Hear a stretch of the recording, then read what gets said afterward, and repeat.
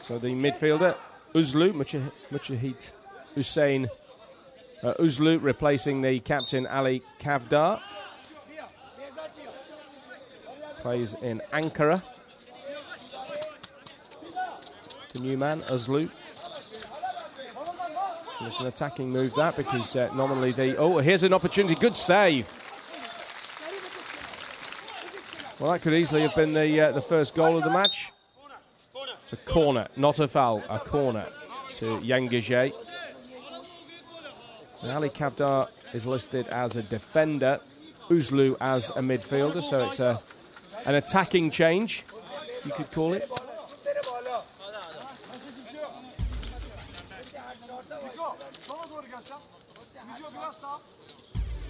Not sure, the last touch actually wasn't off the Iranian player. But anyway, they have the decision.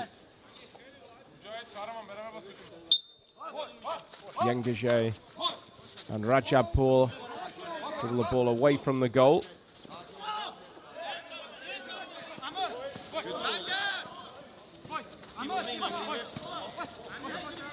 Here's Kurbatoglu trying to burst through the middle.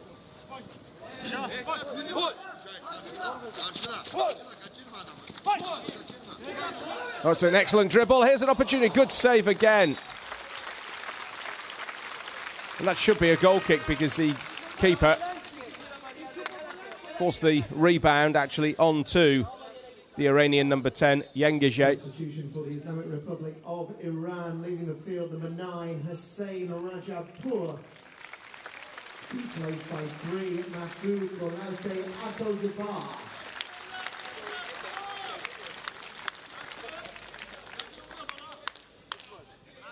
So a bit of switching around here from the Iranians. They're bringing on a defender and taking off an attacker. Their captain, Rajabpur. They're bringing on Golazadeh.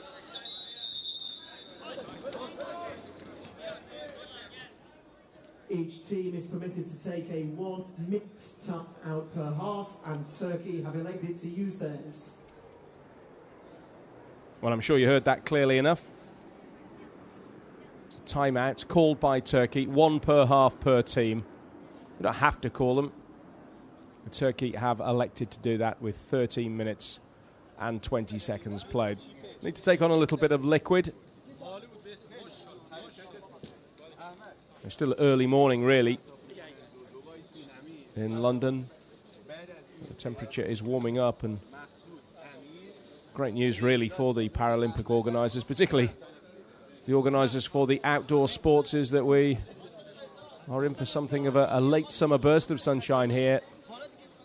Had a look at the weather forecast today, and we are in for some beautiful weather today, Thursday here, Friday, Saturday, and all the way through to Sunday. Weather should be glorious and actually very warm for Britain at this time of year. Talking about up to 84 degrees Fahrenheit on Sunday. Should ensure everybody's walking around with a smile on their face at least. Referee number 7, patches please. That's very kind.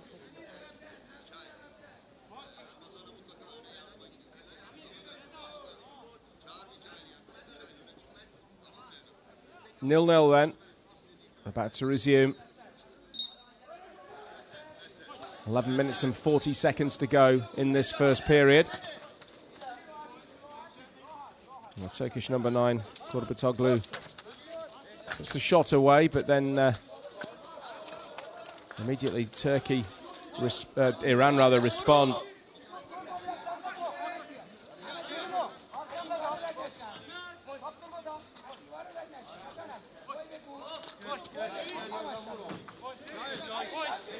Shah Hosseini battling with Guklu.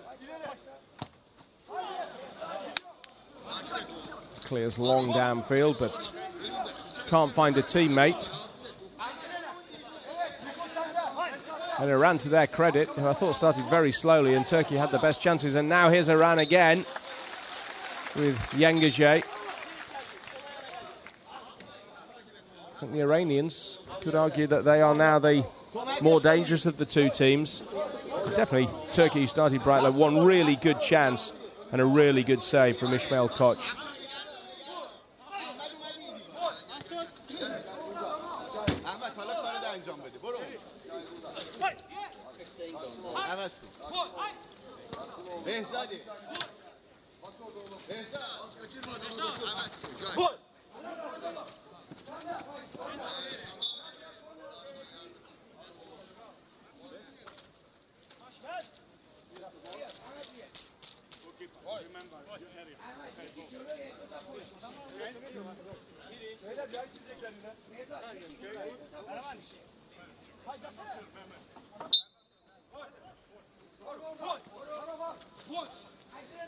So Iran's corner. Can they get to the shot? Well, not immediately. Yengeje is still in possession. Oh, the ball just rolls away off his right foot. He's setting himself nicely there to have a right-footed shot.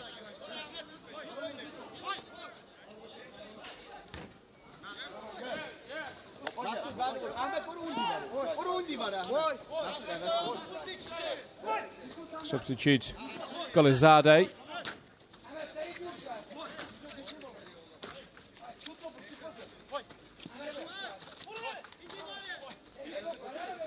Shah Hosseini loses out there to the Turkish number 7, Uslu. Great dribbling skills from Uslu. And that's a free kick.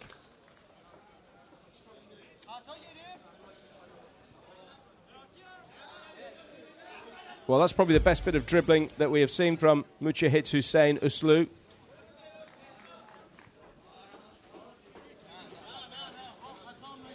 He plays in Ankara.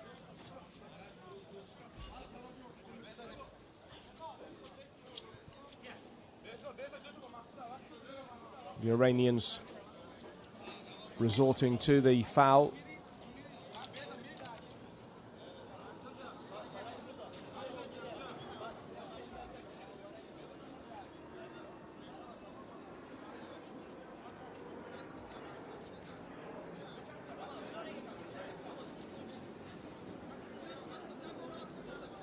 So it's a 4-man Iranian wall, which in a five-a-side match means everybody bar the goalkeeper. Not a lot of room there.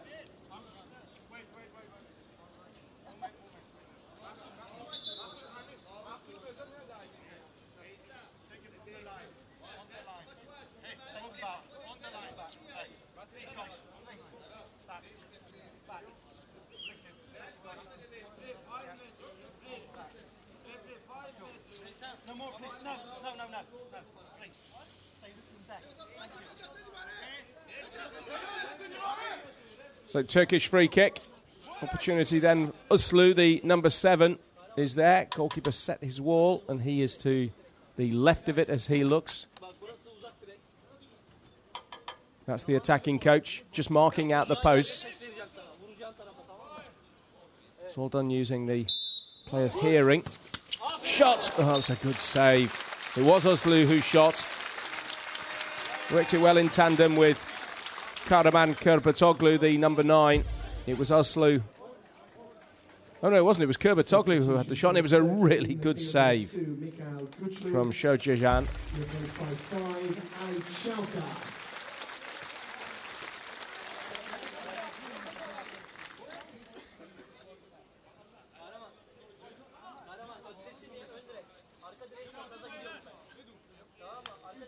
So Güçlü off, and the captain Ali Chavda comes back on.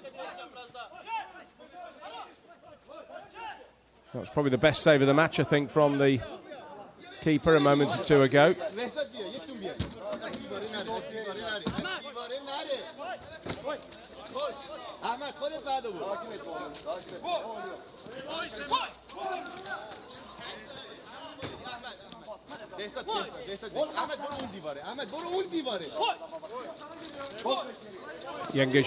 Yengeje through the middle. Oh, he's going all the way. And then the ball just rolls away from him.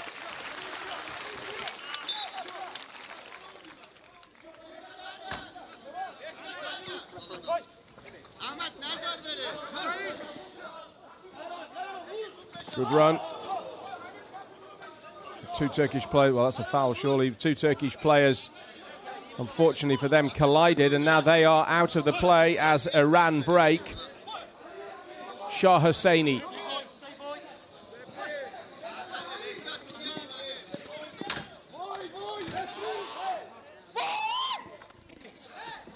I think we'll need a bounce up here.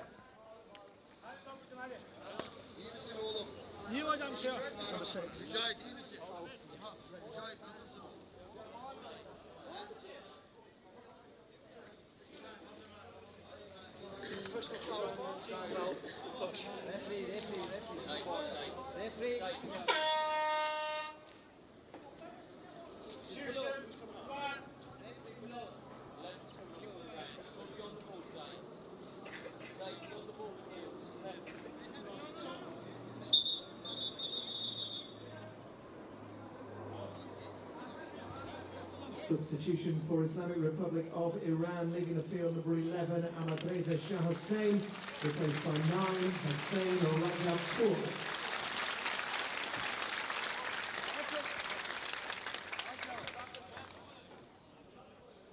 So Captain Rajabpour back on in place of the number 11 Shah Hosseini, who's been a threat.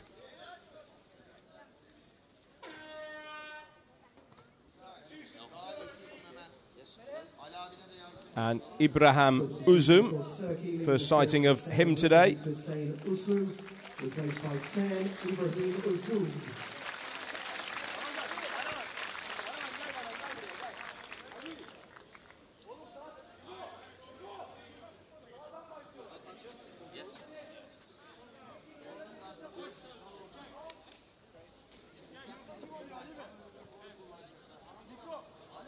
Well, that's Kuklu, the number 2. It's Kunduz who has come off for the Turkish side.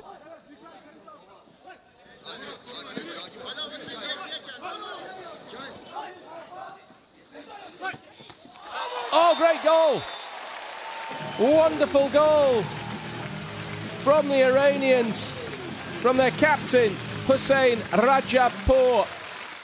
Well, straight after the restart. Goal scorer for Islamic Republic of Iran, number 9, Hossein Rajabpour.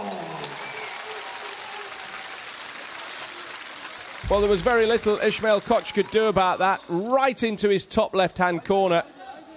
Substitution for Turkey, leaving the field number 6. He got a hand to it, but he couldn't keep the shot from Hossein Rajabpour out of the goal, and the Iranians have the lead. And after a bright Turkish start, as I said a little earlier, I think, well, it's been pretty even, but overall, probably Iran have shaded it. That said, their goalkeeper has made a couple of really good saves.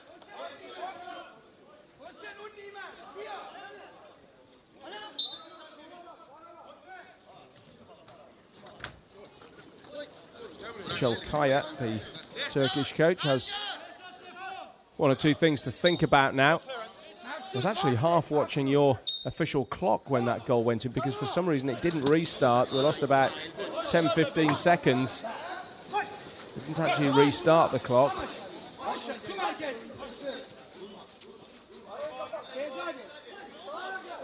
That's a foul.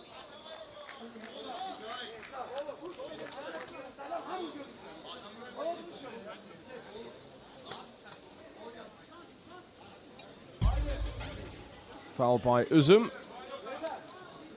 Clearly took Yengije's legs.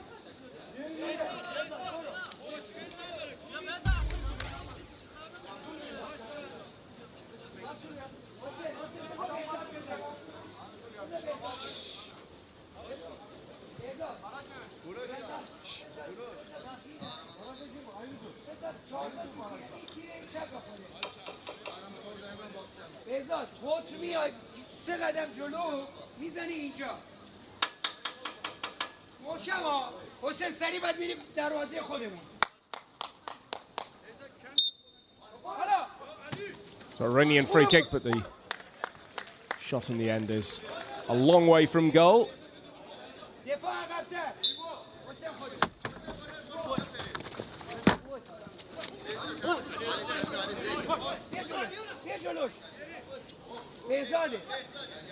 Behzad, بگیر دو نفرن برو.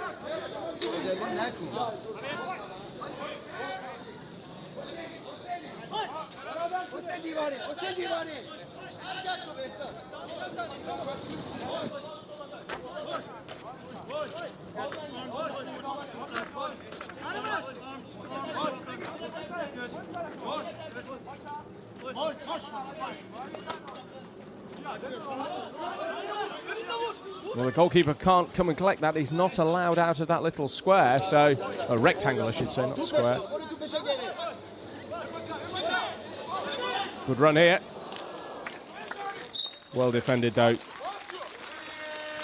by the number 2, Burajavi.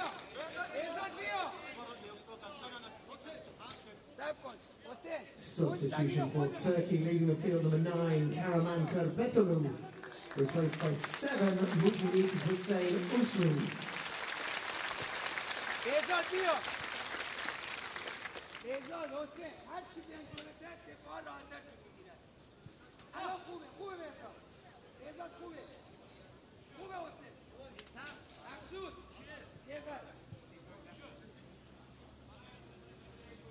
Uslu on for Kurbetoglu then. It was Kurbetoglu's free kick that was probably the best chance so far for the Turks, but it's the Iranians who lead, and into the side netting from Yengizhe.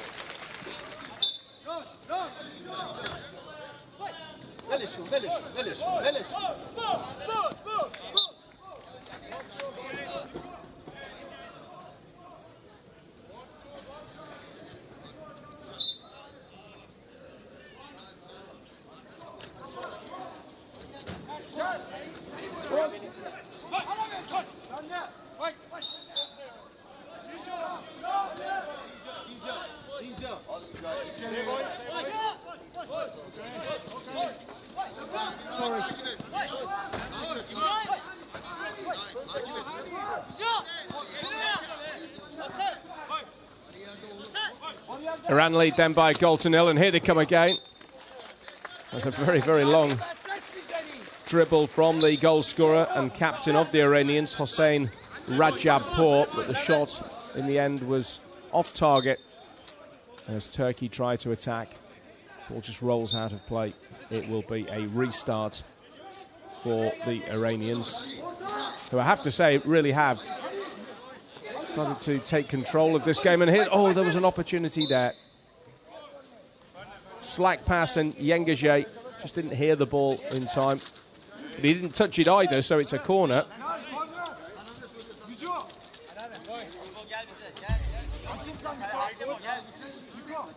Oh, he did touch it. That should really have been a restart to Turkey.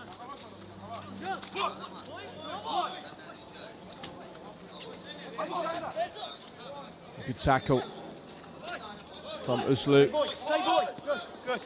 Good tackle as well from Yengizhe.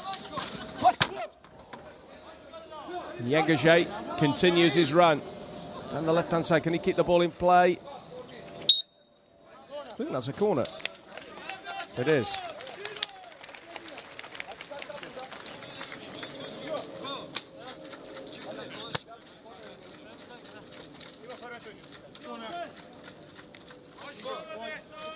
Well, the Iranian number 10 is causing problems. The goal scorer, Rajabpour, walks over, but it's Behzad Zadlia Zhgari Yengizhe who is causing a lot of the problems here for the Turkish defence, who are very much on the back foot in this game now. They are relying more or less on breakaways. It's the Iranians who are having a lot of possession, a lot of territorial advantage here. Rajabpour, captain of Iran, still going. Excellent dribbling from Rajabpour. The key is getting to the shot. Lovely footwork again. Eventually, he's dispossessed, but almost immediately, these two, the 9 and 10, Yengaje and Rajabpur, are causing all sorts of problems really for the Turks, but now they have won the ball back.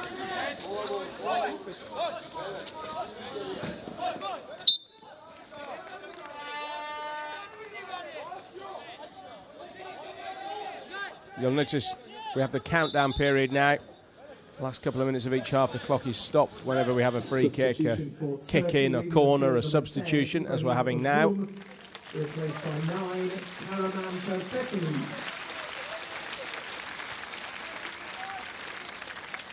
So Uzumov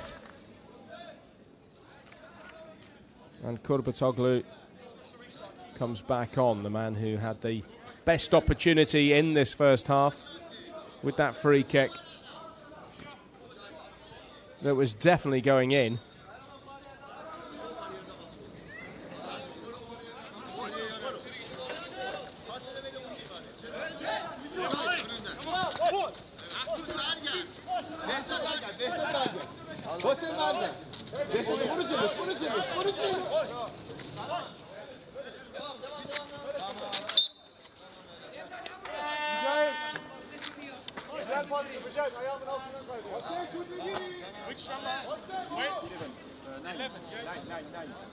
Substitution for Islamic Republic of Iran, leaving the field, number 9, Hussein Rajabpur. Replaced by 11, Ahmadreza Shah Hussein.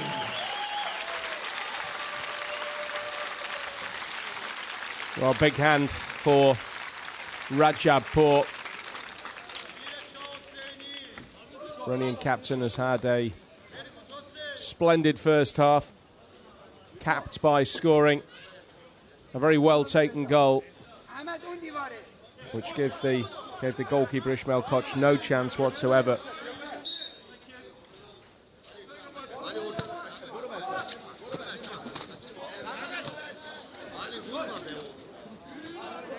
So Abdullah Sumer on, and here, well, momentarily was a chance for Kurbatoglu.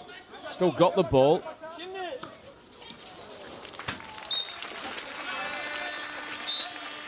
Well, it was worth the effort.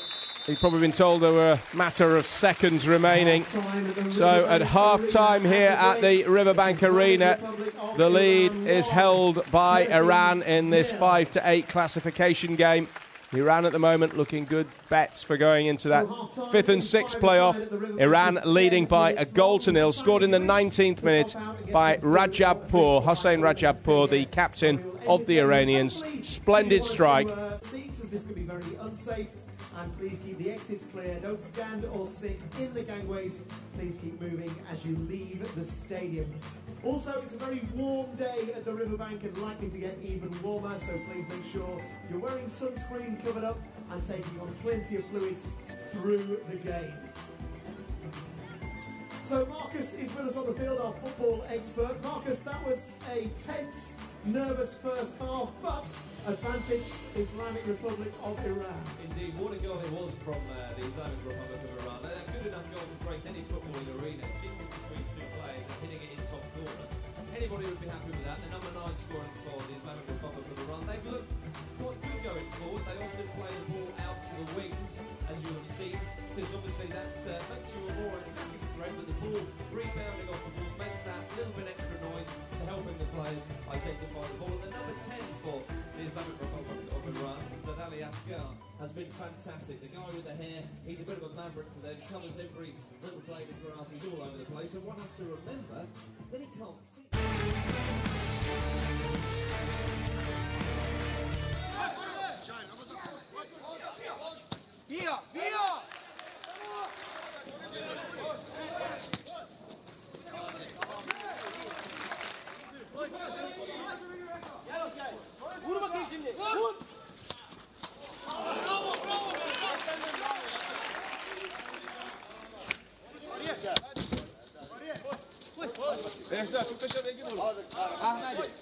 Ahmet, برو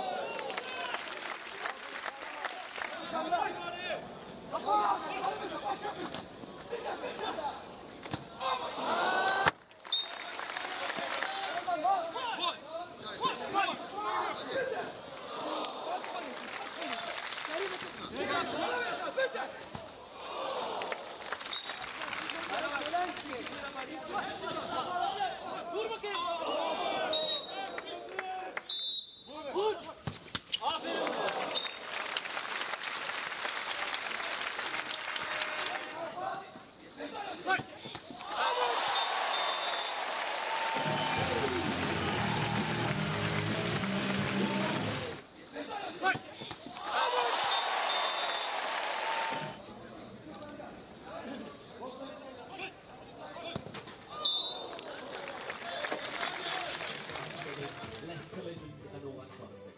Absolutely. It was intriguing first half, 1 goal the difference, plenty more to look forward to. And it's worth remembering that if these games end in a draw, we go straight to a penalty shootout, and any British fans will know what that means, a very nervous time. So, plenty to look forward to in the second half. At the break, it's Islamic Republic of Iran 1, Turkey 0.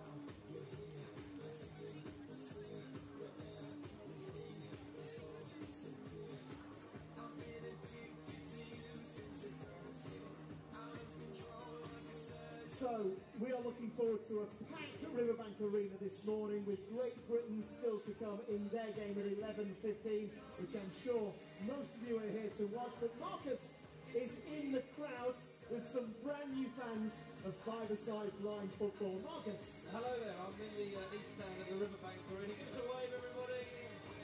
There we go, there we go. I'm with Mr. Friedman. Mr. Friedman, what school is this that you brought with you? It's from Wesley School. Give us a cheer. And you've come from Essex today, I think. Was it a struggle getting all these children up so early in the morning over? No, it's easy. Is it good watching the blind folks? Like they have to be quiet? Yeah, it's brilliant. So guys, is this your first experience of five-a-side football? Yes. And what do you have you been impressed so far? Yeah, I have.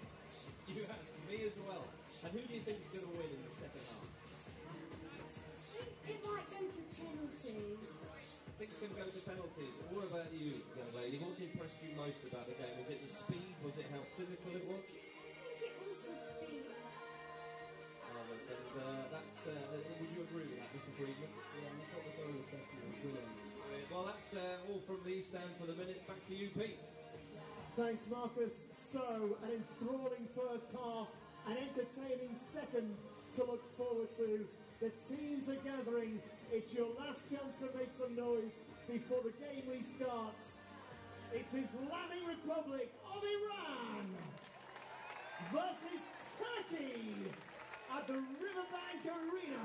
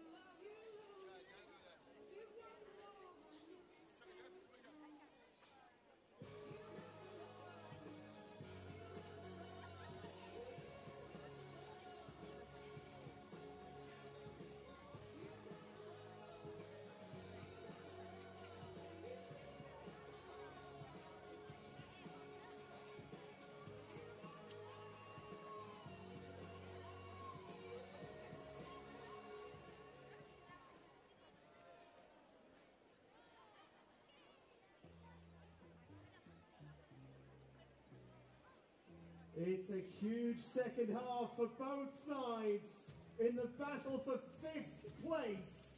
Would you welcome back to the Riverbank Arena the Islamic Republic of Iran and Turkey?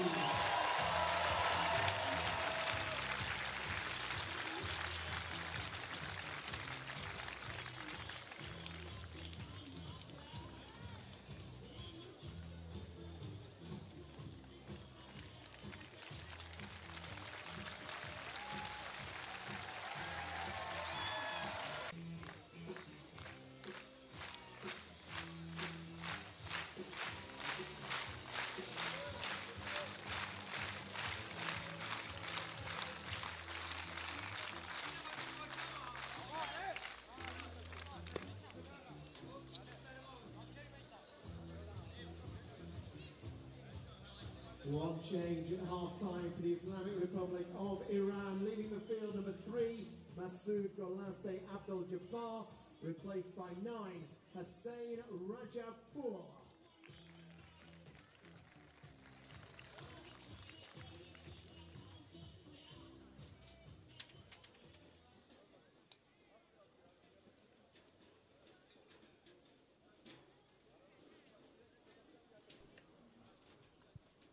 About to get underway then at the Riverbank Arena, rather, with Iran leading Turkey by a goal to nil after the first period. These, remember, are classification 5 to 8 teams, so the winners will go through to the 5th and 6th place playoff. And here's an opportunity very, very early in this second period. Hossein Rajabpour, the scorer of the only goal so far, just bursting through the middle. He's looked a very lively customer, Rajabpour, and a real threat to the Turks. Yeah, so the winners through to the 5th and 6th classification playoff. The losers to the 7th and 8th. The winners will play the winners of China and Great Britain, and the losers of that match, and that will follow this game at the Riverbank Arena. And also today, we will have the semi-finals this afternoon. British time. They will be between Spain and France, and Brazil and Argentina. And I think we can pretty much say by then we'll have a pretty big crowd inside the Riverbank Arena. The day will grow and grow in terms of the crowd, and one suspects in terms of the quality of the football. So Spain, France, Brazil, Argentina.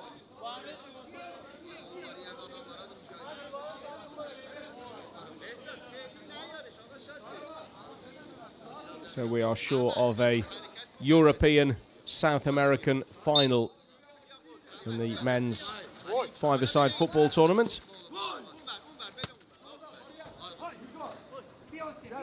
Well, it was a good pass that from Shah Hosseini, but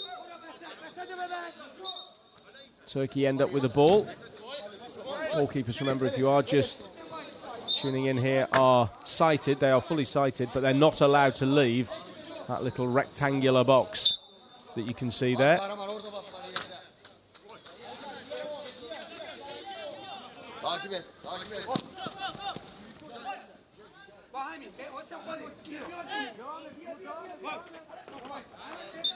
Four outfield players all wear blindfolds. Even if they are partially sighted, they are blindfolded. Even if they're fully blind, they're blindfolded. It's just to ensure the fairness of the competition. You can probably hear that noise inside the ball if you're wondering what the noise, and why there's no crowd noise. The crowd are asked to be, specifically asked to be quiet while the ball is in play. That was another opportunity for the Iranians. And again, a good save from Ismail Koch. And the Iranians are starting to look very, very dominant here. It's actually quite even in the end because Turkey, the first half, because Turkey started very brightly. Here is their number 9. He's posed their main threat, Kurbatoglu. And that is an Iranian ball. Stats at half-time. Well, the only stat that really matters, of course, is the goal. 1-0 to Iran, but 4 shots apiece Shojae Ian in the Iran goal did make a couple of good saves. They also hit the post. And here's, oh, that was a really fine opportunity for Yengaje. Put his foot through the ball and got terrific power behind the shot. Uzlu for the Turks. Came on in the first half as a substitute. Has looked dangerous. It goes down. That's not a penalty.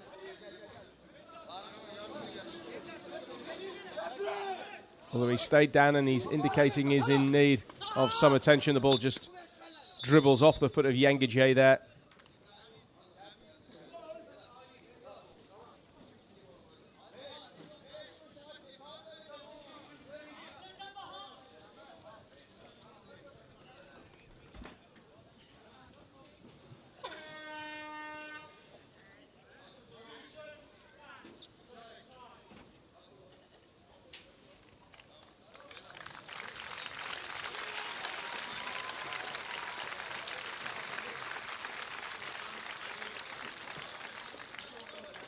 Substitution for Islamic Republic of Iran, leaving the field number 9, Hussein Rajabpour, replaced by 7, Abdul Hamid Shalhavista.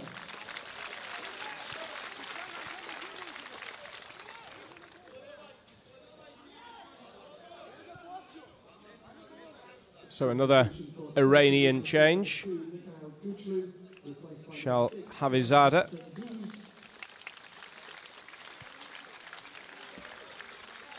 Further substitution for Turkey, leaving the field number 7, Mucahid Hussein Uslu, replaced by 8, Vedat Yavuz. A reminder to supporters, please, while the ball is in play, we need absolute silence from the stands. Thank you. So lots of changes. 4 minutes into this second period.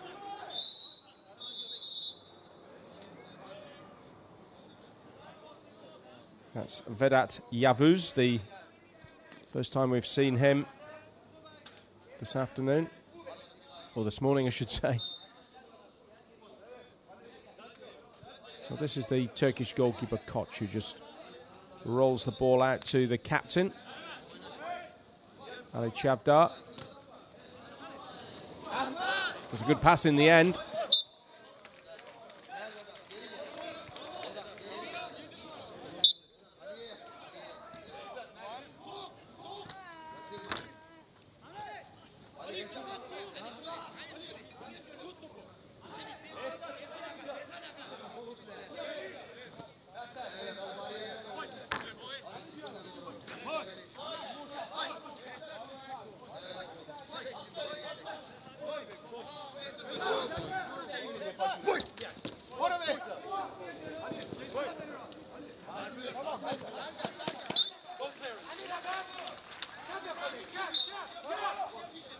So half an hour played.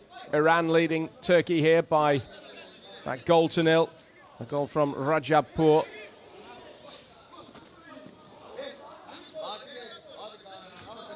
That came towards the end of the first half. Too many opportunities in the opening stages of this second period.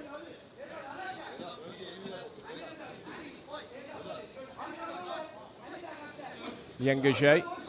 Well, nobody knows where the ball is just for the moment.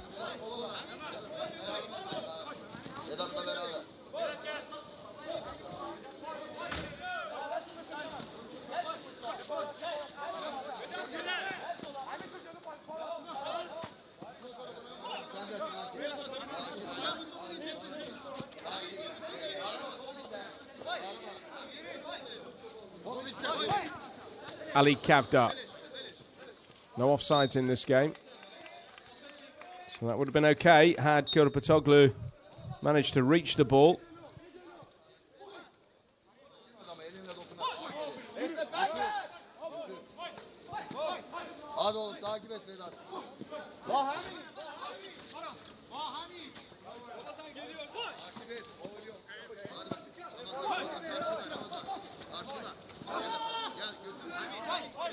No way through there for Yengaje. despite again a fine array of dribbling skills. This is the number 7, Shalhavizadeh. Just glides past his opponent there. Oh. Well, that was a really good effort from the substitute.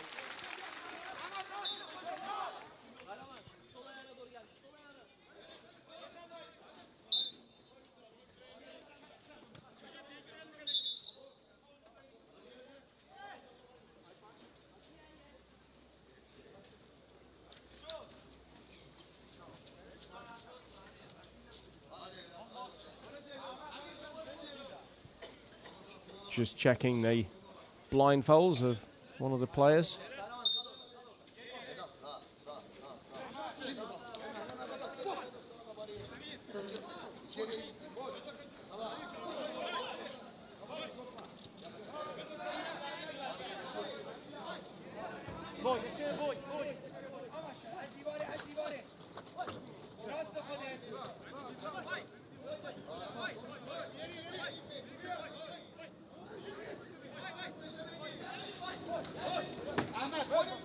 No way through there for Vedat Yavuz of Turkey. Oh, good skills again from the Iranian substitute Abdul Hamid Shalhavizadeh.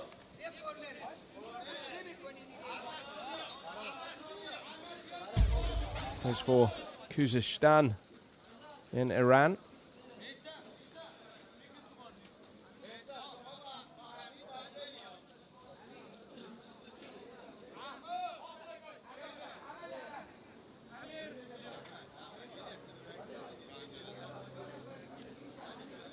Interesting, by the way, that he should have started as a substitute, the number 7, because he has by far the most goals in this team. He's got 13 caps for Iran before today and has scored 11 goals.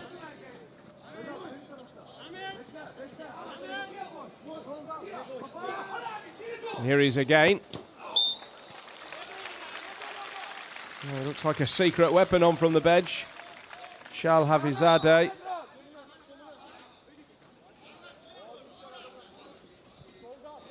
'25-year-old forward.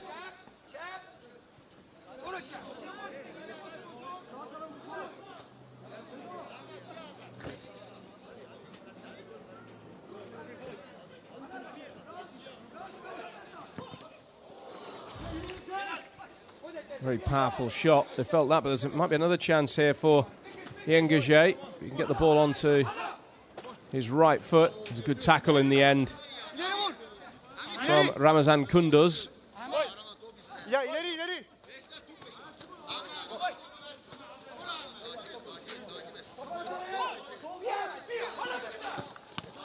Good save.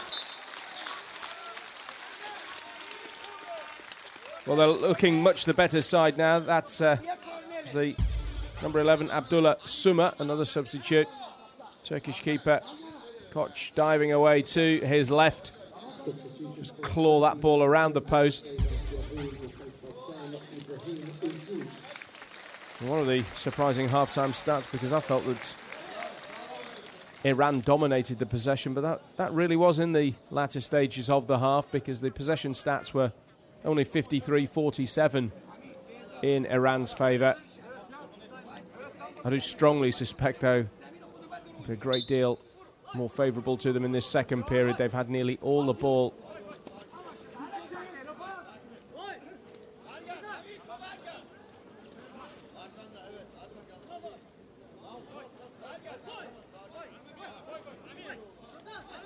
So the referee allowed to intervene now. Obviously, the players without sight didn't know where the ball was, and when the ball's not moving, of course, it doesn't make the noise.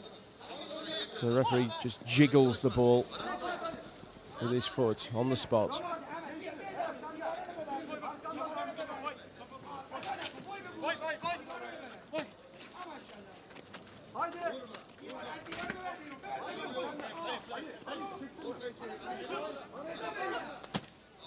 Good tackle again.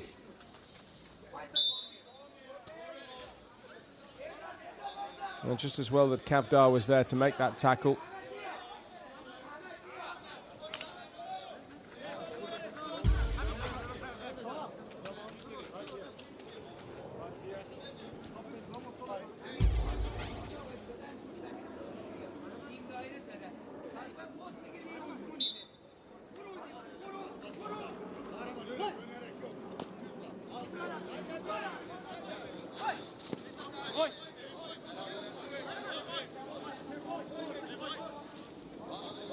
Well, this is, look, the Turkish player most likely, Karaman Kırpıtoglu.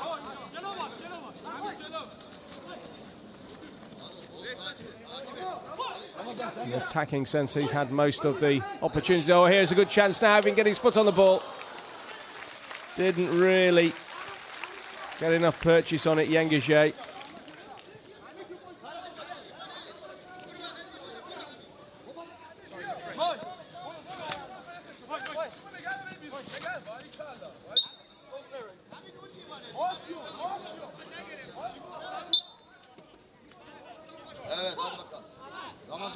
Well, the Riverbank Arena is starting to fill nicely now, I'm glad to say. Don't forget Great Britain. They didn't manage a point in qualification.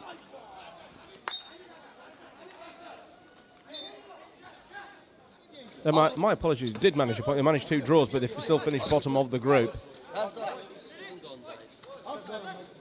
Well, they are on next. Great Britain, China.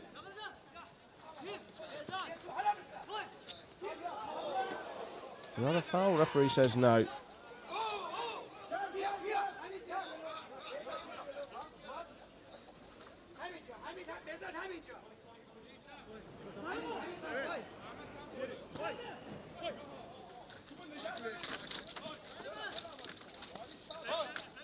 No, that's a foul. That is definitely a foul.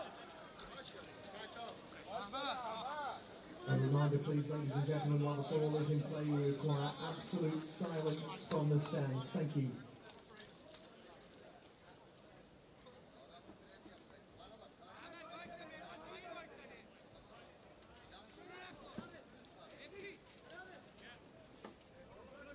Player down is Yengeje of Iran.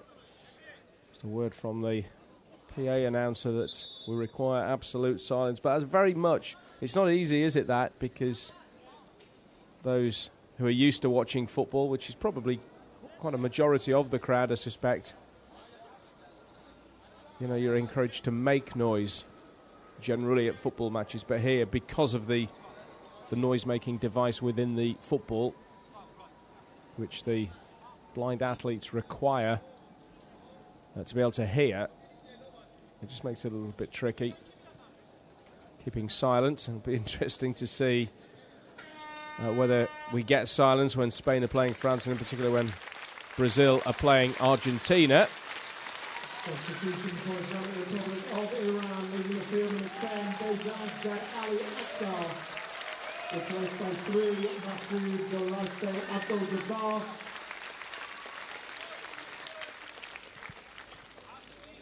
So Bezad Zadlia Zagagi Yengeje, to give him his full title, has played very well, but looks at this stage as if he might not play any further part in this game, the Iranian number 10. And Ibrahim Uzum, Turkish number 10, also comes off. Number 12, Ismail Koch, replaced by 1, Ali Hidir Kurt.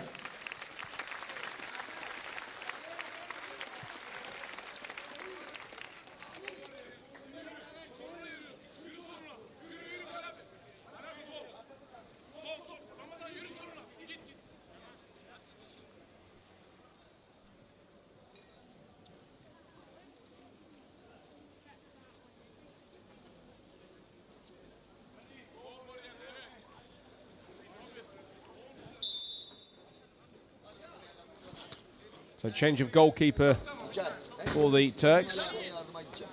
Ali Hadir Kurt in goal. Ismail Koch has made way. Only goal was conceded by Turkey and by Koch. Rajabpour in the 19th minute for Iran.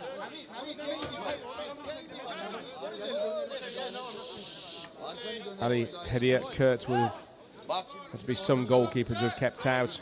Rajabpour's shot, though. Don't think Ismail Koch really had much of a chance. You can hear people being urged to be quiet in the background.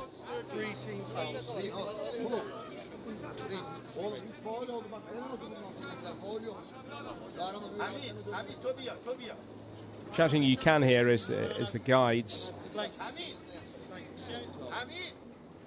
Ball's in the midfield. The coach is the guide in the midfield third, between the broken white lines. Got a sighted guide in the attacking third as well. And the goalkeeper is the guide in the defensive third.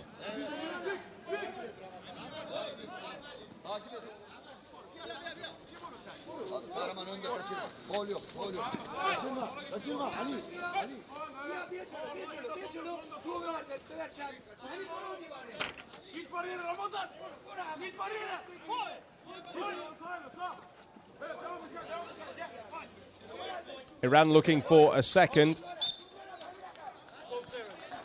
which I think in the context of a low-scoring game, we're just about finish off the Turks. Somehow, Turkish side have got to try to apply some pressure to the Iranians.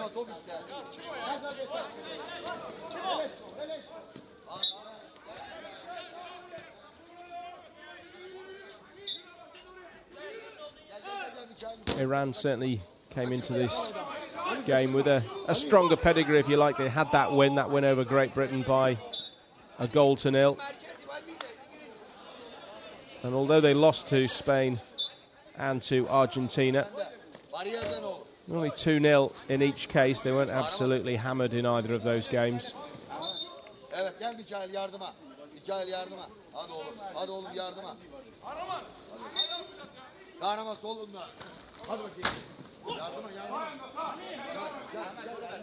that was a good Iranian restart, but they can't gather in the pass.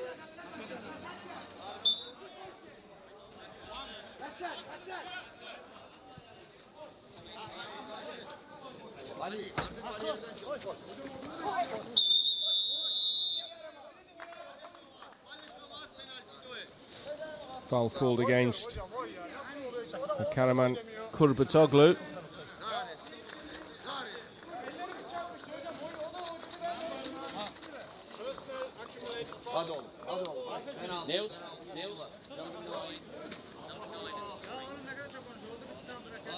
Personal foul against Kurbatoglu.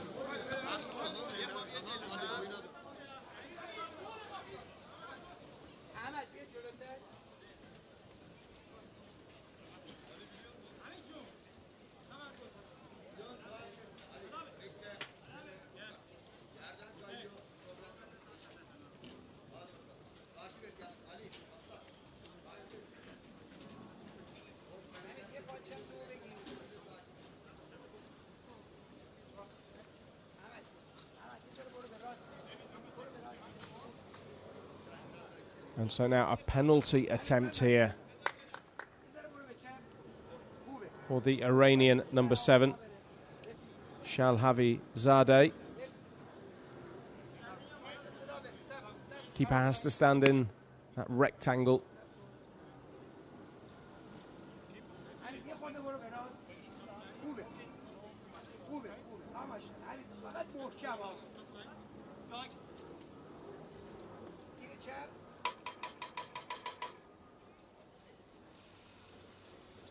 That's the guide for the attacking third, you can see.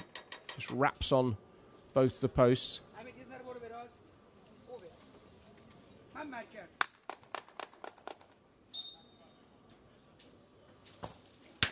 Oh, just past the right-hand post.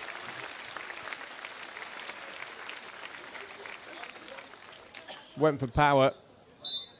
The ball was very quickly past the Turkish goalkeeper. That's a good pass. Shot again off target, though. It was a rare opportunity for Turkey in this second period. Kurbatoglu again.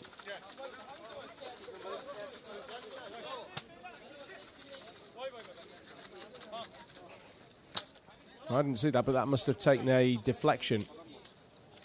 Didn't notice it hit an Iranian player, but it obviously did.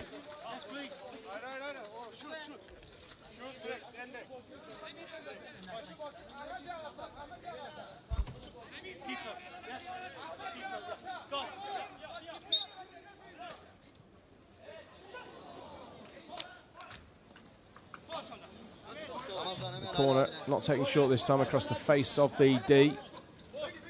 That's another corner. Ball just put behind there by Gulazade, the number 3. Substitution for Islamic Republic of Iran, leaving the field number 7, Abdul Hamid Shahadista, replaced by 10, Bezad Ali Askar. We are going to see the return of Behzad Yengaje then.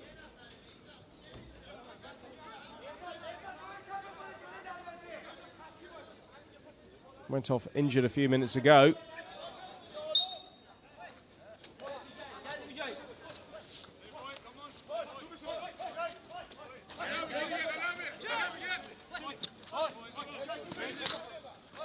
That's well played by Yengaje. Doesn't look like he's showing any after effects of that fall earlier. And again, he's beaten his man.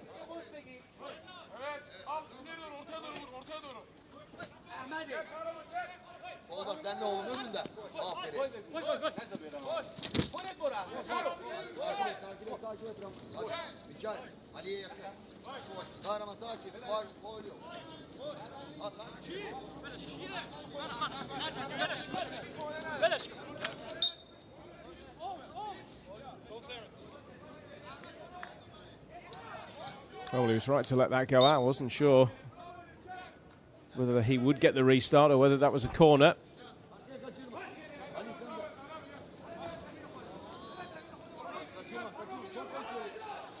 Chance here.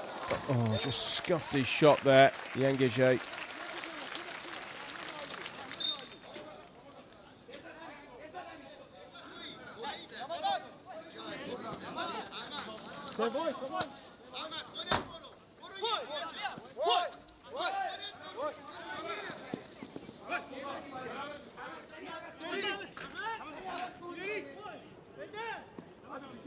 Shah Hosseini.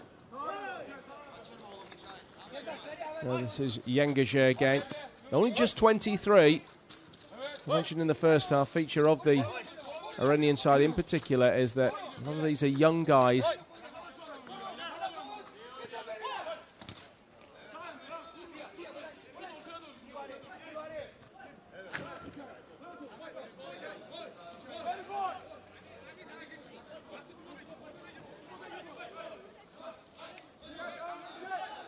Which you'd like to think if they trained hard and they practiced hard and played, a few more games against better opposition, that they might really grow in stature in time for the 2016 games, which are, of course, in Rio. And there's a country that likes its football, Brazil.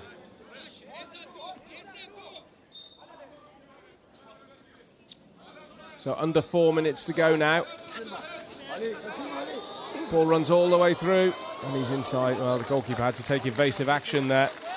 Yengaje, obviously, with the blindfold, not to know that he was inside that area. Here he is again, and tries once more with that right foot.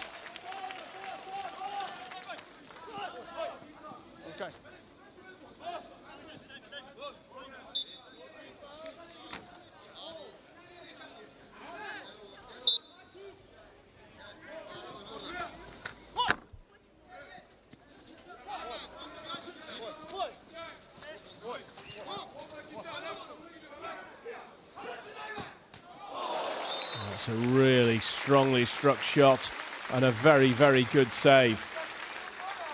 That was Shah Hosseini Ardakani.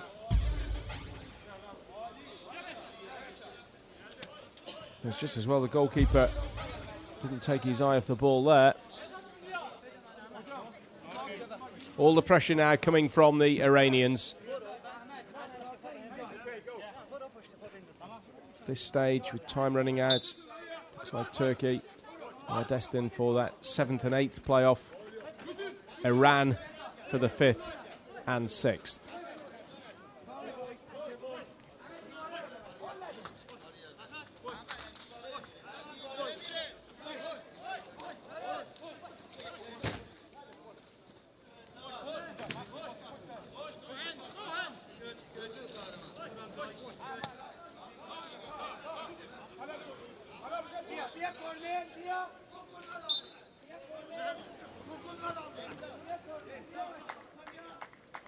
Well, that took a touch off a Turkish player, and it's going to be another corner. Really have had to withstand a lot of pressure of Turkey in this second period. Despite the scoreline, and despite the fact that the goal was scored in the first period, it's been far more one-sided in the second half. First half very even, really. And the ball's just dribbled out of play there by Yengaje.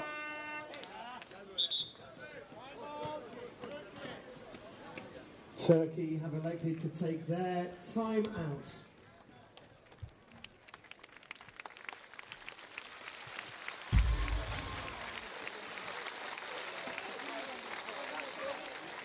A warm applause at the Riverbank Arena for these athletes.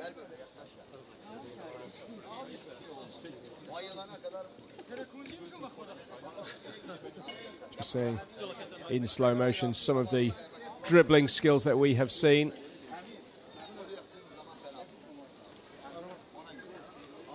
Turkey just electing to take their time out. It's a couple of minutes, just over 2 minutes to go here. It'll just be a session in which they just discuss their tactics for those last few minutes. They're going to have to do something, though, the Turks. They're perhaps throw caution to the wind and just leave one at the back or something. Kurbetoglu, the number 9, has been an isolated figure, really.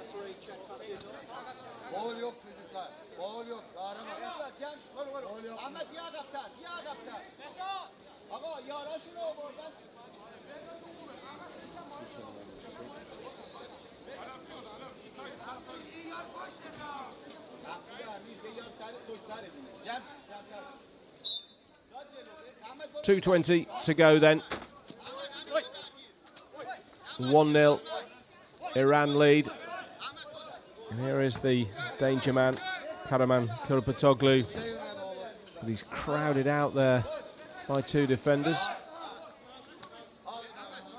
No foul, and there's an opportunity. They have got more men downfield with that attack. There's perhaps a chance here for the Iranians with Shah Hosseini Ardakani, but he's lost it.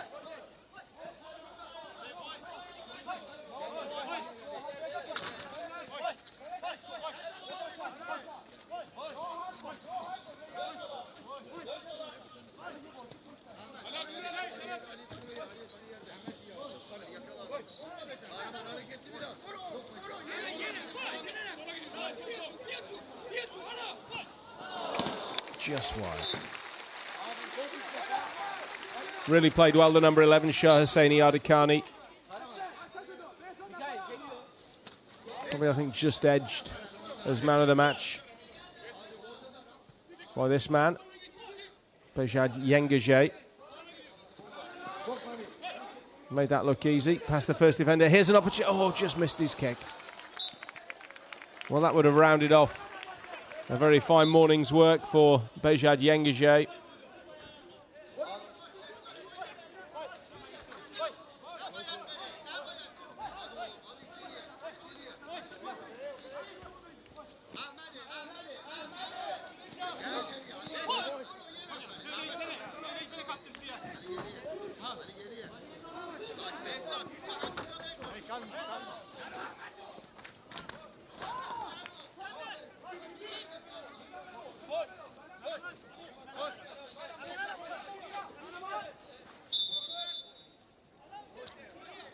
It's an Iranian restart. Very cleverly just trying to use up a little bit of time. The clock's stopping now in these closing moments under the countdown ruling. We stop for the free kicks and the kick-ins and the corners and substitutions.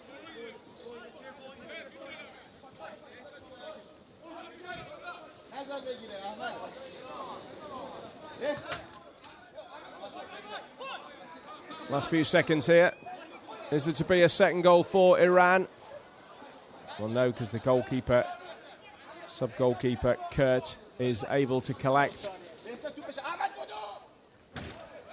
Looks like Turkey's race is run here. Just haven't been able to find a way through the Iranian defence, and in the end, it is Iran who have won this game. And an excellent crowd here now at the Riverbank Arena. Many, many more have filed in since the start. So Iran have beaten Turkey here. This is the Group 5 to 8 classification. So Iran go through to meet the winners of China, Great Britain, which follow. And the losers will play the losers of that match for 7th and 8th playoff.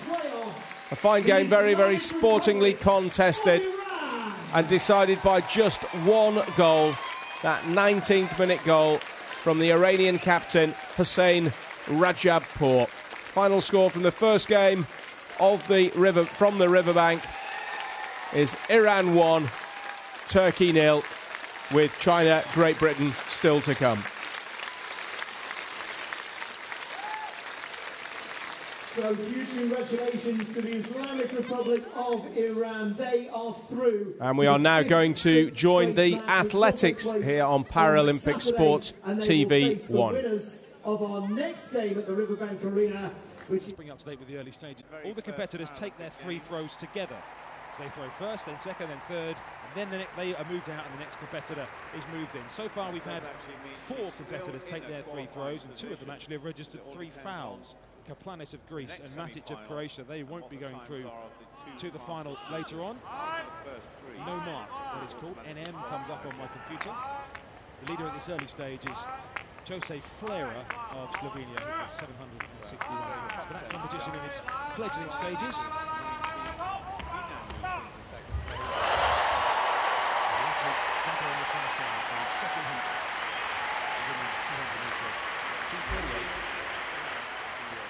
Time for Olivia Green of Great Britain to see if it might be enough to get her through to the final as a fastest loser, as Lex Gillette is on the triple jump runway on the far side for the USA. Just straight onto the outer edge of the runway there, onto the white piping which runs down either side of the triple jump runway. He has got a white flag. Consistently over the last few years, well, quite a few years now, has been one of the outstanding F11, T11 athletes. Tremendous sprinter. As I look around at the moment in terms of the seating inside this stadium, a few scattered patches of empty white seats, a lot of schools and groups from various organisations. In fact, Gillette has got a red flag on that triple jump. If you are one of those groups who are with us on the audio description service this morning, great to have you along. I'll be talking you through the action right up until just after 1 o'clock this afternoon, which is in 3 hours' time, as the time comes up to 10:25. But yeah, a few pockets. I reckon the stadium's probably about 2/3 full, possibly, looking around at the moment. And you may have heard in the pre-show with Ed Draper trackside as well, we've gone through the 1 million barrier of spectators who've been inside this stadium during this Games to watch the London 2012 Paralympics, which is quite phenomenal.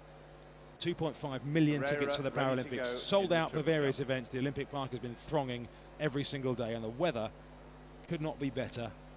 Still relatively still conditions for the athletes. Obviously the morning a little bit cooler than the afternoon, so at the moment the conditions nigh on perfect for the athletes.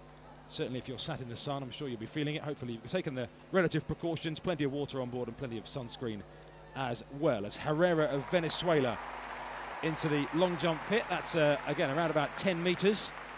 The first of the distance markings on the whiteboards either side of the triple jump pit is the 12-metre marker. And Herrera of Venezuela just falling pretty short of that, as again his guide moves out the way right at the last minute. That noise you're hearing now, by the way, is what we call our sting, and that signifies the start of a new event. So when you hear that in the background throughout the course of the morning, this is the start of another event. 200 metres. And this is the second heat of the women's 200 metres T38. On the scoreboard, please welcome one of our featured athletes in this heat this morning. From Germany, Tamira Slaby. 5 competitors go in this one. The one to watch out for is in lane 5, Sonia Mansour of Tunisia, who's the world and the Paralympic silver medalist. In this event, back in Beijing in 2008, from Tunisia, Sonia Mansour. And Tunisia have had a very good Paralympic athletics program, by the way. Several medals they've already won. Along with the 2 fastest losers. So again, it's the first 3 across the line, and the 2 fastest losers. Olivia Breen currently sitting in the second of those fastest loser spots on 29.75. It's Tamira Slaby of Germany on the inside, Chen of China in 4, Sonia Mansour the favourite in 5, Abdullah of Malaysia in 6, and Katie Parrish of Australia is on the outside in lane number 7. 200 metre athletes, some of whom go down on their blocks and some of whom use blocks but start from a standing position. This, remember, for athletes with cerebral palsy.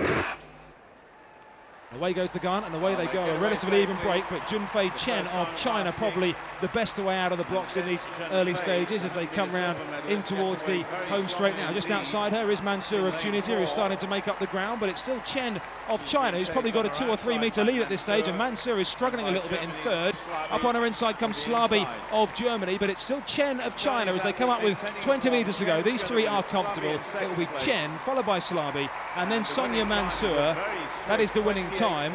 Now, because that is quite slow at 28.3, that I reckon gives Olivia Breen a pretty good chance of getting through to this evening's final. The winner clocked 28.3, Olivia Breen clocked 29.75 as the second of the fastest losers. So we'll wait for the times to come up on the scoreboard in just a moment's time. The winning time is an Asian record of 29.29. Big thank you. On behalf of personal best for Slaby of Germany in second place. They have a capital Q next to them. And the good news is that Katie Parrish of Australia has clocked 30.94, and that means, by my maths, that Olivia Breen is through to this evening's final in the women's 200 metres T38. We'll wait for a confirmation of that, which we'll get on the computer very shortly, but just doing the quick bit of maths from the information I've got in front of me, I reckon that is great news for the 16-year-old from Hampshire. Next to go is Athanasios Varakis of Greece. This is back in the triple jump on the far side. And again, the athletes obviously have absolutely no sight whatsoever. They're all blindfolded. They meticulously pace out their run-up. They know exactly how far and the rhythm as well, as Varakis lands around about the 10.5 metre mark again in the pit. Not landing too far into the pit, I have to say. If they got one of those jumps wrong, they may land on the join between the asphalt and the pit. It's all about rhythm, it's all about timing and coordination. Well, ladies and gentlemen, and it's a fantastic sight to see such jump, elite athletes performing in such a fantastic fashion. I said that it was Katishev, the long jump champion, who'd withdrawn through injury. It was in fact his teammate Andrei Koptev. So my apologies, and Ruslan Kadishev at the moment is lying in third place, 11 metres 71. Li Duan of China, 12.62 leads, and Xavier Porras of Spain is lying in third place. An update from the triple jump final, the news that Koptev is out injured in that competition. I'm just looking now at the computer statistics for the 200 metres. Luciano Pereira of Brazil. At the moment, hasn't quite been declared as official, and now it has, and I can confirm Olivia Breen has made the final as the second fastest loser, 16 years of age. Her 29.75 has got her in to this evening's final, and that is absolutely brilliant news for the cerebral palsy sufferer in her very first Olympics, who already had a Paralympics rather, who already has a bronze medal from the 4x100 metre relay. She ran the first leg, and a very impressive first leg. There's our sting, which means something new is happening. This time it's a victory ceremony. For the men's javelin, F12-13.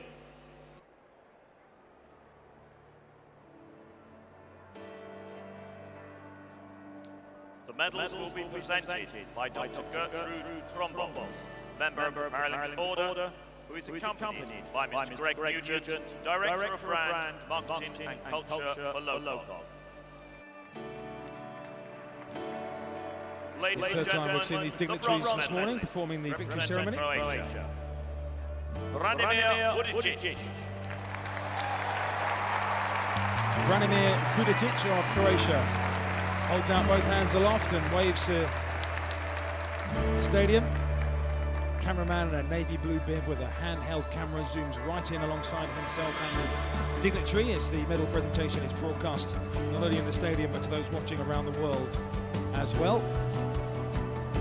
He holds up his medal to himself, has a little look down, and I'm sure comprehends exactly what he's achieved in the men's javelin F12 and 13 classifications, which is for those with visual impairment. Croatia have the bronze medal with Branimir Kuditic. Ladies and gentlemen, the silver medalist, representing the Islamic Republic of Iran, Sergeant Nick Paras.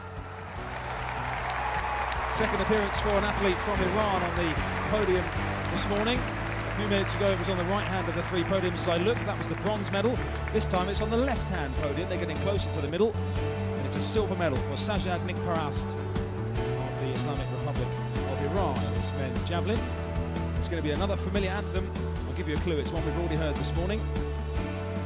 Because the winner will be yet another gold for China. Enthusiastic round of applause from the gold medalist, for the silver medalist Nick Paras as he holds up his flowers. Paralympic champion, representing the People's Republic of China, Zihu Peng Kai. So Zhu Pengkai stands and applauds, then makes his way up the highest of the three purple ramps on the victory podium. There's no numbering on the front of the podium. There's no number 1, 2 or 3. It's simply the IPC, International Paralympic Committee's emblem, which is a sort of spiral shape, orange graphics. Obviously the medal platforms determined by their respective heights. The gold medal podium probably twice as high, I would say, as the two flanking either side. So a wave and a warm reception for Zhu Pengkai, the men's javelin F12 and 13 champion. And again, the athletes will turn to their right. Will those who are able, please The stand. Chinese flag adorning the centre white flag pole once more.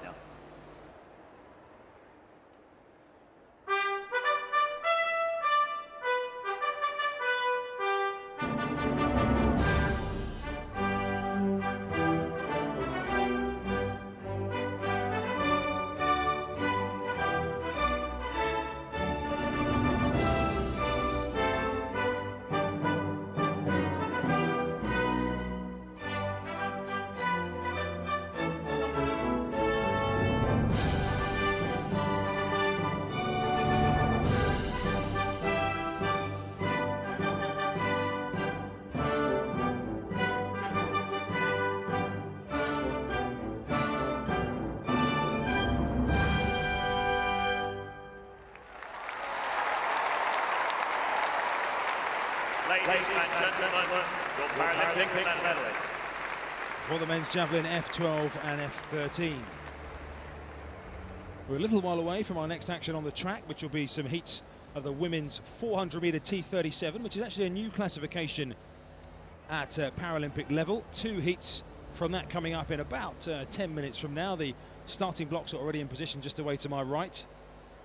Staggered out from the inside, closest to the finish line. On that women's 200 metres for T38 confirmation about to come to the stadium. Olivia Breen has made the final. The triple jump. On this audio description service. Had that news, what, a few minutes ago.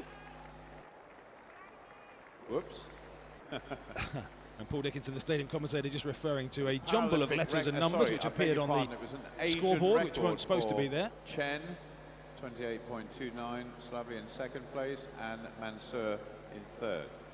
Over in the triple jump, Parejo Matza of Spain. So we're starting the second round of the triple jump, and the leader after the first round is Li Duan of China, 12 metres and 62 centimetres. He's clear of Xavier Porras of Spain in second, 12.19. Lex Gillette, who we expect to be in the medal positions, he fouled on his first round, so no mark as yet for him. So the bronze medal position currently with Ruslan Katishev, 11.17. He took the gold in the long jump. In the discus, meanwhile, we're on to our 6th and 7th competitors, including the javelin gold medalist in the F51 2 and 3 category. Alfonso Cunningham from Jamaica, who said he was inspired by the exploits of Johan Blake and Usain Bolt. 16-year-old Olivia Breen of Great Britain has qualified for the women's 200-metre final. And there was that reaction for the news that Olivia Breen is through to the final. Second and last of the fastest losers to go through. And she will be, having seen the television pictures of her waving and smiling every time she's been out on the track or involved. She's just absolutely loving her involvement in this. And she gets another go on the track this evening. I imagine it will be beyond her to get a medal. I don't want to write her off because anything can happen in elite sport, but she'll certainly be up against it. But to make the final is a monumental achievement for somebody who wasn't even on the Paralympics GB radar this time last year. An update, by the way, from the discus, which I was going to bring you just then before that news came out for Olivia Breen. The current leader in the discus is Tunisia's Mohamed Zemzemi, with 847 points, which is an African record for his throw of 10.93 metres. In the second round. Just to emphasise the difference in classification, Zemzemi, who is the leader, has thrown 10 metres 97. Alfonso Cunningham of Jamaica has thrown 23 metres 96. But Zemzemi is in the lead, even though he's thrown 13 metres less. And that's where the points classification tariff comes in, because the two are in different categories. Zemzemi is an F51, so he has the most severe level of impairment, and Alfonso Cunningham is an F53, so therefore that is the level playing field I was talking about. So 13 metres difference between the two, but the one who threw the shortest distance is actually in the lead. We're back to the medal podium once more. Another victory ceremony, this time for the women's javelin throw, F54, 55, 56. That's for athletes with partial arm and trunk function who throw from a seated position. And the medals this morning, once again to be presented by Dr. Gertrude Trombols, member of the Paralympic Order, who is accompanied by Mr. Greg Nugent, Director of Brand Marketing and Culture for Local. Ladies and gentlemen, the bronze medalist representing Germany, Martina Willing.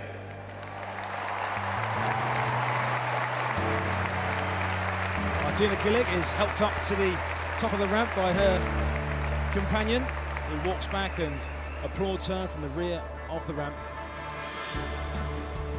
All three of our wheelchair competitors in this women's javelin medal ceremony have guides or assistants to help them up the ramp.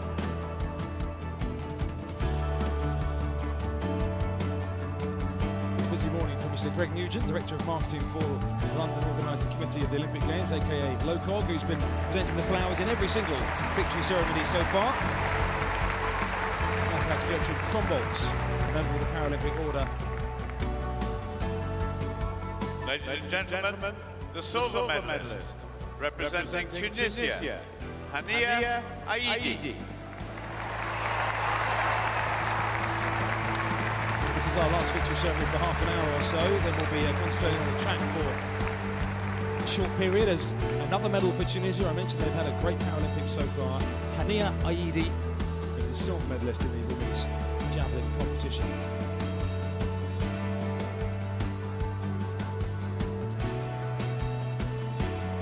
Li Duan of China in the triple jump. They're just holding the triple jump at the moment while this victory ceremony is complete. They do need complete silence in the stadium, remember, so the triple jump is interrupted while the victory ceremony is going on. Ladies and gentlemen, boys and girls, the gold medalist and Paralympic champion representing the People's Republic of China, Yang Liwan. A third goal handed out to China this morning. I imagine even those of you who aren't familiar with the Chinese anthem will probably already be able to sing along to it. Probably 3 times you'll have heard it this morning. What a brilliant success, what a brilliant, once more, Paralympics they are having. As I said, it's 50 medals for China, who have more than twice as many as Russia. Opposite China, an extremely big country.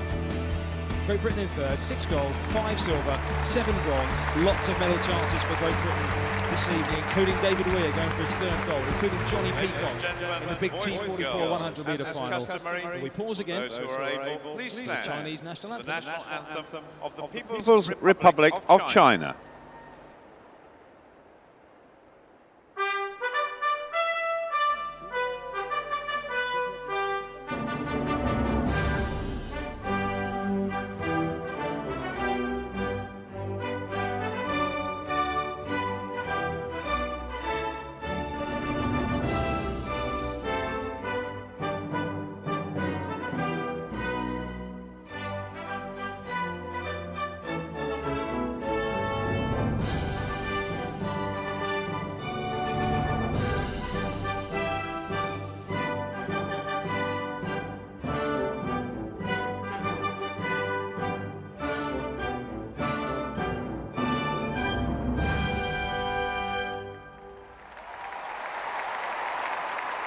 Ladies and gentlemen, your Paralympic medalists.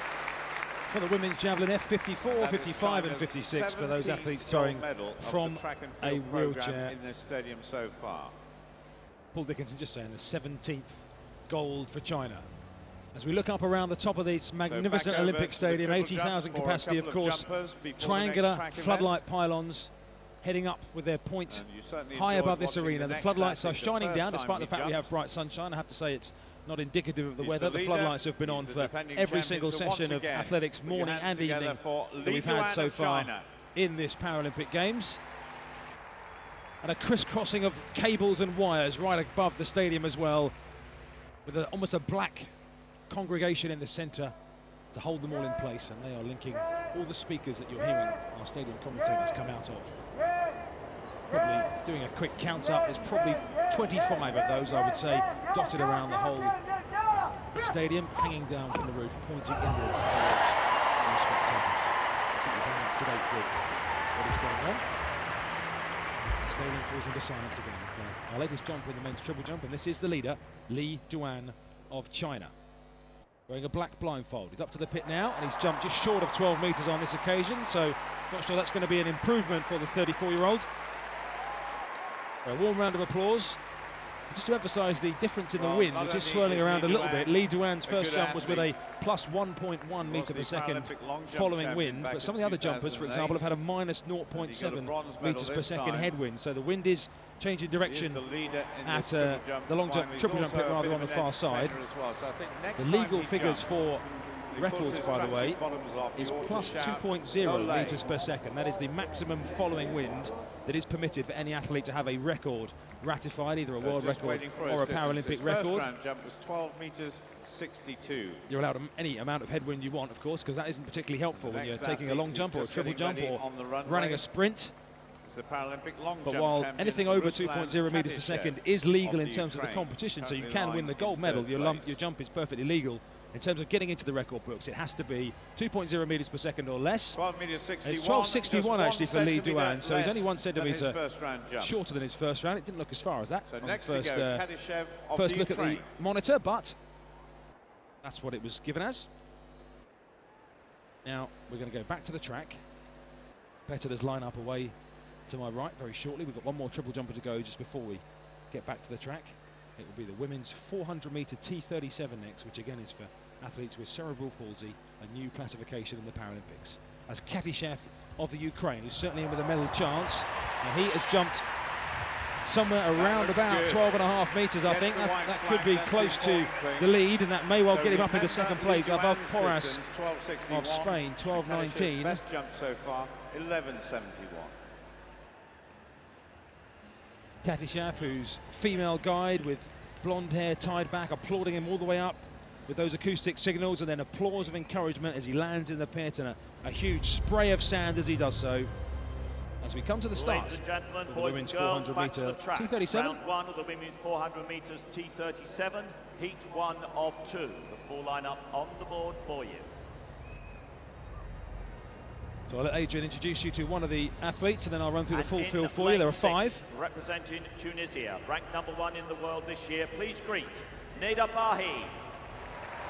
Neda Bahi, world ranked #1. The rest of the lineup, Victoria Kravchenko of the Ukraine on the inside, Isabel Ferder of Germany in lane 4, Anastasia Ovsyannikova of Russia, who's the world bronze medalist in lane 5, Bahi of Tunisia in 6, and on the outside, warm applause there for Australia's Jodie Elkington. In 5. On your mark. So 5 athletes line up. The first 3 over the line will automatically qualify for the final, which takes place tomorrow, plus the next 2 fastest losers. There are 2 heats in this T37 category, and we have, say, the first 3 to go through. No British interest in either of these 2 heats. World champion at this distance, by the way, is Great Britain's Bethany Woodward, who won a silver last night in the 200. As away they go, and a good start, as you'd expect, from Bahi of Tunisia, who's already gone past Jodie Elkington on the inside, and she's very strongly away through the first 100 metres. The whole 400 loop run in an anti-clockwise direction in lanes for the whole period of the race, and it's Bahi striding away, who probably has a good 20-metre lead, I would say, over the rest of the field as the stagger will unwind as they come into the home straight in a moment's time. 200 metres to go for Neda Bahi of Tunisia, Jodie Elkington of Australia in second. Kravchenko of Ukraine is going well on the inside as well. She probably is in second place at the moment as we wait for the stagger to unwind, but it's the Tunisian athlete Neda Bahi, world ranked #1, who's running to form at the moment as she comes into the home straight now.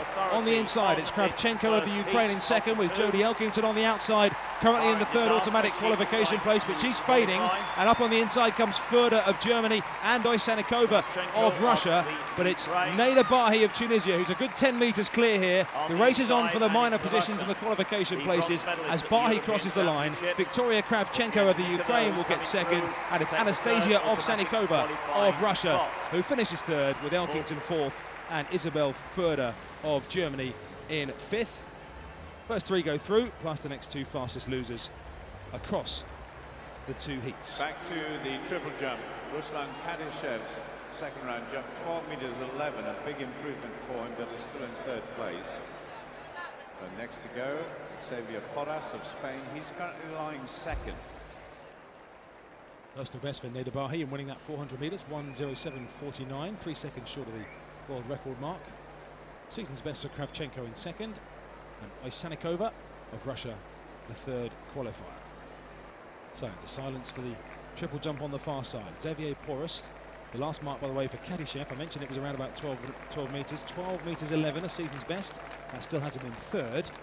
Porras, jumping now from Spain, is in second with 12 metres 19 as he comes down the left side of the runway now, hits the board perfectly, and he's gone out towards 12 metres again, has Xavier Porras, who ended up in a seated position with his two legs sat in the pit out in front of him, brushes the sand off his red and yellow España kit and is helped away from the pit by his guide. Xavier Porras looking to improve on 12 metres 19, does have a personal best of 12 metres 85. The next event to start in the field is the final of the men's F40 shot put. Please welcome the athletes. First of all, representing Poland, would you please welcome Bartosz Czikowski. F40 for those dwarf competitors. Would you please welcome the world champion next from China, Wang Jiming. Wang Jiming won gold in the discus earlier in the Paralympics. Would you please welcome a gentleman who won the bronze medal in the World Championships, 19 years old, from Great Britain, Kieran Duke. Kieran Duke waves his arms upwards to tell the crowd to get louder, jumps around and puts his white hood up and walks off towards the circle. From Tunisia, Mohamed Amara. Throwing fifth. Would you please welcome from Brazil, he won a bronze medal in the discus earlier on in the Paralympic Games, Jonathan de Souza Santos. Throwing sixth, please welcome from Greece, Alexandros Konstantinis. World bronze medalist from Greece, Alexandros Konstantinidis. And next, throwing seventh from the Central African Republic, Clarimau Nikua Rosel. Small team, the Central African Republic have sent here to London. Very special athlete, would you please welcome from Greece, the world record holder, Paskalis Stathalekos. Paskalis Stathalekos, the world record holder and the defending Algeria, champion from Beijing, took silver in the World Championships. Gerzouli. Gerzouli is the world champion from Algeria. Representing Iraq next, would you please welcome Wildan Nikolawi. Representing Tunisia, please welcome Sofiane Merji. And finally, from Iraq, would you please give a big welcome for Kovan Abdularim. So 12 in total will start the men's shot put F40 for dwarf athletes. 3 throws and the best 8 get 3 more. Back to the triple jump now. An explanation for Alexis Gillette from the 12 USA competitors will take 3 jumps each, 3 round. throws rather each in the shot put. Then the field will be reduced to 8, and those top 8 will also take throws 4, 5 and 6 to determine the winner. Lex Gillette on the runway in the triple jump urges the crowd to clap him on, which is not too regular in these visually impaired competitions. As we said, it's sometimes better for silence, but on that occasion, himself was getting some applause from the crowd, but now the stadium settles down. Guide gives the all-important acoustic signals, and Gillette, a very quick hop, step and jump. He's got out towards 12 metres there. He was through the three phases relatively quickly. Didn't get particularly high as he took off from the hop, but he travelled far enough forwards as he gets somewhere close to 12 metres as well. The jump from Porras, by the way, in the previous round was just shy of 12 metres, 11.88, so he stays in second place. As Lex Gillette gets a white flag, and he therefore will get himself a mark, having fouled in the first round. Ladies and gentlemen, boys and girls, back to the track for round 1, heat 2 of 2 in the women's 400 metres, T37. The full lineup on the board for you, scrolling through from lanes 3 through to 8. And in lane 3, please welcome, representing the Ukraine, world silver medalist last year, the reigning European champion, Marina Snisa.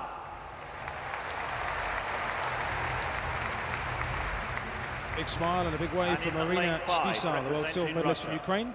The European silver medalist, Evgenia Trushnikova. A serious look on the face of Evgenia Trushnikova from Russia. 6 on the start line for this. Snisa of Ukraine, Seifert of Germany, Trushnikova of Russia, Francois Elie of France, Hausberger of Germany, and Robinson of Canada on the outside. Once again, the first 3 in each heat go through, past the next 2 fastest losers from both heats.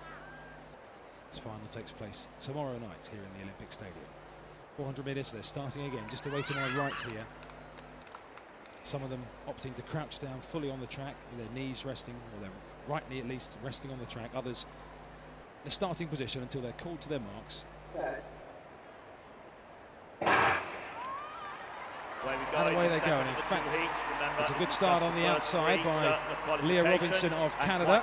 A pretty even break, actually, through the first 100 metres. None of the athletes particularly making a particular impact on the others, but it's probably Evgenia Trushnikova making the early running down the back straight, who goes past Francois Elie of France halfway down the back straight, and it's Trushnikova of Russia who is the leader at this early stage. In fact, Maria Seifert of Germany was did not start in this race, but it's Trushnikova of Russia with 200 metres to go who has the lead. Going well on the outside is Leah Robinson of Canada as well. It's going to be a pretty fierce battle for the second and third qualification places, as Trushnikova just begins to fade slightly, and Marina Snisa of the Ukraine, the European champion, coming through on the inside, and is just about the leader as they swing into the home straight. There's 4 pretty much in a line. Snisa on the inside is just the leader from Trushnikova of Russia. Then comes Maika Hausberger as Leah Robinson of Canada begins to fade, and the front 3 are clear and away. Marina Snisa of the Ukraine will probably just about hang on here. She comes up towards the line from Evgenia Trushnikova. Third is Maika Hausberger of Germany. They are the 3 automatic qualifiers, and the other 2 athletes coming in side by side now. Mandy Francois Elie of France, and also Leah Robinson of Canada, who faded in the closing stages. So Snisa, no surprise that she wins the heat and goes through to the final. Over in the triple jump, Oscar David Herrera of Venezuela. Mark for Lex Gillette, by the way, 12 metres 29, a season's best, and that has put him in second, ahead of Xavier Porras of Spain. Liduan, the defending champion of China, leads. Gillette of the USA in second, and Porras of Spain in third. Then Oscar David Herrera of Venezuela making the impact on those 3 places. So we head towards the end of the second of the first 3 rounds before the field is split. Here comes Herrera now towards the board. Again, he's hugging the left side of the runway, and he's probably landed at around about 11 metres, maybe just a little bit more there. He's already set himself a big personal best today. His personal best was 11 metres exactly. His first round jump was 11.34. 10 metres 28 in the shot put.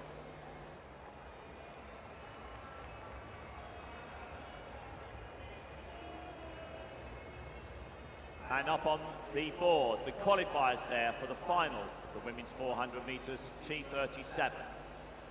Those qualifiers are Bahi of Tunisia, Snisa of the Ukraine. In fact, the scoreboard has just scrolled away from what I was looking at, so I can confirm that for you. The next event Bahij, to Snisa, start in the Trusnikova, field, Oysenikova, ladies and gentlemen, is Hausberger, the final of the Elkington, women's Furda, discus throw, and Francois Elie has also qualified for the final. Please welcome the Here comes the first field for the athlete, women's discus, representing F37, China, cerebral palsy. Jia Xianxian.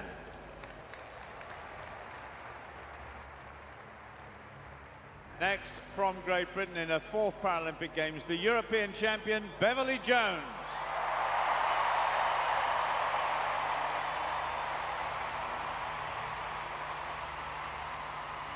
Next, representing China, silver medalist in the shot put, Xu Siping.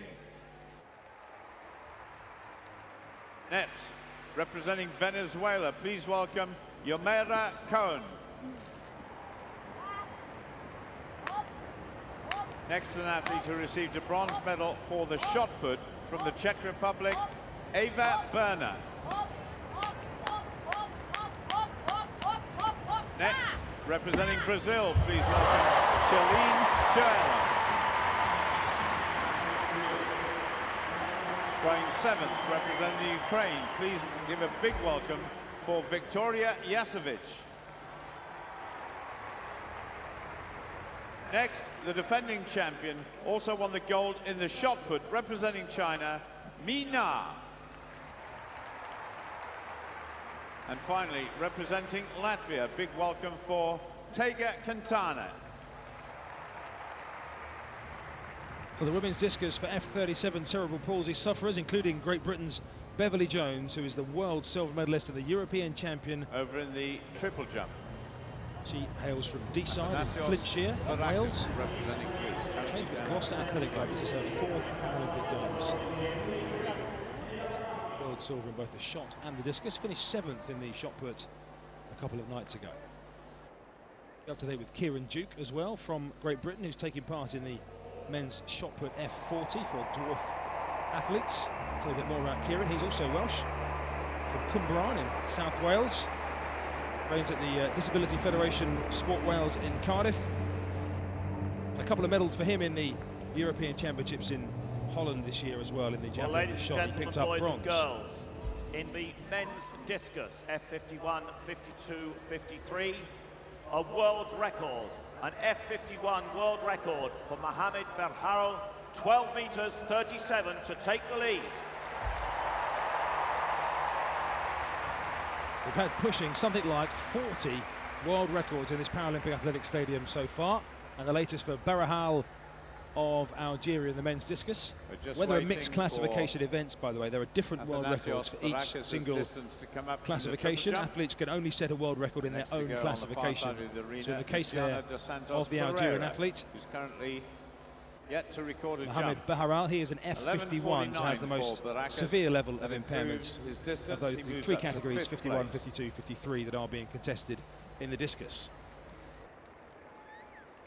So the track again getting busy just down to my right hand side as we prepare for our next track heats. A very busy morning of heats. So now we're on to the men's 800 metres T46, which is for those with arm impairments. Ladies and gentlemen, boys and girls, back to the track for round 1 of the men's 800 metres T46. And once again, we have 2 heats. This the first of the 2 heats.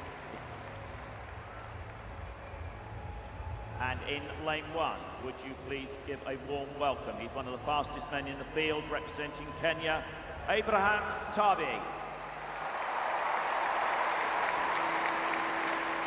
1500 metre champion in these games already, And Abraham in Tabi lane of 8, Kenya. representing Algeria, silver medalist in Beijing, the reigning world champion. Please welcome Samir Nuiua.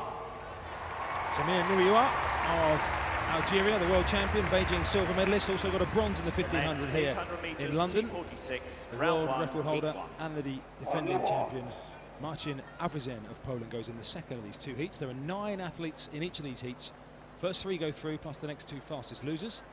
Athletes crouch in a starting position just away to my right, occupying all 9 lanes. They run the first bend in And they will lanes. run approximately the first 100 metres in their lane.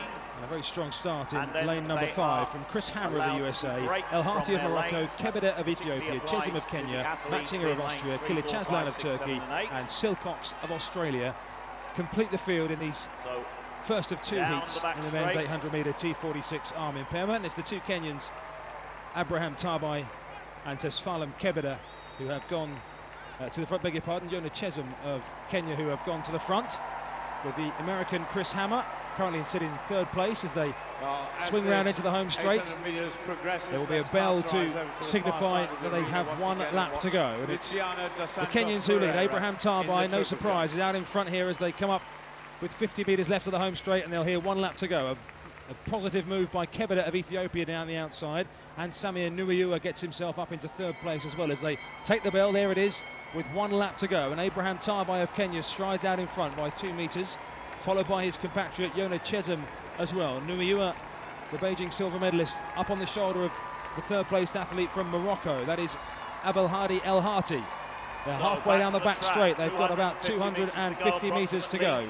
And it's Tabai of Kenya, a tall, rangy figure who has a couple of metres lead, but they're bunching up in behind.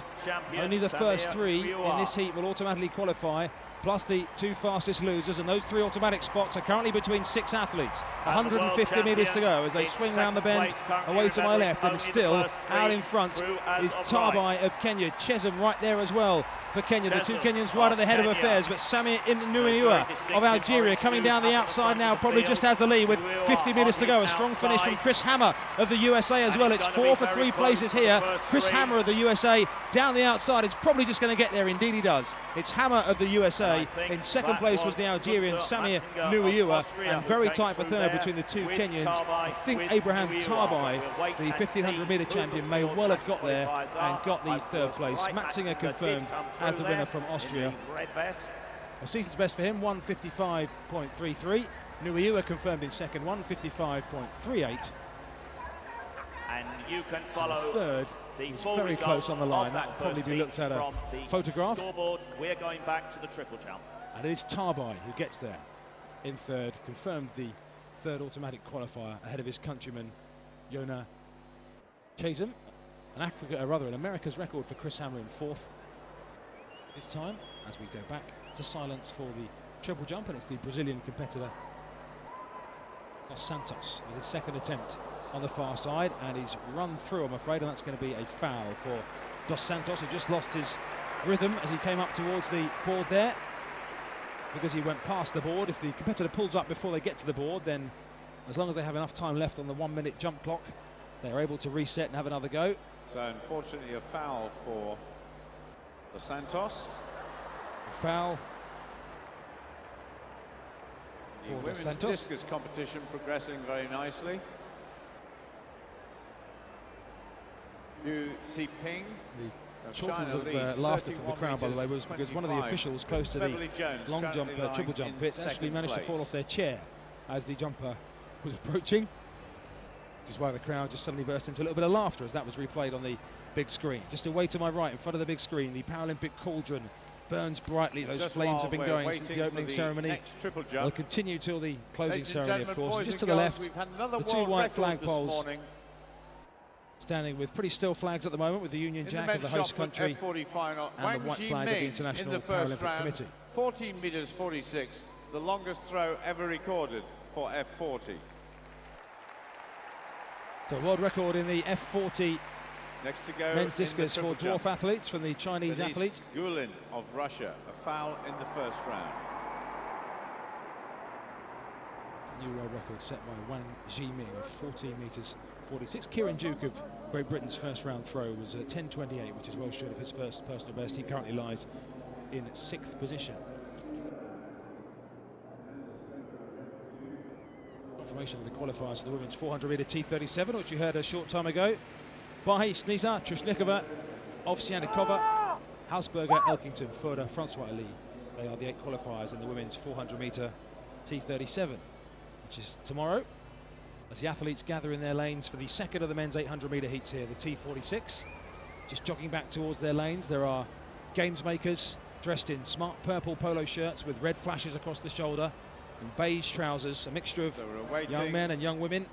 Stand with their arms clasped behind their back, behind the pink starting blocks, which have individual numbers from 1, starting right on the start-finish line of this event, right out to 9, spaced out at 4 or 5 metre intervals. So Gulen, 11:48. They have in front of them clear plastic containers, box shapes, which the athletes put their rucksacks and their discarded kit in. They will be carried off by the games makers as we prepare to get this second heat of the men's 800 metres underway. Those with arm impairments. Again, we go to Hush for the triple jump on the far side, the men's F11 for those with the most severe visual impairment. If you were late into the stadium, another explanation of the classification system. Any classification beginning with a 1 is for visual impairment, with a 2 is for intellectual impairment, anything beginning with a 3 for cerebral palsy, 4 for amputees or dwarf athletes, and 5 for wheelchair racers or field athletes. As up comes Martin Parejo Marza of Spain, who probably gets around about 11 metres, I would say, falls forward into the pit as he lands.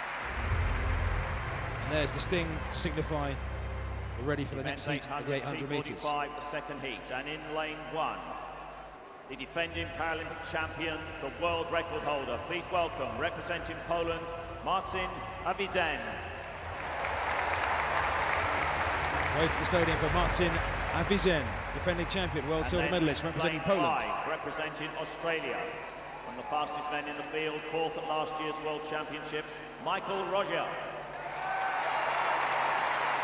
Michael Roger, who is an arm amputee above the elbow in his right arm, waves to the crowd. 9 again in total in this heat. Avizen of Poland starts on the inside, Red Eye of Ethiopia, Kolmenares of Venezuela, Nikobimezi of Burundi, Kotlov of Russia, Roja of Australia, Dalapama of Italy, Mvunyi of Rwanda, Fuzi of Tunisia, and Chariot of Kenya are the 9, and already a strong start made by Kiros Tekli, Red Eye of Ethiopia on the Russian inside, in lane 4, and also Kotlov going well in these early stages as the athletes enter the back straight to run past a small selection of blue cones dotted across the track, which is their signal that they are able to break from their lanes. If they do so before that, they are disqualified. In the race which was won by Marcin Avizen. In the early stages, it's the Kenyan athlete Stanley Chariot who's come right around from the outside in lane number 9 and has a 2 or 3 metre lead as they come round away to my left to enter the first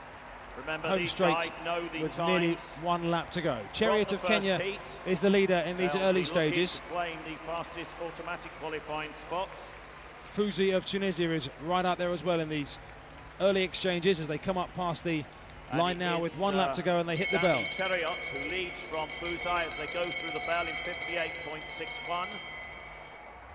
We've had an athlete drop out actually there. The Australian athlete Michael Roja has dropped out at 400 metres. Obviously not happy at this stage. The rest of the athletes go behind the discus cage on the far side, and it's still Stanley Chariot striding out who leads from the Tunisian Mohamed Fuzi. Ranked 6th in the world coming into these championships. Rwanda line 4th in the yellow vest, which is Hermas Mvunyi of Rwanda, just behind Remy Nikobimezi of Burundi. 3 though going clear at the moment, and round the outside it's the Tunisian athlete who's striking for the front now with just over 100 metres to go. It's Mohamed Fuzi from Chariot of Kenya and the Rwandan athlete Mvunyi. They are the 3 who've broken clear here and look to be the automatic qualifiers. A strong finish from the Russian Alexei Kotlov though, trying to close Chariot down in the closing stages, but striking for home it's Mohamed Fuzi of Tunisia. He may get caught on the line by Mvunyi of Rwanda. It's very close. In the end, Fuzi just hangs on from Mvunyi. Stanley Chariot gets 3rd, and the fast finishing Ethiopian Kiros Tekle Red Eye got 4th and may well qualify as one of the fastest losers. 3 automatic qualifiers, 158.1.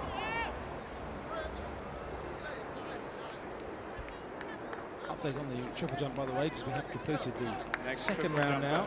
Leeds man still leads, 12.62. Gillette second, 12.29. And Poros of Spain, 12.19 in 3rd. Miran Sahatov of Uzbekistan stands on the runway on the far side of the stadium. It's blue, white and green cycling shorts and vest, which is hanging outside those shorts. Starts very gently. I think that's going to be a red flag for Sahatov, unfortunately. It's a good jump getting close up towards 11.5 metres, but it is indeed a red flag. He overstepped the board by quite a considerable margin there. Well, that was a great throw over in the discus from Chu of China. Just along in front of me, the mobile television camera, which is circular and runs on rails along the home straight. It's just returning slowly from right to left in position. It starts at the entrance to the home straight, and as the runners come through into the home straight, it zooms along at quite a speed alongside them and provides a magnificent camera shot. And it's now safely back in position, just attended to by one of our officials. And all of the officials who are sat both out in the field, marking the field events, and those sat around the edge of the perimeter of the stadium as well, all dressed in navy blue and turquoise polo shirts, which differentiates them from the purple of our games maker volunteers, who are carrying athletes' kit, escorting athletes, leading out processions and such like. Back on the track in about 7 or 8 minutes time, we will have the men's 200 metre T13, which is for those with the lowest level of visual impairment, which comes under the Paralympic classifications. And again, there isn't any British interest in those 3 heats, but we do have the world record holder, the fastest man in the field by quite some distance, Jason Smith of Ireland.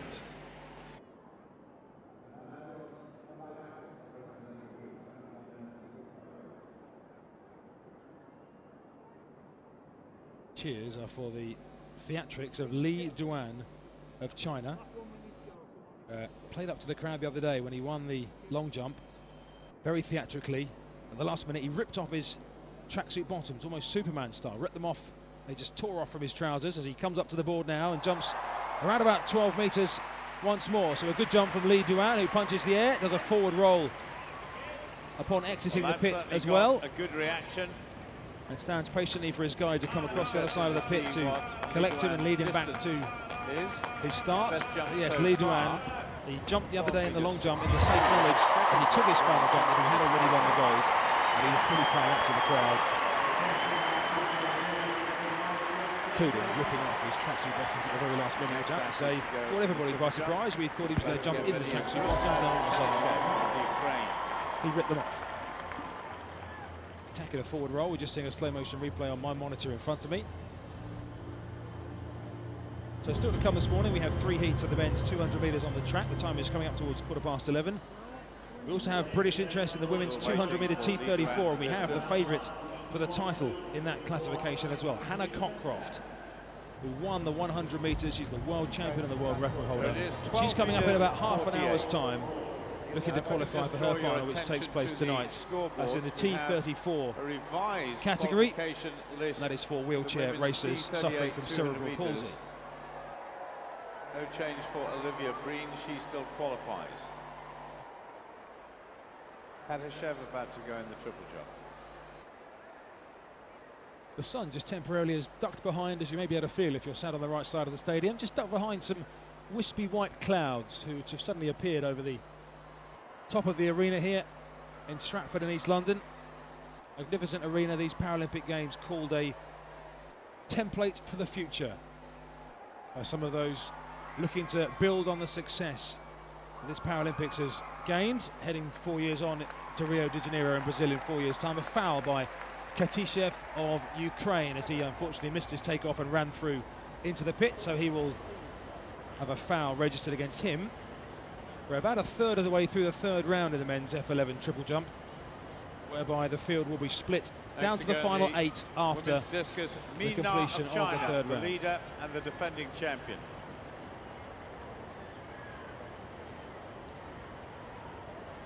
We'll give you an update from Bev Jones, by the way, from Great Britain. He's currently competing in the women's discus throw, F37. She's currently lying in 4th place after her first 2 throws, 27 metres and 34. The lead currently held by Mi Na of China, who is just about to take her 3rd throw, I think. Just keeping an eye out for the electronic scoreboards. In fact, she has just taken her throw and it was a foul. So, having set a world record in the first round, 35 metres 35 in the discus. The Mexican wave going round the stadium at the moment. Paul Dickinson now will have to appeal for quiet with the men's triple jump taking place. You may have missed what I said earlier about the men's triple jump. But this is all part of the Paralympic experience. We have an F11 triple jump continuing on this morning, and it's for F11 athletes. These are for blind athletes, and they demand absolute silence before they jump. So I'd appreciate your cooperation. Except, of course, when Mr. Li Duan of China jumps. But here we go with so the the Mexican wave just calming down after Paul Dickinson's appeal to the crowd. Great respect for these elite athletes to give them the conditions that they need on the far side of this Olympic stadium. And it's the athlete currently in third, Xavier Porras of Spain. To improve on his 12 meters 19 C4. Rhythmical run up, and he's just had to stop halfway down his run up there. Xavier Porras, he will turn and reset. That's okay. Xavier Porras got 36 seconds. So the clock stops once he's started his run up, and then aborts it. The clock stops. The crowd. Thank you very much indeed. And that gives him an opportunity to get himself back in position. He doesn't have to therefore complete the repeat jump inside a minute as well. That minute clock is for the athlete once they step onto the runway, start their jump. If they do need to reset and have another go, the clock is stopped. At the moment it says 0.36, which is 36 seconds. The clock will start running again now as he starts his run up for a second time. And he's lost his run up again, unfortunately, so the clock will stop once more. It took him about 10 seconds that time to get reset and get going. So as he gets some more applause from the crowd to support him on the far side, probably has got time for one more attempt, I would imagine. Just veering off to the left side of the triple jump runway there, Porras, as he got into the first 6 or 7 strides of his triple jump run up. Some purple and pink parasols have appeared up, both as I look away to my right in the discus cage for the female competitors. Hot down there, just parasols sheltering the competitors on their seating area as they sit down between throws and put their tracksuits back on to keep warm.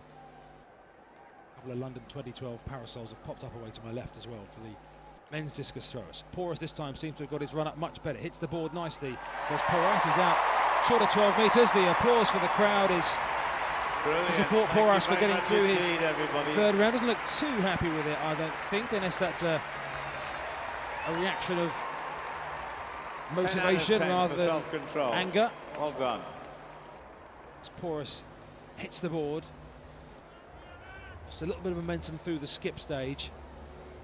Fell forward nicely into the pit. Of course, if an athlete falls backwards, it's the furthest mark they make back in the sand. So therefore, if you lose your balance and fall backwards and put your hand down behind you, that is the mark that's measured rather than where you land. So athletes always with their forward momentum, keen to fall forward in the pit.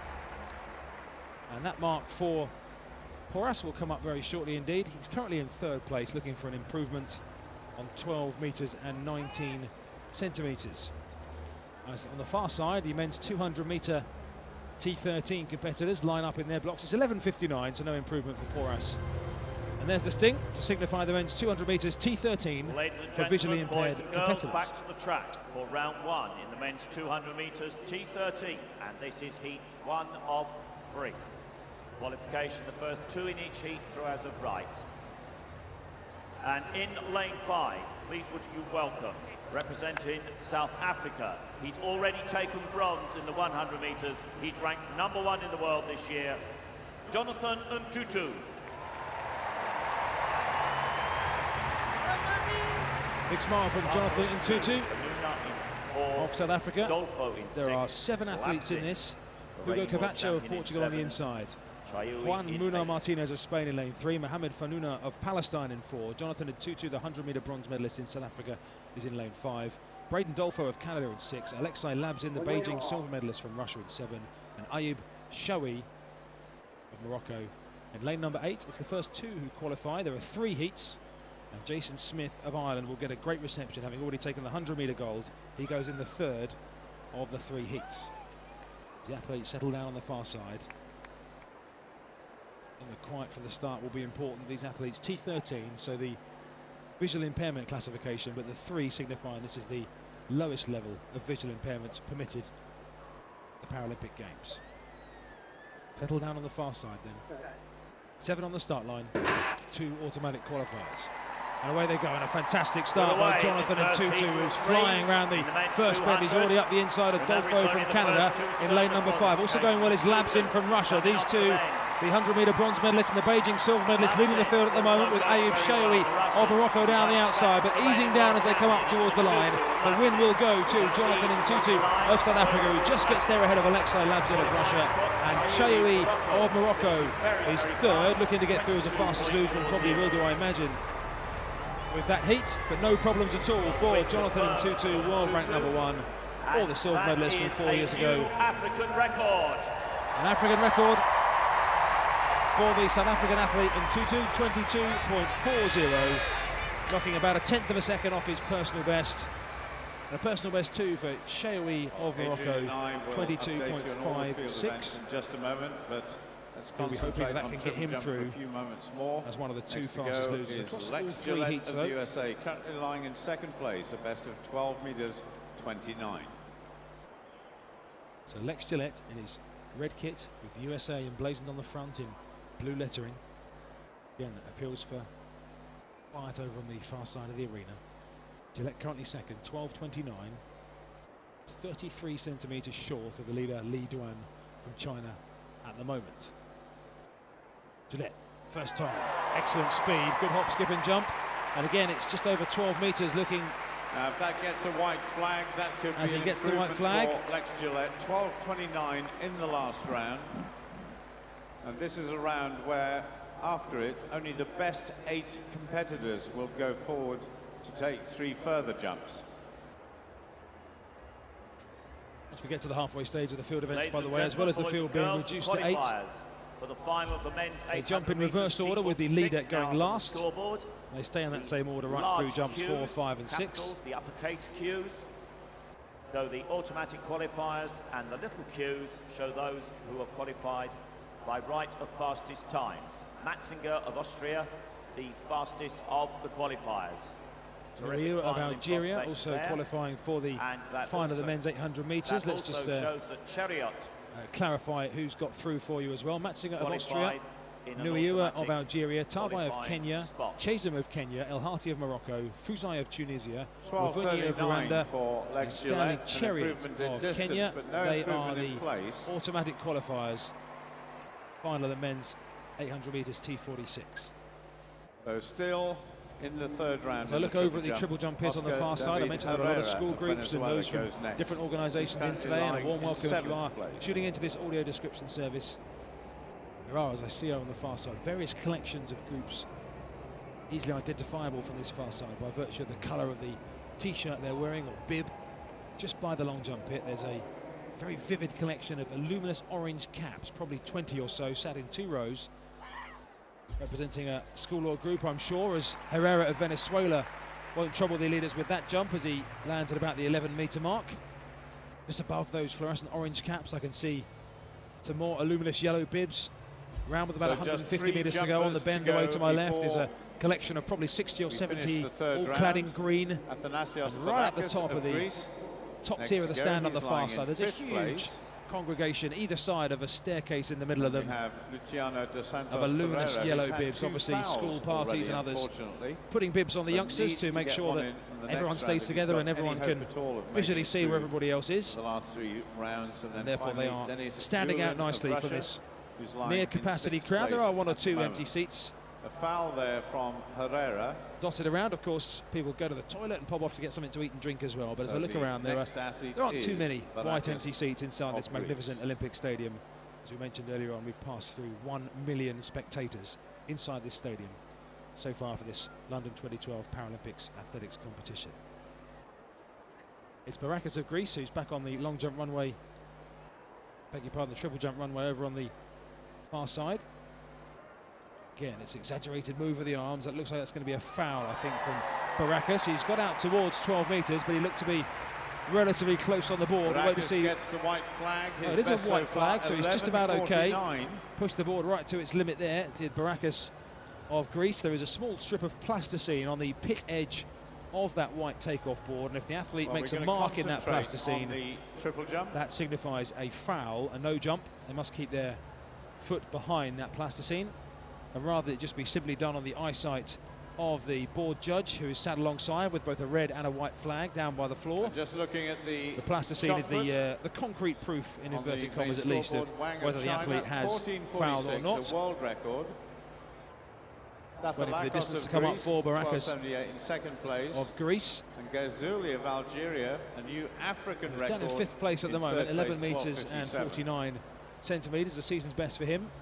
Gillette, by the way, was 12.39, so an improvement by 10 centimetres. The leader still Li Duan of China, 12.62. Gillette, 12.39 in second. Jumping, but if he gets a valid jump, third place is still Xavier Porras of Spain, 11.59.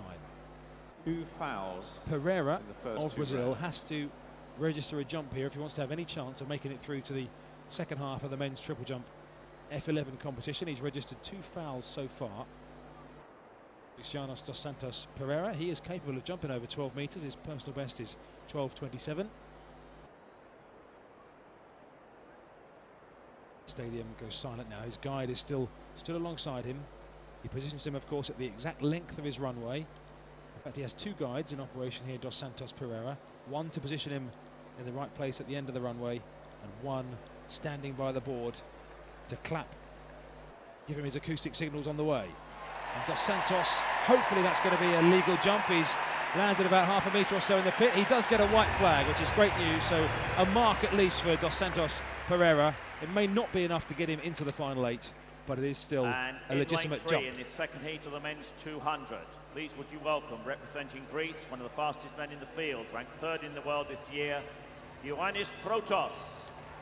So we're back on the track. It's the second heat of the men's 200 metres T13 for those with visual impairments. Jason Smith of Ireland goes in the next one. Welcome, please. He represents Cuba. He's already taken silver in the 100 metres, gold in the long jump. It's Luis Felipe Gutierrez.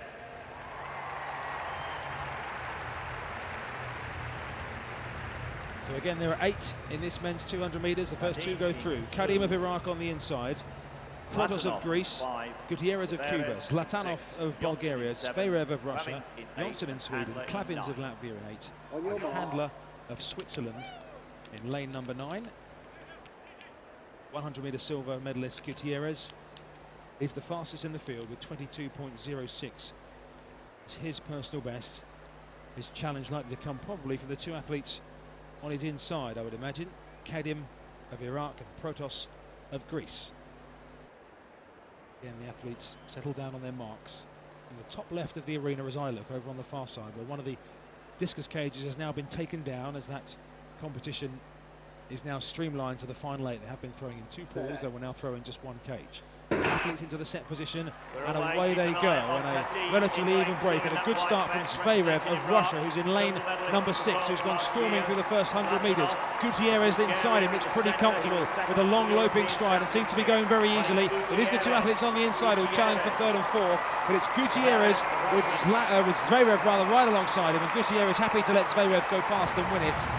Gutierrez takes 2nd, and Protos of Greece gets 3rd, just ahead of Kadim of Iraq. They are the 1, 2, 3, 4. 22.18 is the winning time, and that is a personal best for Alexander Zverev, taking 0.4 of a second off his previous mark. Gutierrez of Cuba 2nd. They are the 2 automatic qualifiers from heat number 2 out of 3. Taking the last jump in round 3, then I'll give you the full list of athletes who qualified for the last 3 rounds. Last jump in round number 3 of the men's triple jump F11 before the field is streamlined to 8. Denis Gulin of Russia, who currently lies in 6th place, so he is guaranteed to make it through to the last 8. Can he edge himself up the leaderboard? He's got close to 12 metres there. It was a really good soar through the air from Denis Gulin. It could be Gulin's best jump so far. Yes, it is. He gets the white flag. So white flag, legitimate jump. Remember, the difference between the white and red flags is pretty straightforward. White signifies a legitimate throw or jump, and red is a no throw or a no jump. Denis Gulin, as I say, in 6th place with 11.48. He's got a personal best of well over 13 metres.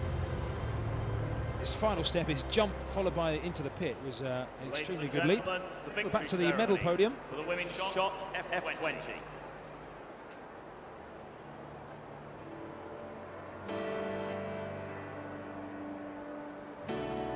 medals will be presented by Lord Addington, member of the House of Lords, who is accompanied by Mr. Frank Linkstedt, Vice President of the International Sports Federation for Persons with an Intellectual Disability.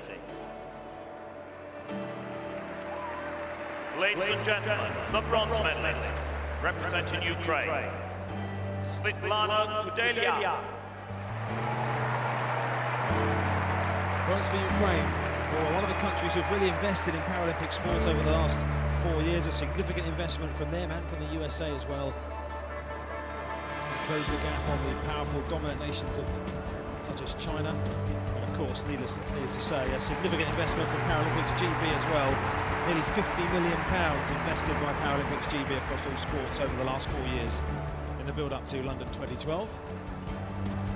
Bronze for Kudelia in a eye-catching turquoisey blue tracksuit with yellow bright flashes down the side. Ladies and gentlemen, the silver medalist representing Ukraine, Anastasia Maisnik.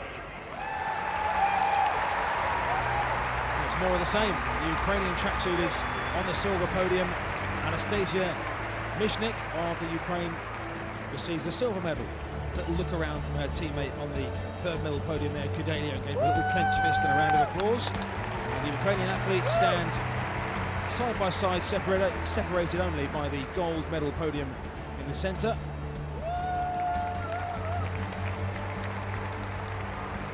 It's going to be another of the Eastern European nations. Paralympic champion, representing Poland, Eva Durska. Silver and bronze to the Ukraine and gold to Poland in the shape of Eva Durska.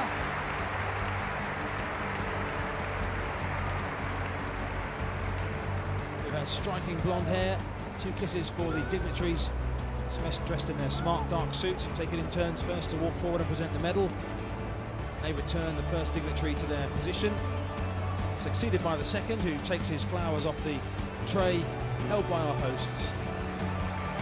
And an enthusiastic wave bouncing up and down on the top of the podium is Eva Durska of Poland. The athletes will turn to their right towards the 3 flag poles away to my left. The flag poles in the centre will be the red and white of Poland.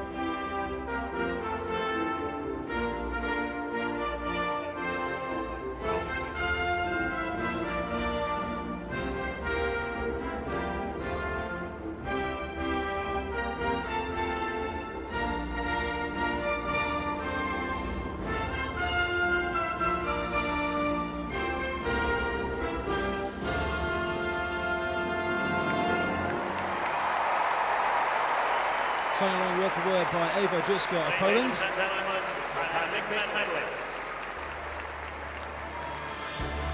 That is Poland's 4th gold of these Paralympics. They're ahead of both the USA and of Australia. De Santos Pereira has been eliminated, as has Martin Parejo Maza of Spain. So the field has been cut down to 8 for the final 3 rounds of the men's triple jump F11 final. Ready to go in round the leader is Denis Gulan, a new leader with the very last jump of the third round. 12.91 from Denis Gulan. I said it looked good as he soared through the air. Well, he is the new leader at the halfway stage. Gulan from Russia, Li Duan from China, and Gillette of the USA are the top 3. Also through to the final rounds, Porras of Spain, Kadyshev of Ukraine, Barakas of Greece, Herrera of Venezuela, and Sahatov of Uzbekistan.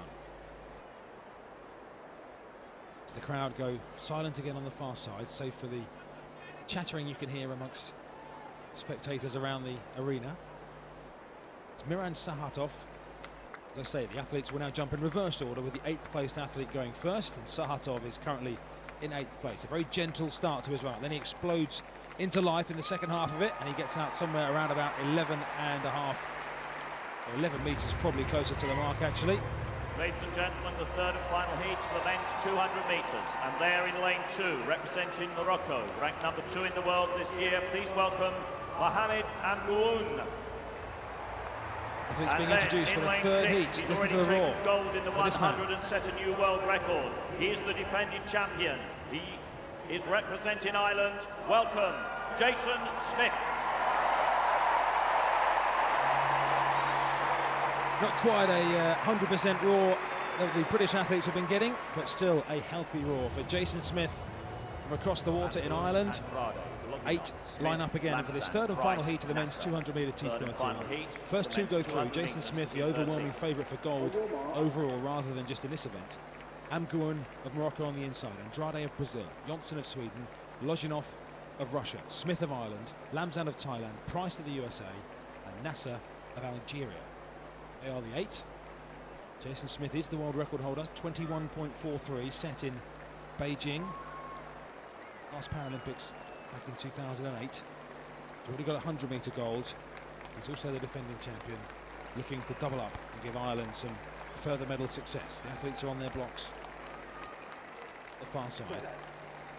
Wonder starters all this time. Into the set position, and away they go, and Jason Smith absolutely exploding out of the blocks in the green of Ireland, and already he's past Lamzan of Thailand just round the outside. Jason Smith with those arms pumping is probably 5 metres clear already, coming into the home straight. Jason Smith of Ireland from Lozhinov of Russia, and on the outside it's Nasser of Algeria, but Jason Smith will ease up here and give himself something left in the tank, as Smith comes up towards the line now. 21.48, despite the fact he looked like he was eating up a little bit. He's only 500th of a second outside his world record. 21.48 for Jason Smith of Ireland, as a spectator just down to my left-hand side stands up and waves the green, white and orange of the Irish flag, and Jason Smith, very impressive. Lozhinov of Russia was second, 22.46. He's the second automatic qualifier. And Jamil Nasser third with a personal best of 22.73. He'll look to get through as a fastest loser. We'll confirm the full lineup for the final of the 200 metre T13 when we get it. Currently lying in 7th place.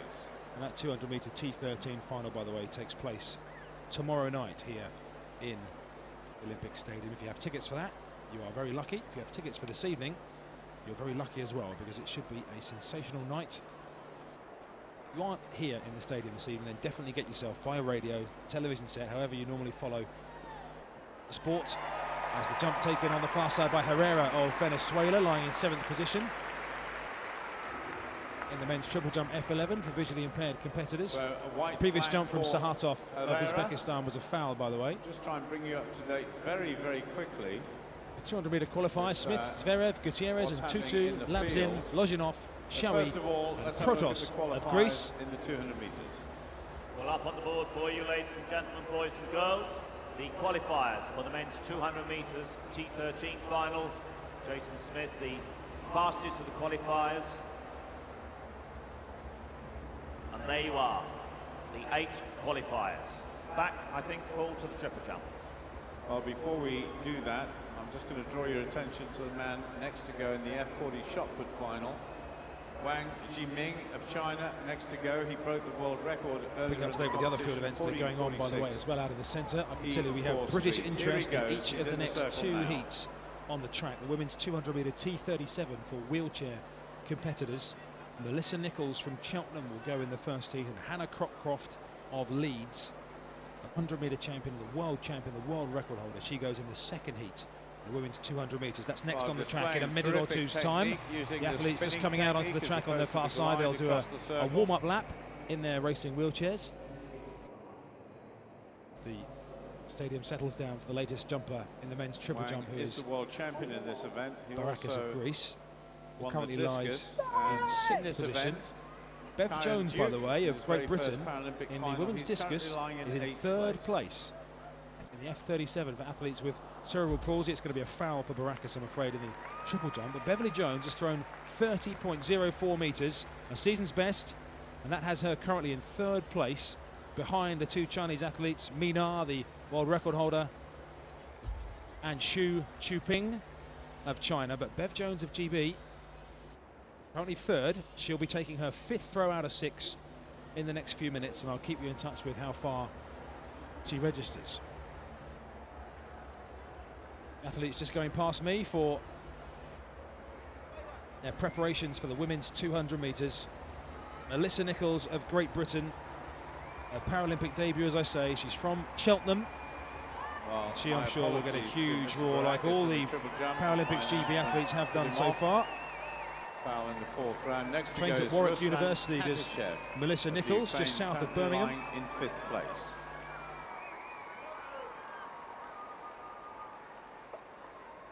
Athletes just make their way along the back straight, back to their starting blocks, which are positioned on the far side. Up to date with the women's discus. Let's bring you up to date as well with the men's shot put final for dwarf athletes, F40, including Kieran Duke of Paralympics GB. Kieran Duke has made it through to the final 8. And he's just taken his 5th round throw, which is 10 metres 84. Kieran Duke of Paralympics GB, currently lying in 6th place in the men's shot put F40 final. He's got around about 2 metres to find to get himself into the medals, but he has got himself into the last 8 competitors. Good jump in the triple jump, meanwhile, by Radislan Katishev of the Ukraine. Mr. Kadishev's best jump so far, 12 metres 11. The athlete ahead of him in the rankings at the moment is Horace, who goes next. And his best jump is 12.19.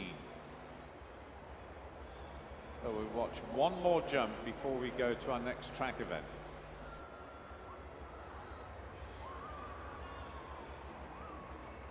Regular sight on the outfield throughout this Paralympic Games have been the site of remote control, minis, which are I think they're 1/5 size scale model, something like that. The organisers were telling us, provided by one of our sponsors here, BMW. And they are basically driven around the infield to collect the fielding implements. So, for example, the discuses and the javelins as well. They are driven around and operated from the throwing area. So rather than officials having to go and walk out a long way, pick up the fielding implement and walk them all the way back, there are 2 remote-controlled minis which do the job for them.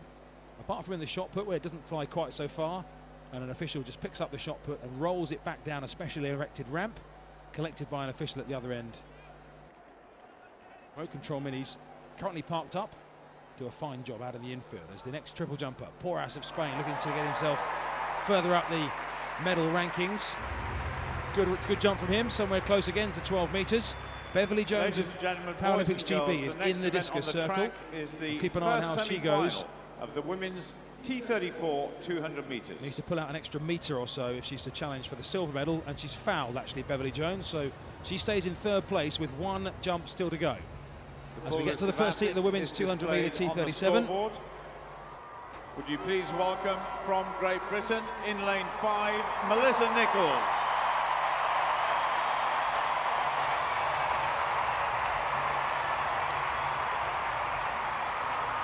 Melissa Nichols, what a great smile from her as she's focused on the big screen, waving her arm enthusiastically from left to right. 100 metres in the Paralympic Games, Amy Siemens.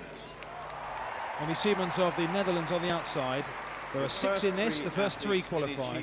De Valde of the USA on the inside, Benjamin of Tunisia, Nichols of Great Britain in lane 5, Kitara of Japan in 6, Little of Australia in 7, and Siemens of the Netherlands in lane 8. For wheelchair racers, Hannah Cockcroft goes in the next, and away they go. And a strong sign in lane 2 from Benjamin of Tunisia. Melissa Nichols just left a little bit behind at the start there as they come round in towards the home straight. Going well in the centre is Kitara of Japan as well.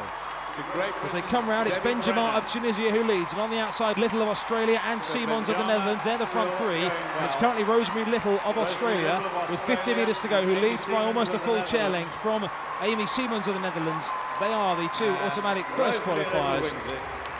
Amy Siemens in 2nd place. Just in behind them comes Benjamin of Tunisia, and Melissa Nichols finishing in 4th place for Paralympics GB.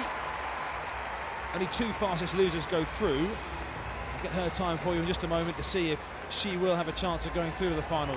Melissa Nichols. The final takes place tonight in the women's 200 metres. It's an Oceania record for Little, the winner, 34.69. An African record for Ben Jemar of Tunisia in third, and 39.41 for Melissa Nichols in fourth, which is a good 4 seconds below her season's best, and it was probably the start that cost her that time. She was a little bit slow away, Melissa Nichols, but there are 2 fastest loser spots. She's currently in the first of them. I'll let you know in just a moment when the second heat is run, whether Melissa Nichols will make it through to this evening's final, the athlete from Cheltenham. Meanwhile, it's Lex Gillette over in the men's triple jump. Out of the USA, and again he's out towards 12 metres. He's actually been knocked down into 4th position because Ruslan Katishev's jump a moment ago was 12 metres and 50, which took him into 3rd. How much the athletes appreciate what you're doing for them. So the leaderboard getting fascinating in the men's triple jump. The long jump competition was very exciting. Similarly, the positions were changing all the time. Best jump so far, 12 metres 39. If he wants to move up into a medal position, he has to go past the last jump by Ruslan Katishev, which you just saw a few moments ago, of 12 metres 50. Of course, we're bringing the mark for Lex Gillette in just a moment's time.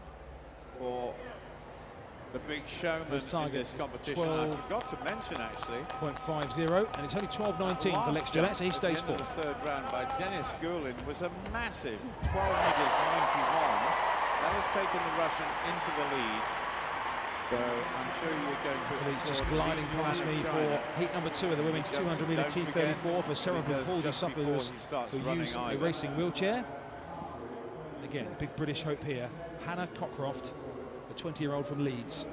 So already got gold in this stadium over the 100 metres. In the 4th round. World champion over 200 metres. World record holder as well, which was set in Indianapolis in the USA at the start of July this year.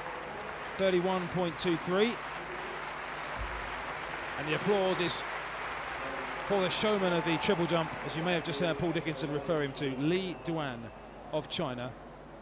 And the cheers are because the aforementioned tracksuit bottoms, which I mentioned in the last round, have just been removed. Not removed in the conventional fashion of taking them down towards your feet and pulling your feet through. He literally stands, holds them at the waist and whips them off frontwards. They come apart at the sides. Loves making them proud as Li Duan of China. Currently lies in 2nd place, not in the second place, of Russia in the last one. 12.90 on the target. Duan just takes a few steps and then stops and will be repositioned by his guide. It's men's triple jump. This is the 4th round of 6. Li Duan, the world record holder, 13.71.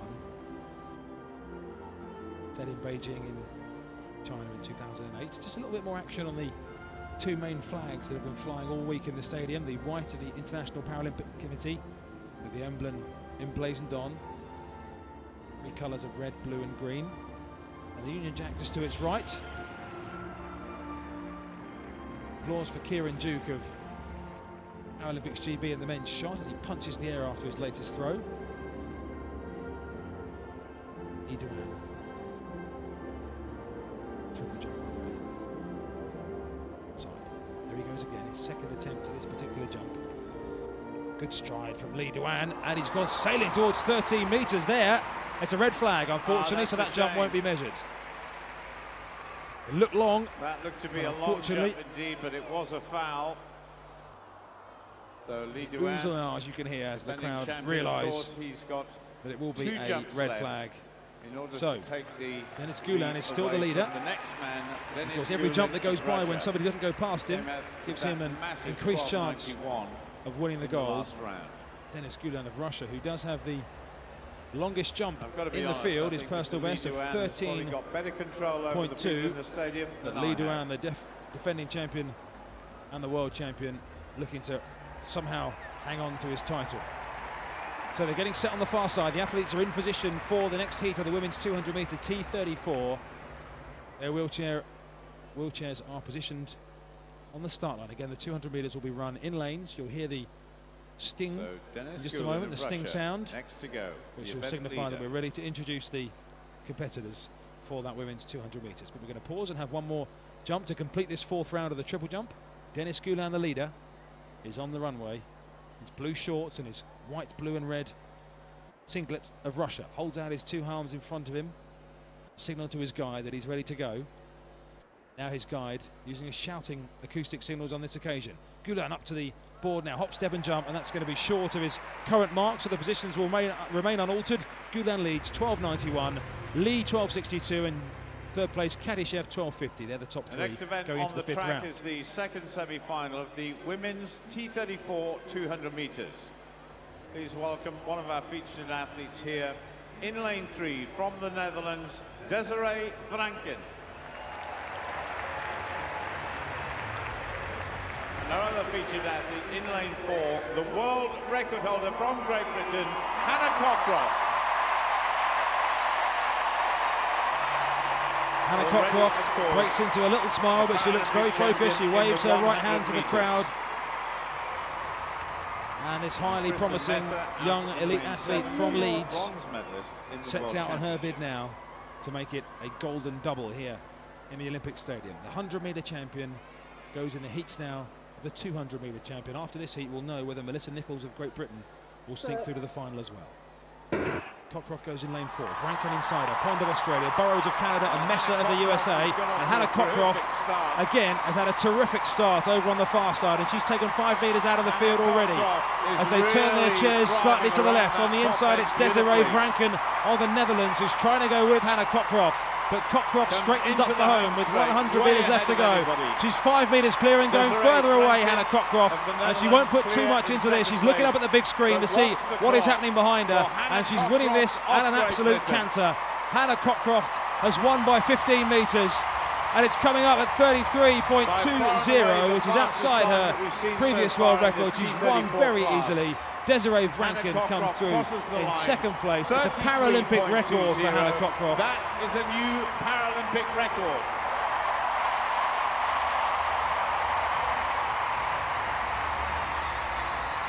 Burrows of Canada is the third automatic qualifier.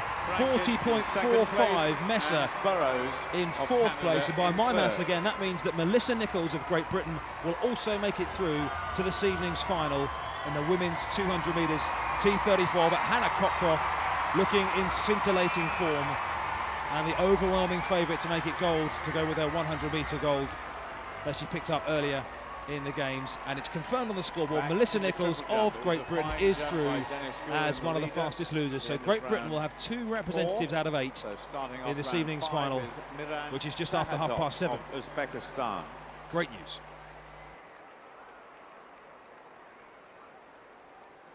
So we're just starting the 5th round of the men's triple jump on the far side. Dennis Gulan's mark was 12.58, by the way, which is about 30 centimetres short of what he'd jumped previously. As the crowd applaud Hannah Cockcroft, not a full lap of honour from her on this occasion. The athletes tend not to do full laps of honour after just the heats. They warm down with about 100 metres round to my right. As up comes the Uzbekistan athlete Sahatov in the long jump, who's fouled his last 3 efforts.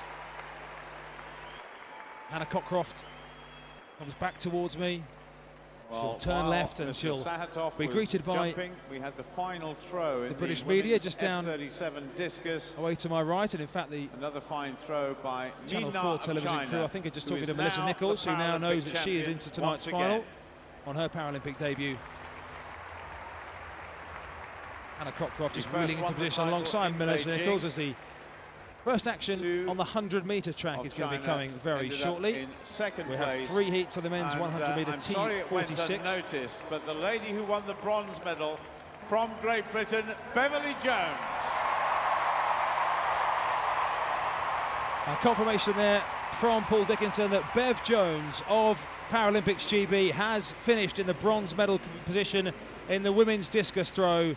Congratulations to her. 30 metres 99. The final result. In the end, she had a 1 metre 20 cushion. The silver went to Chu Ping of China, 32.08. And a world record from Mina in the very first round, 35.35. Mina wins the gold in the discus to go with her gold in the shot. Next to go. So absolute silence just for the next few minutes. Thank you.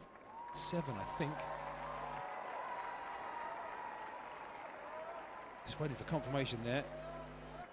It is indeed lane number 7, Mohamed Sako of Mali, who is in the green vest, the one who unfortunately full started. Apologies, I did pick up the wrong athlete in the initial television replay I saw. The green singlet just rising ever so slightly before. My goodness, you are a good crowd. Everybody else. Well, we've had a disqualification in that 100-meter race, we think.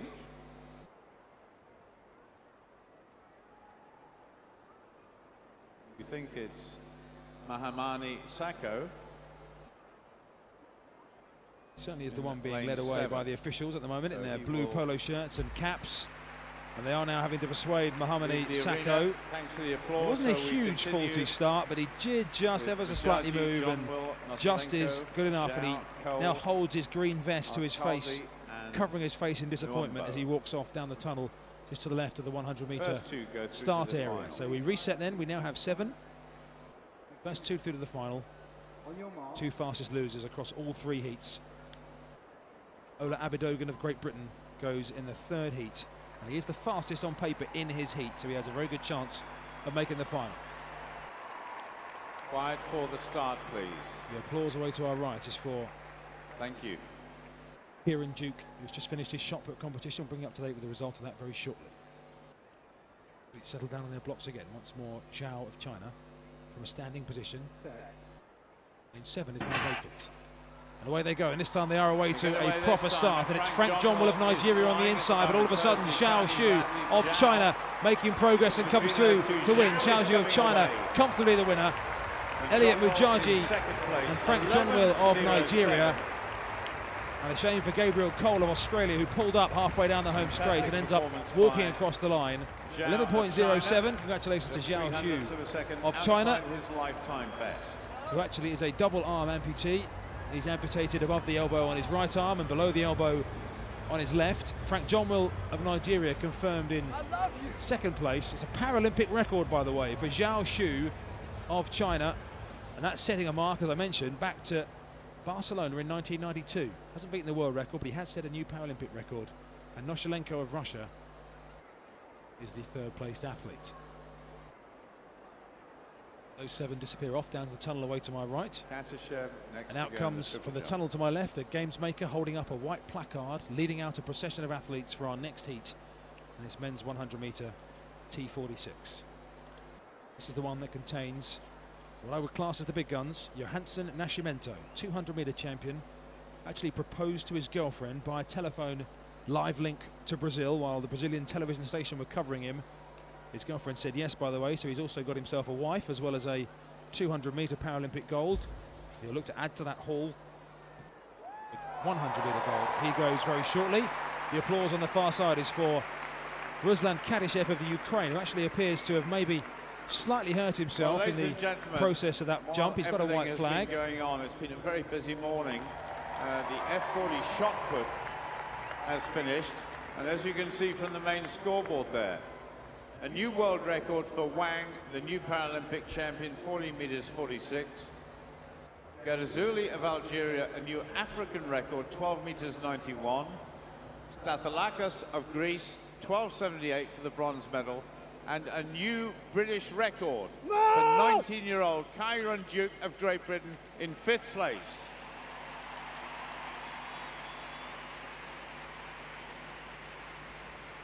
So confirmation of Kieran Duke's finish in 5th, a British record for him, and an excellent finish in the F40 men's shot put for dwarf athletes. Triple jump coming towards an exciting conclusion. 12.21. 12.21 for Kadyshev, which leaves him in 3rd place. Porras of Spain is 5th. Halfway through the 5th round of 6 in the men's triple jump final. Still Gulen of Russia, Lee of China, Petishev of the Ukraine are the 1, 2, 3. The athletes for the 100 meters just do a few practice starts and take off their tracksuits and start to prepare. Way to my left is Javier Porras of Spain. Now stands at the end of the runway for his 5th round jump in the men's visually impaired triple jump. He's close to 12 metres again. Very consistent from Porash, who's been either side of 12 metres so far. His best 12.19. And next to go will be Lex Gillette of the United States. Just going to bring you up to date with the men's discus, by the way, which is a seated similar competition. Situation. The field has been reduced to 8 in that as well. Lex Gillette found himself in. It's Mohamed Berahal with his world record throw who leads that. Asia Epinis of Latvia is currently second with a Paralympic record throw for his classification F52, and Mohamed Zemzemi of Tunisia, the other 1, 2, 3. Alfonso Cunningham, the gold medalist in the javelin, is still in 4th place as he prepares to take his final 3 throws. But there are 4 competitors left to throw in the men's discus, F51, 2 and 3. And remember, where we have different classifications all in the same event, it is judged on the points tariff rather than on how far each competitor throws. So the infield just getting a little bit quieter now. There are 4 corners of the infield which each house different field events, and at the moment of those 4 corners, the lookout, only one of them is being used, and that's the one bottom left as I look away to my left, close to the 100-metre start, and that is where the seated discus throw is taking place. Shot put circle has now got an orange cone plonked in the middle of it, as Lex Gillette just pulls out of his jump there, and that will be classed as a red flag because he's gone beyond the board. That is a foul for Lex Gillette, so just one more jump for the American to see if he can get in amongst the medals.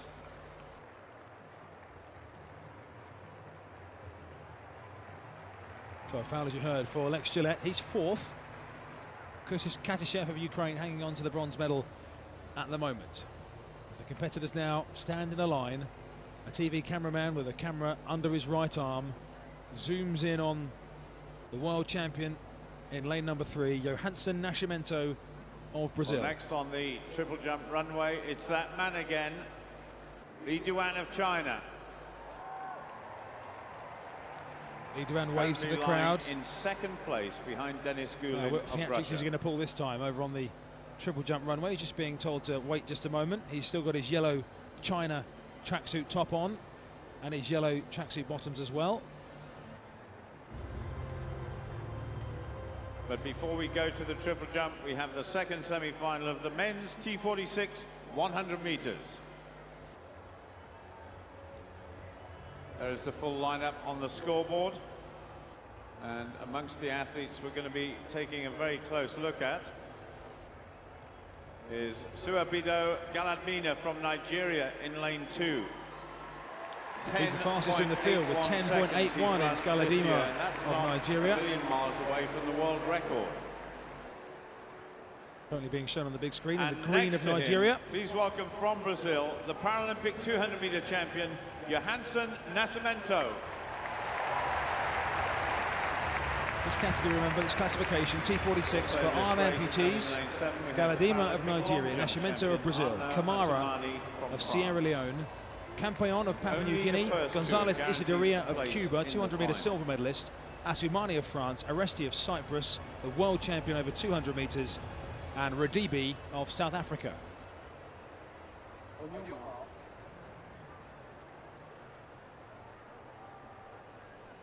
First 2 again. Each heat will go through. Plus the 2 fastest losers. Nascimento, the world champion of Brazil, is in lane number 3. The 100-meter start just down away to my left. I mentioned earlier on a person who had an Ireland flag flying when the win for Jason Smith came through. The same person is now holding a France flag. Blue, white and red, just down to my left-hand side. Is he supporting Arnaud Asumani of France, who's in lane 7. Athletes are settled down. Missing Asumani of France, I think, actually. Just waiting, there's a gap in the field there. The athletes have been told to stand up. There's something unsatisfactory going on with the starting mechanism. There is one competitor missing down on the start here. Well, just waiting for confirmation. Something as simple as one of the athletes losing balance at the start, so that will be. I think it's Antonis Aresti, actually. That would just be classified as a faulty start. I think it's Arnaud Asumani of France, actually, who is not in the field. So that is a green card, actually, for the athletes there. No one at fault. They were told to stand up by the starters. They get a green card if they it is simply a warning. A red card is shown if an athlete is disqualified. But Assemani of France is actually not in the field, which will mean the person with the French flag has had to put it away and sit down again.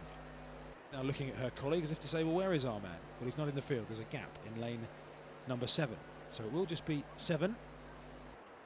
Nascimento in lane 3.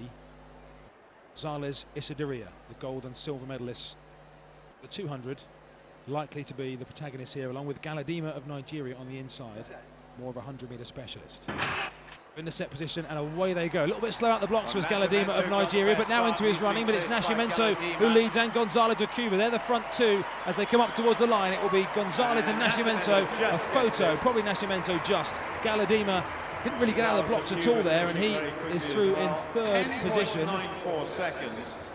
That should be confirmed as a new lifetime best for the gold medalist in the 200 metres. There it is. In fact, it is a new, well, it's a world record for Nascimento.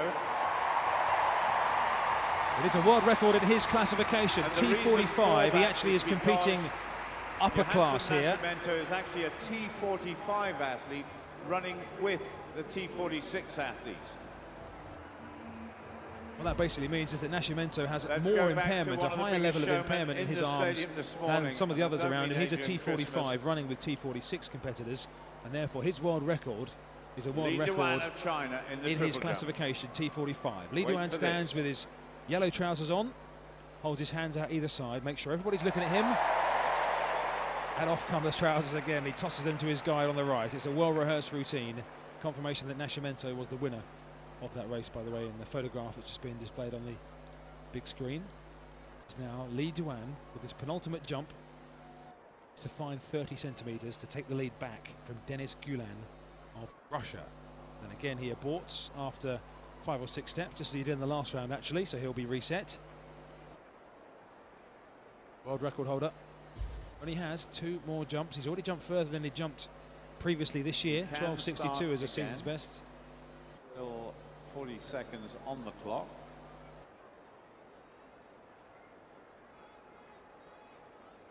So Li Duan is positioned once more by his guide, who's in his yellow aluminous bib, red tracksuit bottoms. He jogs back to his position, very close to the takeoff board. In fact, he's standing between the takeoff board and the pit. Crouches down on his knees, and he starts his rhythmical clapping now, and he will move out the way at the last minute. Li Duan poses himself, the clock running, plenty of time he's got. Here he comes now. He's pretty quick across the runway, and he's gone out towards 12.5 metres there. That could be an improvement for Li Duan. I'm not sure if it's quite far enough to challenge Denis Gulen's lead, but it could consolidate him in 2nd position, with Gulen due next to complete the 5th round. We're waiting for that distance to come up on the monitor in front of me. Let's go back and check in on the men's discus throw F51, 2 and 3 for wheelchair athletes. 91. So we're coming towards the end of that as well. Alfonso Cunningham of Jamaica currently in the middle of his final 3 throws, still in 4th place. The top 3 could be decided after the throw coming up from Alfonso Cunningham, which is just being measured now. They're just waiting for We're waiting for the distance for Li Duan as well. He needed 12.91 or better to go into the lead, which I don't think it's quite that far, but I have been wrong already in these games quite a few times. Until it comes up. 12.75, yeah, I didn't think it was quite far enough, but it is a season's best. It's an improvement by 13 centimetres. I hope you're enjoying it. A great jump, and he improves his position in 2nd. His longest so far, but he's still in 2nd place behind the next man to jump, Denis Gulen of Russia. 12.91, the Russians' best effort so far. Meanwhile, in the men's discus, the medalists are confirmed. Now, Alfonso Cunningham stays out of the medals in 4th. It will be Berahal of Algeria, Alpinis of Latvia, and Zemzemi of Tunisia. But in which order, that is still to be decided, but they are confirmed as the 3 medalists. As we get back to the men's triple jump F11 final, the last jump of the 5th round, with 1 more jump for everybody to go. And it is the competition leader from Russia, Denis Gulen, who stands on the end of the runway again. All this taking place on the far side from where I'm sat, 20 metres or so from the finish line. Gulen starts now. He has a very long striding technique, Gulen, and he's only going to be about 12 metres there or so, so no improvement. So it's hotting up going into the final round of the men's triple jump. It's Gulen 12.91, Lee Duan 12.75, and Kadishev 12.50. They're the top three. Discus. And next to throw, confirmed actually in the bronze medal position, representing Tunisia, will be Mohamed Zemzem. They're confirmed in the bronze medal position at least. The voice of Adrian Christmas there over the stadium commentary. Mohamed Zemzemi will try and improve. He's fouled actually 2 of his 3 throws so far, so one legitimate throw he has managed has got him into the bronze medal position with 847 points. We've seen a world record and a Paralympic record already in the men's discus throw, which is taking place away to my left.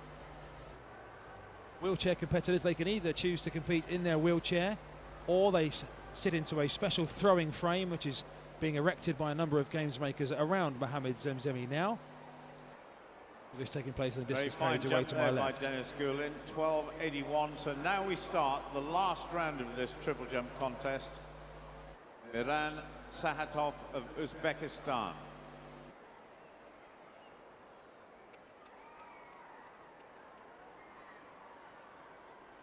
Meanwhile, as the long jump, correction, the triple jump prepares to enter its final round, the athletes are on the start line for the third and final heat in the men's 100-metre T46 for arm amputees, and there is a Great Britain kit standing in lane number 3, worn by Ola Abidogun, the world junior champion, who is 19 years of age, and he's an East Londoner, comes from Redbridge in East London. So we come to the last semi-final of the men's T46 100 metres. There is the lineup on the scoreboard. Would you please welcome from Great Britain the #1 T46 runner in the world from Great Britain, Ola Abidogun.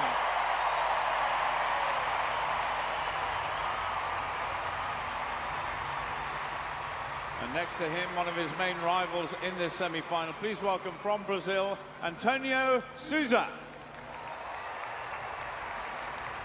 The final of this race, the men's 100-metre T46, takes place here at the stadium this evening. To the final so Ola Abidogun, could he possibly put himself in the picture to add to what could be a glittering night for British athletics?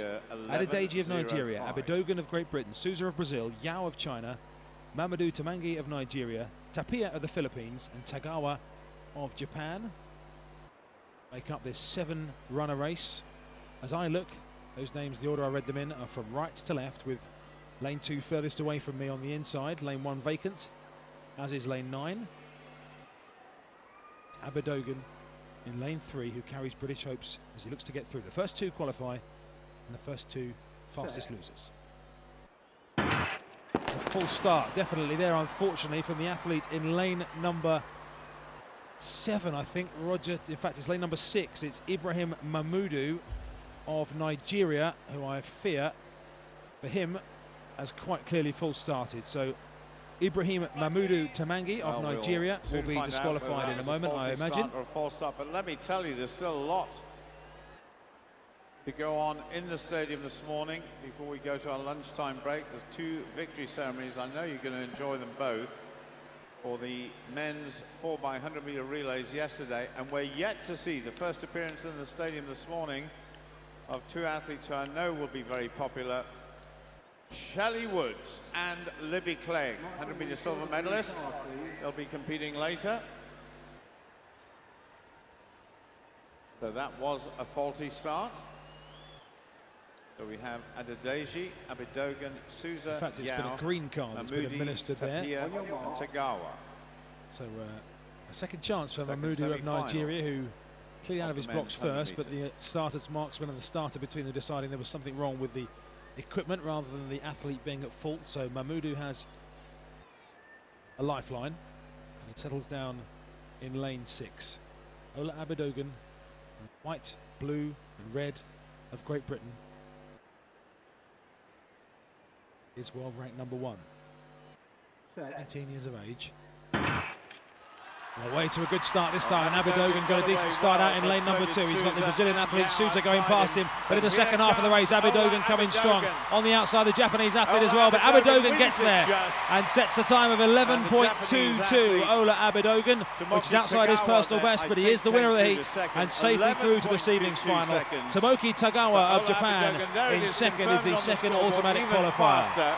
And the roar for Ola Abedogun as he is qualified as the winner. Tagawa of Japan confirmed in second.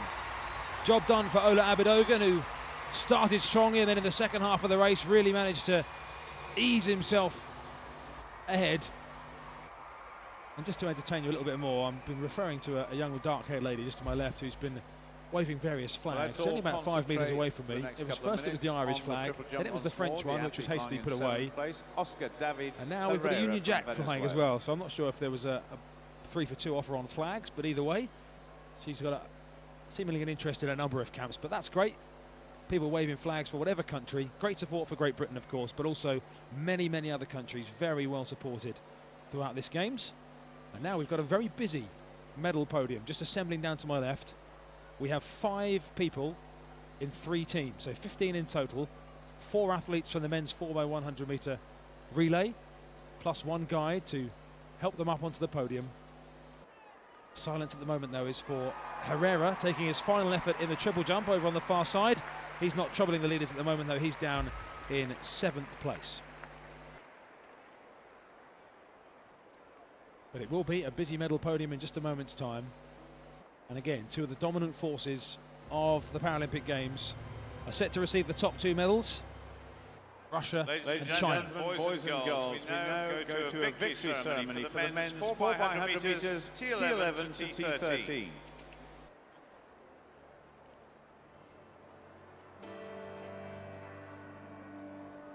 Medals will be presented by Mrs. Rita Van Driel, Governing Board Member of the International Paralympic Committee, who is accompanied by Lord Addington, Member of the House of Lords. Ladies and gentlemen, the bronze medalists representing Azerbaijan.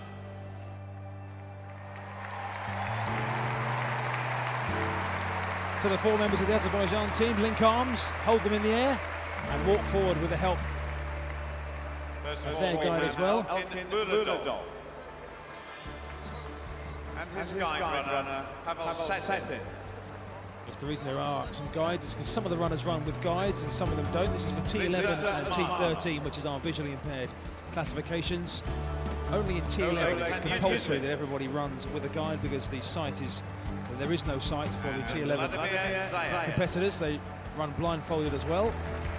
But in T12 and T13, athletes on occasions run with a guide, and that's what one of the relay runners did. Even more remarkable, you imagine running with a guide runner in a relay just shows you even more the fantastic technique and fantastic ability of elite athletes. Quite a lengthy medal process, of course, because there are 4 medals, in fact 5 medals to be given out because the guide runner gets a medal as well. That's the case in all track events. Quite right too that the guide runner should be rewarded for their participation. They do a fantastic job in supporting our Paralympians. Ladies and gentlemen, the silver medalists representing the People's Republic of China.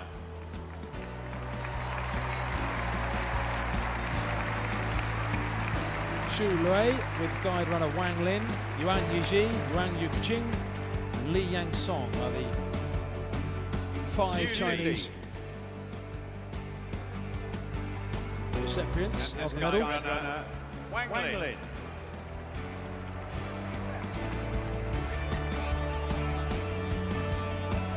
Yuan Qi. Yang Yuqing. And Li Yansong. A bit more work to do for the hosts who are carrying the medal trays. 5 medals on each one and 5 poses of flowers as well.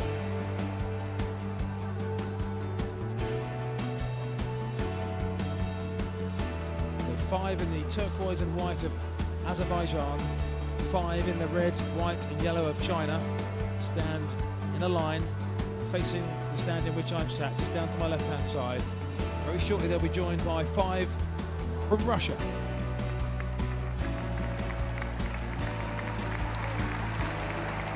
Ladies and gentlemen, boys and girls, the gold medalists and Paralympic champions representing the Russian Federation.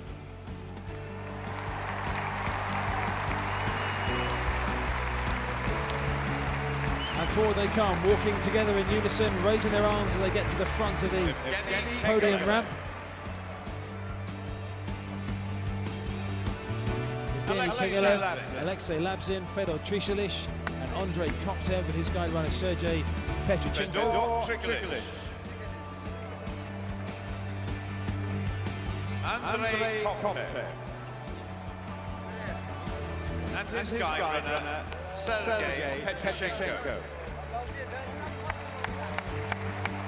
So the 5 gold medals placed around the necks of the Russians, who have red and white tracksuits, the white band running across the centre.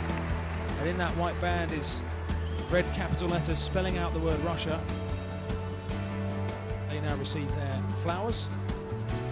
All 15 on the podium. Very shortly will turn to their right as the armed forces personnel stand prepared with 3 flags at the bottom of the 3 flag poles at the corner of the stadium just away to my left.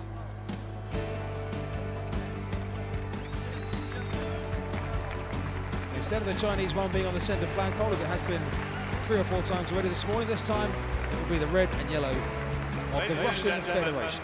As is customary, will those who are able please stand for the national anthem of the Russian Federation.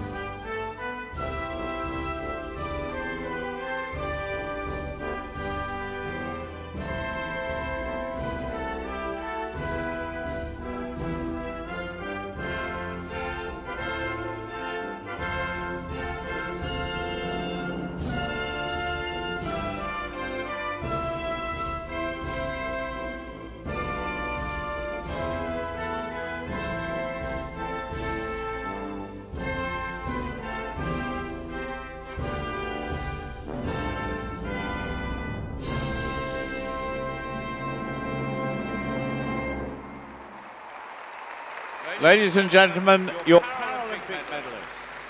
So the victory ceremony complete for the men's 4x100 metres for visually impaired athletes. Triple jump, 6 jumps to go to decide the champion. So with that victory ceremony complete now, the triple jump will continue as the next set of athletes glide past in their racing wheelchairs. In 6th place. They are the women's 1500 metres T34, and they include teenager Jade Jones from Middlesbrough in the northeast, competing in her 3rd event. This is her very first Paralympic Games. She's got a stacked field against her in this first 1500 metres, which I'll tell you more about in a moment. But it includes a double gold medalist already from here at London 2012. They're working their way around to the far side. They'll do another warm-up lap. They'll start on the far side in the 1500 metres, which is due off in just a couple of minutes' time. Is the big red scoreboard down at trackside, just a few metres beyond the start line. Tells us it's coming up to 12:30 lunchtime. Bit of movement in and around the stands for some heading out to lunch, maybe heading off to take up tickets elsewhere in the Olympic Park. If you are leaving us any time in the near future, then a big thanks for being with us on this audio description service inside the Olympic Stadium, as our next triple jumper, Barakos of Greece, takes his jump now. Needs out towards 11 metres. Down in 6th place, and unlikely to improve on that, I think. But a key jump coming up next, the Ukrainian Ruslan Kadyshev, and that will be as the Russian athletes launch their flower poses into the crowd just away to my left-hand side. 3rd place, so he's got a bronze medal position. The athletes from China follow suit and do the same as well. So 10 flower poses have just gone flying 10, 12 rows back into the crowd just down to my left-hand side.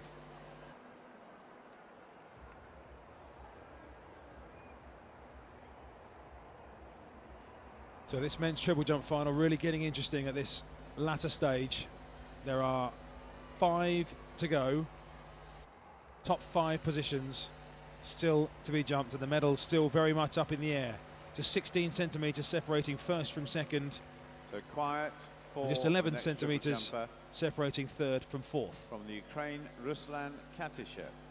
And the man in third is the man you just heard introduced, Ruslan Katishev of the Ukraine. Another group of individuals file their way out in front of us.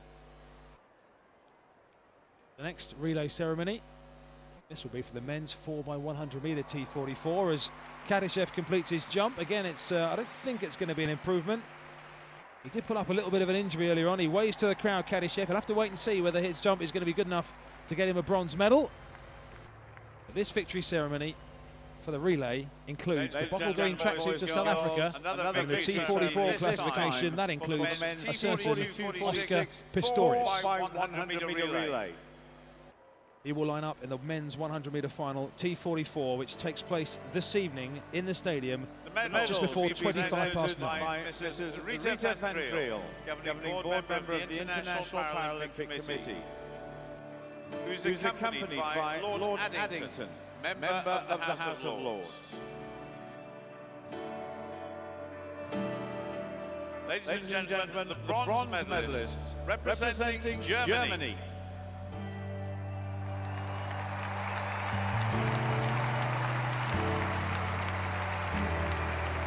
So the 4 German team members walk forward applauding and clapping.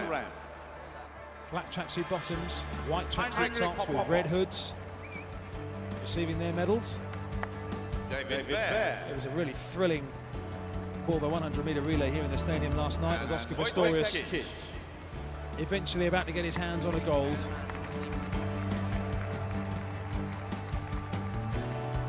Came here for 4 golds, remember. He's already been denied one of those, getting beaten in the 200 metres by Alain Oliveira. Those two will run side by side, by the way, in lanes 3 and 4 in the 100 metre final later on, which is widely regarded to be Pistorius' weakest of his 3 individual events, although he has been working very hard on his start, and that's the big problem in the 100 metres. If you don't start that fast, the race can be gone for you in the first 20 or 30 metres. But Pistorius has been working hard. But Johnny Peacock is the odds-on favourite for Great Britain. More on that later, as Pistorius very shortly will get his hands on his first gold of this Games.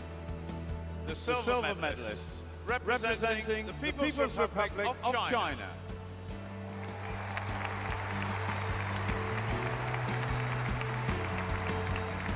Forward come the Chinese team, having to settle for silver. Liu Ximing.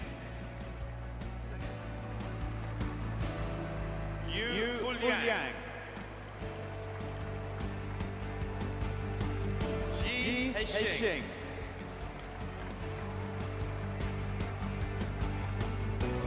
And Zhao Xu.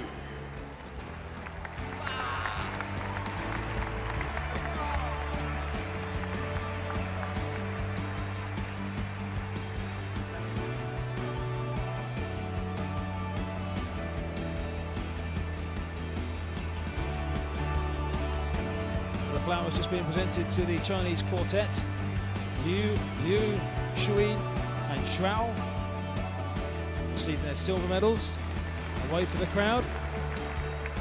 There should be a good reaction, I would imagine, for the man who's promoted the Paralympics around the world, representing South Africa. And Paralympic champions representing South Africa.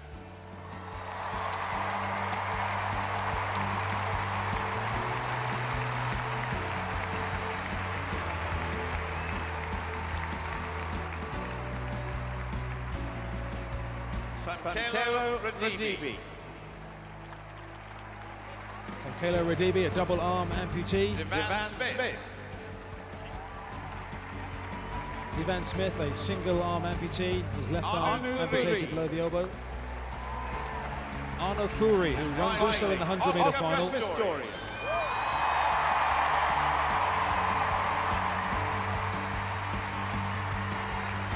Well, there were no smiles from Oscar Pistorius the other day when he was picked to gold in the 200 metres, but a broad grin from the most famous Paralympian in the world, Oscar Pistorius, who has the gold in his hands. He's rubbing it almost, inspecting it, And he'll receive his flowers very shortly. He'll be back to try and get an individual gold a little bit later on. They wave to the crowd. The South African team, the winners of the men's 4x100 metre, T42 to 46 for amputees. As is customary, will all those who are able please stand for the national anthem of South Africa.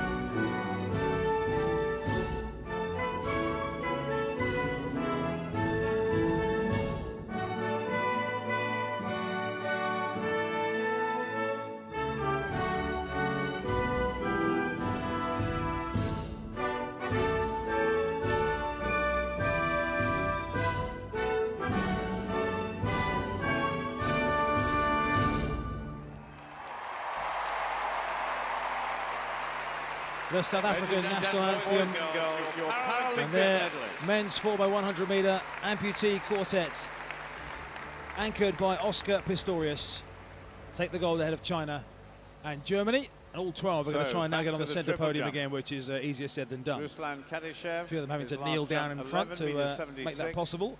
So his best remains. Of course, while the national anthem is playing, everything else in the stadium is paused, including the field event, which is coming towards a climax. The men's triple jump F11. There are only 4 left in that. Kadyshev was 11.76, by the way, so no better than bronze for him. Porras of Spain is next. He's in 5th. Of course, the triple jump, particularly the visually impaired triple jump, can't continue while there's a victory ceremony going on because they need silence in the stadium. Wheelchair racers limbering up, as they have been on the track for the last 10 minutes or so, for the women's 1500 metre T54 for wheelchair racers, which is coming up very shortly indeed. As Xavier Porras of Spain comes up with his final jump now and just manages to pull out at the very last moment there, as he was just straying to the left-hand side of the runway, and his guide managed to get the message to him. He literally pulled up a step or two before the board. As off go the medalists. Will they keep hold of their flower poses this time, or will they throw them into the crowd? They might have seen what the other lot did, made copy. Instead they're a bit more restrained. Actually they're posing for almost individual on-demand photographs for a few of the spectators down to my left. They're all holding up camera phones and cameras and all sorts. They get a photograph of the 4 medal teams in the men's 4x100 metre relay. Even a policeman just behind me in a smart white shirt and black tie and a black police hat has also got his camera phone out and is just taking a photograph now. I won't give his number out on the audio description just in case his bosses are listening, but why not? Savour the moment. Doing a fantastic job. Everybody associated, the games makers, the officials, the volunteers, our service personnel, the police and the emergency services, helping to make this magnificent London 2012 Paralympic Games exactly what it is. The applause is for Xavier Porras of Spain, who's just completed his final jump in the triple jump. We'll give you a distance on that as soon as we have it. But we come back to the track. Heat 1 of 2, and there in lane 1, a truly great Paralympian competing in her 5th Paralympics, world silver medalist representing Canada, Deanne Roy. Deanne Roy of Canada on the inside. Pan across the lanes to Wolf, McFadden, Zhu, and there, lining up 5th, representing Great Britain, ranked 4th in the world this year, Jade Jones. Jade Jones, only 16 years of age from Middlesbrough. Round 1, heat 1 of 2. This is a stacked field, as I say. Deanne Roy of Canada on the inside, the world silver medalist. Edith Wolf of Switzerland. She's already got 3 medals in these Paralympics. Gold in the 5,000, silver in the 800 and bronze in the 400. Tatiana McFadden, 400 and 800 champion here in London and the world champion. Zhu Lihong of China, Jones of Great Britain and Gunilla Wallengren of Sweden as they get underway down the back straight on the far side. And he's still out in the stadium. And already Tatiana McFadden of the USA has surged into a 3 or 4 metre lead as they round the top bend. 3 3/4 laps of the track in this 1500 metre T34 for wheelchair races. Crowd just being told about a world record by the Latvian athlete in the men's discus as they come into the home straight for the first time. McFadden leads, Deanne Roy in second place, then comes Zhu of China in fourth. It's Roy, fifth is Jay Jones, and just dropping off the back temporarily is Gunilla Wallengren of Sweden. Pink wheels, Jay Jones. Those pink wheels are distinctive in Jay Jones's racing wheelchair as they make their way around the bend away to our right. They've just completed 1 lap of the track. So 2 3/4 more to go. They're in a single file line of 6 as they wheel from right to left on the far side. It's McFadden from Wolf, followed by Zhao, then comes Roy, Jones and Wallengren. That's the order as they pass the 200 metre start again on that back straight. Jay Jones, who is world ranked number 5 in this event this season, has gone faster than a couple of these in this field. The first 3 go through, plus 4 fastest losers, so she has got a good chance, Jay Jones, here, if she can put it all together at the right time. So coming to the home straight now, the electronic lap counter says 2 to go, and it's McFadden from Wolf, then Zhao of China, followed by Deanne Roy, Jay Jones, and then Wallengren of Sweden, and once more they're separated only from first to 6th by 6 chair lengths. As they pass away to my right, underneath the 2 major flags, the Union Jack and the IPC flag as well. McFadden leads down the back straight. And it's Tatiana McFadden, tracked all the way by who was born in Russia and adopted at an early age and taken to the USA, where she was turned into a world-beating wheelchair racer. McFadden, as they come round again, they've got 600 metres remaining. Once again they go past the back of the discus circles on the far side, and McFadden just being passed by Edith Wolf on the inside now, with Zhu of China just tucked in behind. Deanne Roy still hugging the curb in 4th, and Jay Jones still very much within striking distance. She's in 5th, and it's still the Swedish athlete Wallengren at the back, but it's Edith Wolf who leads now, coming down the home straight. And this time they will take the bell. Tatiana McFadden will want to do only enough to get through to the final here. She knows she only needs to be in the first 3. Zhu Lihong of China is 3rd. Then comes Deanne Roy of Canada in 4th. Then it's Jay Jones of Great Britain and Gunilla Wallengren of Sweden. All 6 very much still in the hunt for making the top 3 here. They have 300 metres to go as they go down the back straight, and the Union Jacks start to wave, and they start to urge Jay Jones on, and she makes a move down the back straight now, and she's up into 4th position, only 3 chair lengths off the lead, which is still held by Switzerland Edith Wolf.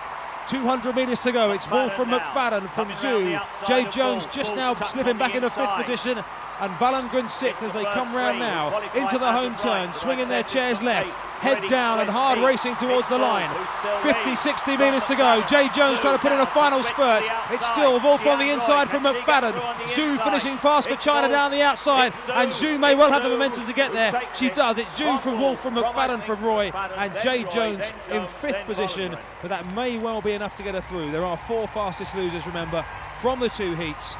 And the fact that the finishers all came across the line in close proximity there, a couple of seconds apart, I think will help Jay Jones in her quest. It's a personal best for Zhu Lihong of China, who takes the first qualification spot. Wolf from Switzerland 2nd, McFadden from the USA 3rd. They're the the 3 automatic qualifiers. 3 athletes. And the first man to Jay Jones 3:32.6 in 5th position. We will see if that gets her through to the final. Shelley Woods of Great Britain goes next, by the way. After that excitement, it all calms down again for the men's triple jump. 3 jumpers to go. Lex Gillette needs to better 12.50 to get into the medal positions, and he may well have just done that. He's probably pulled out his best jump if he gets a white flag, which he does. So Lex Gillette, this great Paralympic athlete, So Lex Gillette of the USA, silver in the long jump. Can he get himself in the medals? He needs to jump 12.50 or better to get himself past Ruslan Kadyshev, who has already jumped his last jump. So if Gillette can beat 12.50, he will be guaranteed the bronze medal. We'll keep an eye on the far side for the distance, which will come up on the bottom right corner of a red and black scoreboard I'm looking at, which is placed halfway along the infield on the far touchline, just inside the curb. As the wheelchair racers come around on their warm down lap for the first heat, mixed with those warming up for the second heat, so a total of about 12 or 13 wheelchair racers. 12.37 for Lex Gillette. It's not quite far enough. He will have to settle for fourth. New world record of 12.37, which equated to 1,093 points. Apinis of Latvia with a new world record and 1,010 points in second place. Zemzemi of Tunisia in the bronze medal position with a new lifetime best. This is confirmation of the men's discus, F51, 52 and 53. The gold has gone to Mohamed Berahal of Algeria with a world record for his classification. Epinis of Latvia took the silver, and Zemzemi of Tunisia took the bronze in the men's discus, F51, 52 and 53. The applause is for Lee Duan, whipping off his yellow trousers for one last time. Now then, what has he got left? He's currently in second place in the men's triple jump on 12.75. The lead held by Denis Gulen of Russia, 12.99.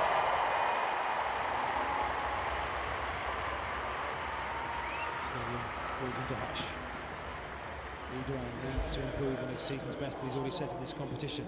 He's up to the board now, and he's gone out towards 13 metres. It's probably, he just tumbled out the left side of the pit actually, but he's landed in the pit. I think he's okay. He may just have hit his head on the bottom of now then, Denis Gulen's the broom that's being held to the side of the pit by an official, but he's back to his feet and he seems okay. I'm not sure if it's going to be far enough for Lee Duan, but it's very hard to. Let's hear it for Lee Duan of China. To tell from the angles I've been looking at. But a great reception. He's a real character. The crowd have enjoyed his theatrics. It was just in the step and jump phase that he managed to just veer, unfortunately, towards the left. He's been given a foul, so Lee Duan confirmed with the silver medal. Ruslan Kadyshev of the Ukraine gets the bronze. So that is a foul, unfortunately, for Lee Duan, and the as new you can champion, hear. So Denis Gulen of Russia, he's on the runway now. Is the champion and has a pressure-free sixth jump. Congratulations to him, as the wheelchair athletes make their way round once more to the 1,500 metre start on the far side. It's the second semi-final, which has Great Britain's Shelley Woods, who hasn't been on the best of form, it's fair to say. Hasn't been right in the mix as she maybe would have hoped to have done. The athlete from Blackpool, silver medal she took over 1,500 in Beijing. Not quite hitting the form she would like at home Paralympics. Wheelchair athletes come to a stop on the far side as they wait for this final jump from Denis Gulen. Final time today that the crowd will go silent. To say, all of you listening to this audio description service and everybody else have been absolutely brilliant in respecting these men's triple jumpers. It's not easy to get 80,000 people there or thereabouts to all fall silent together. It's easy to get them to make noise. Doing the opposite is sometimes a challenge when everyone wants to enjoy themselves. Everyone appreciating the technique and the need for these visually impaired triple jumpers to have absolute silence, to be able to hear the acoustic signals given to them by their guides. Still Denis Gulen being lined up by his Russian guide over on the triple jump runway on the far side, so a slight delay to the start of the second heat of the women's 1,500 metres. Sun has just disappeared behind the roof behind me. The applause, by the way, is because Lee Duan of China, who just took a little bump to his head as he fell into the pit for his final jump, has just been passed as okay, and he's wandering back with his guide back to the competitors area. Slight delay for Denis Gulen getting himself into position.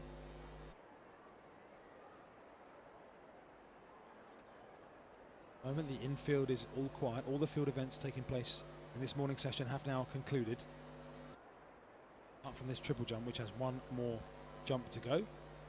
We also have the victory ceremony for this triple jump, by the way, coming up. We also have 3 heats on the women's visually impaired 200 metres as well on the track. Still to come. 4 victory ceremonies as well, including that for Bev Jones, getting a bronze for GB in the discus. Here goes Dennis Gulen then, already assured of the gold in the men's triple jump, and he's just lost his momentum, unfortunately. He finishes with a foul. So Dennis in the triple jump. Confirmed as the gold medal winner. Li Duan the silver. And confirmed as the gold medal winner though, 12 metres and 91. Gold for Russia, silver for China in the shape of Li Duan, and bronze for the Ukraine, Ruslan Kadyshev with a personal best of 12 metres 50.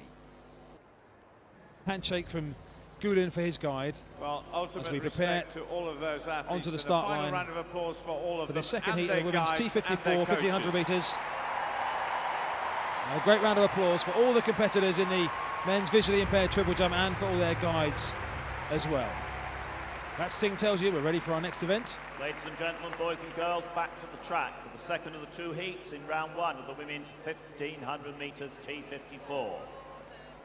And coming up there lining up third, representing the United States of America with one of the fastest times in the world this year, Shirley Riley. Smiling away from Shirley Riley. As we pan across, there'll be a British roar. Outside. Representing Great Britain, the world record holder, Beijing silver medalist, Shelley Woods. Shelley Woods, the current holder of the world record in this classification, set a couple of years ago in Switzerland. Heat 2 of 2 took the silver in Beijing. Meters, T54. There's one event that Shelley Woods carries a good medal hope in. 1500 metres. Can she find her form? Away they go on the far side. It's Helbling of Switzerland on the inside. Amanda McGrory of the USA. Next to her is her compatriot Shirley Riley. Kieralyn Fry of Canada, Christy Dawes of Australia, and Shelley Woods of Great Britain. There's 6 in this, 3 will qualify. Don't forget Jay Jones of Great Britain hanging on, hoping to be a fastest loser as well. As the athletes once more have 3 3/4 laps of the track to go. Amanda McGrory of the USA who leads in these early stages from her compatriot Shirley Riley, just tucked in behind. Then comes the Swiss athlete Alexandra Helbling. Just behind her is Christy Dawes. Then it's Shelley Woods, and Kieralyn Fry of Canada is at the back as they come past the finish line with 3 laps to go. Once more, as in the previous heat, they're in a single file line of 6, separated only by 6 chair lengths as they swing away to our right hand side once more. And a lot of these heats, particularly in wheelchair racing, all about tactics, just keeping an eye on what's going on with the competitors around you and how fast they're pushing and what line they're taking. The key is not to get boxed in, of course. As per the Olympics, distance races, you don't want to get boxed in. A little bit harder to get your chair out if you do get boxed in on the inside. You need to get yourself in a good racing position, and Shelley Woods has done that at the moment for Great Britain. She's in 5th, but she's still well in touch. This time they'll come round with 2 laps to go, and the order remains unchanged. Riley at the front, then comes McGrory of the USA, followed by Dawes. In fact, McGrory just dropping back a little bit. It's Helbling of Switzerland in 2nd place. As Shelley Woods just making a bit of progress, closing the gap. She's in 4th now as they come past us and cross the finish line with 2 laps remaining, but all 6 chairs now probably covered by only 4 chair lengths. Dawes of Australia on the inside. Shirley Riley in a sleeveless racing top, and Shelley Woods now is gone right up alongside Christy Dawes on the inside. And Christy Dawes is having a little look across to Shelley Woods and realises that she's making a bit of a move down the far side as they go through 800 metres, and Shelley Woods of Great Britain, halfway along the back straight, has now moved to the front. She's racing in the 2nd lane out from the inside. Right up her inside comes the Canadian athlete, Kieralyn Fry, who actually now heads affairs once more. They're swinging around. McGrory from the USA right at the head of affairs as well. This time they come into the home straight, and the lap counter will say 1 lap to go. McGrory of the USA has the lead. Shelley Woods in 2nd place at the moment. Fry on the inside. Then comes Helbling of Switzerland, followed by Shirley Riley and Christy Dawes of the Australia rather, in the yellow at the back of the field now. They head out with just over 300 metres to go, and Shelley Woods of Great Britain is currently In third place, 3 qualify. It's Fry now. The break made on by Kierylyn Fry along the back straight. McGrory still has the lead though. Fry of Canada. Shirley Riley in the blue helmet of the USA coming up round the outside, and now she takes the lead. Shirley Riley leads Shelley Woods. 200 metres to go now. Christy Dawes of Australia trying to get back into it as well. As the arms really start pumping now, it's all about rhythm, it's all about timing as they come round into the home straight. Shelley Woods right up on the tail of Shirley Riley of the USA. Shelley Woods storming down the outside. First 3 go through, and Shelley Woods will qualify and may well have the momentum to win it, and she does. Shelley Woods wins by the width of her front wheel. Shirley Riley of the USA takes second. Looks like McGrory of the USA in third, followed by Kierylyn Fry, then Christy Dawes and Alexandra Helbling of Switzerland. Looks like the 1, 2, 3, 4. Shelley Woods qualifying in 3:42.12. Riley second. She's the second automatic qualifier. It was McGrory who got third, and I can tell you that on the times, Jade Jones of Great Britain will qualify for the final as well as the fastest loser. She posted 3:32.6. The winning time in this one was 3:42. So I make it that Jade Jones and Shelley Woods will both be through to the women's 1500 metre T54 final. And that final takes place tomorrow evening. Confirmation on the scoreboard: Zhu, Wolf, McFadden, Roy, Jones, Vallengren, Woods and Riley are the 8 qualifiers for that final tomorrow night. Displayed on the scoreboard, and Jade Jones is there as well. She goes through to the final because of that first heat. It was much faster than the second heat. The applause ringing out away to my left as Shelley Woods leads round the lap of honour. McGrory and Kierylyn Fry complete the 10 qualifiers as the scoreboard scrolls through to its second page. Somewhere is the 1 millionth person to have come to watch the track and field athletics programme. Shelley Woods taking the applause Games. As she does a gentle warm down lap. The athlete from Blackpool. So thank you so much, but stay with us. We've still got some. And she will be off to prepare for tomorrow night's final. So still plenty of action inside the Olympic Stadium. We're at 2 minutes to 1 now. We still have 3 heats to come shortly in the women's 200 metres T12, which is for visually impaired athletes. And we have 4 medal ceremonies by my reckoning still to come. The men's shot put for dwarf athletes, the men's visually impaired triple jump we've just been hearing about over the last couple of hours or so, the women's discus throw, in which Beverly Jones of Great Britain will get a bronze medal, and the women's 800 metres T54 as well, in which Tatiana McFadden, who has just raced a moment ago, she won the gold.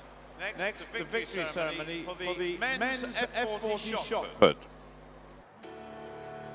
This is the shot put for dwarf athletes. The medals this morning to be presented by Mr. Ed Warner, Chairman of the International Paralympic Committee Athletics, who's accompanied by Lord Addington, Member of the House of Lords. Ed Warner, also the Chief Executive of UK Athletics. Ladies and gentlemen, the bronze medalist representing Greece, Paskalis Stathalakis. A scream and a few whistles are emitted from just to my right, where some of the Greek fans I think must be housed.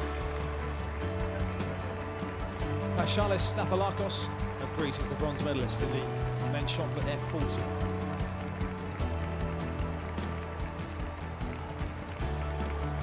Applause elsewhere in the stadium, by the way, for the visually impaired triple jumpers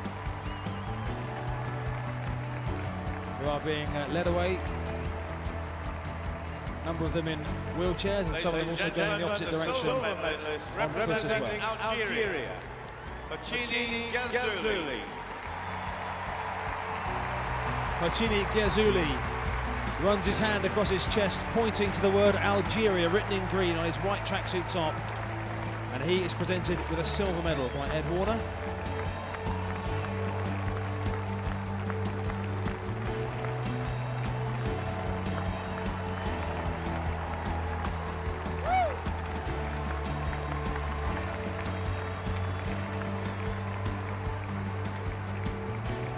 Ladies and gentlemen, boys and girls, the gold medalist and Paralympic champion representing the People's Republic of China, Wang Jiming.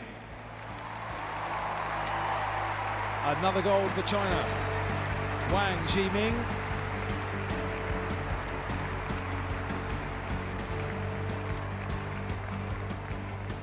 Bows to Ed Warner as he places the gold medal around his neck and then puffs out his cheeks. He looks down at the medal, then looks up at the stadium. He's handed his collection of flowers. And Wang Jiming is the Paralympic champion. He set a new world record in the process as well in winning the men's shot put F40. I've lost count of the number of times we've heard the Chinese anthem this morning. I reckon this is at least the fourth, possibly the fifth. Please stand. What a brilliant morning they've had. For the national anthem of the People's Republic of China.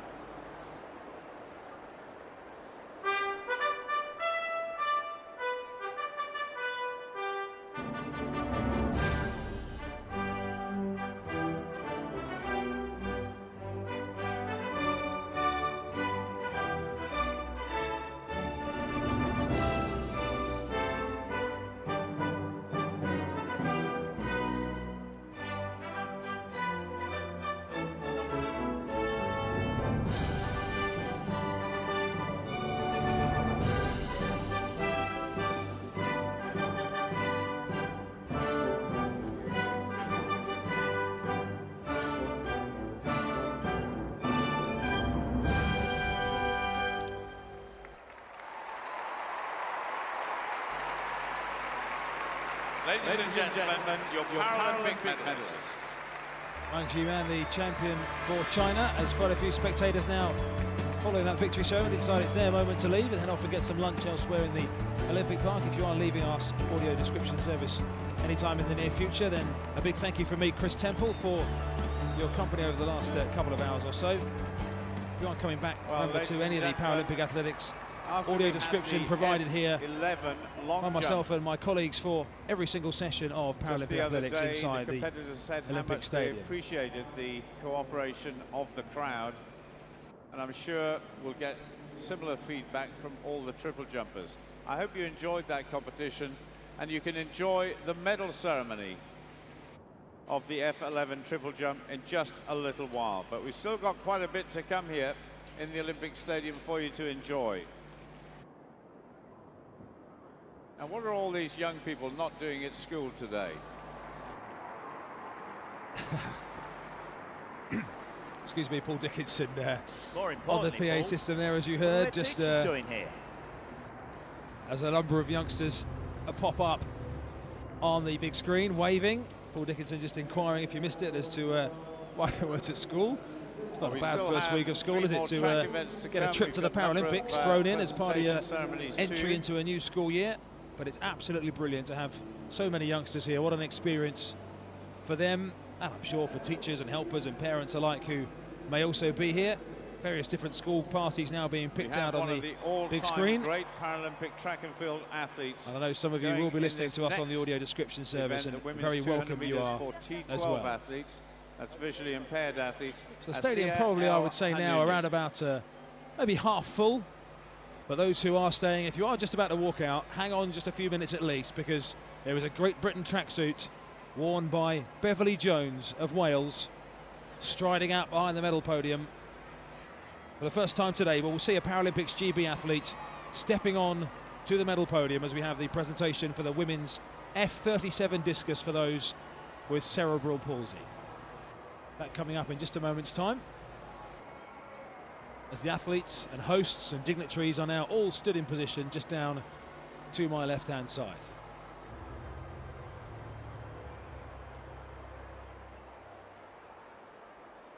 Ladies and gentlemen, we now have the victory ceremony for the women's F37 discus.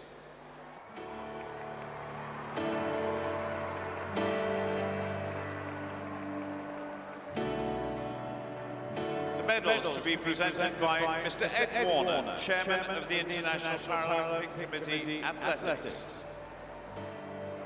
who is accompanied by Mr. Peter Thorpe, Ambulance Operations Manager, London 2012 London Ambulance Service.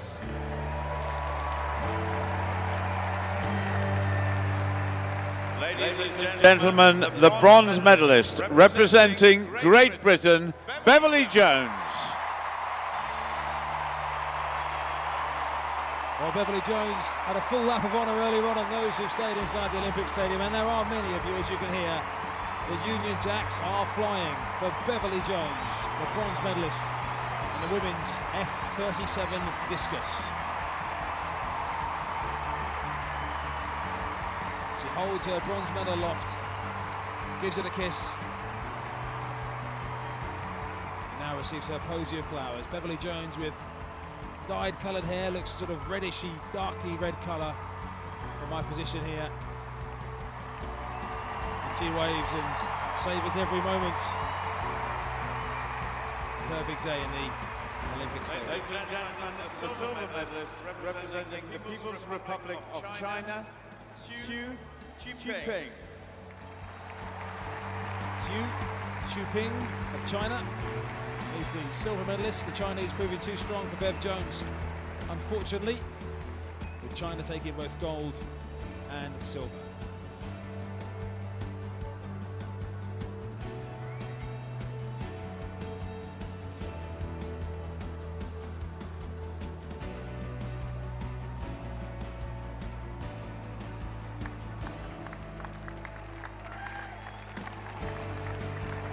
Ladies and gentlemen, boys and girls, the gold medalist and Paralympic champion representing the People's Republic of China, Mina. A world record for Mina in the shot yesterday, taking gold, and a world record today in the discus as well. 2 world records, 2 Paralympic golds for China's Mina.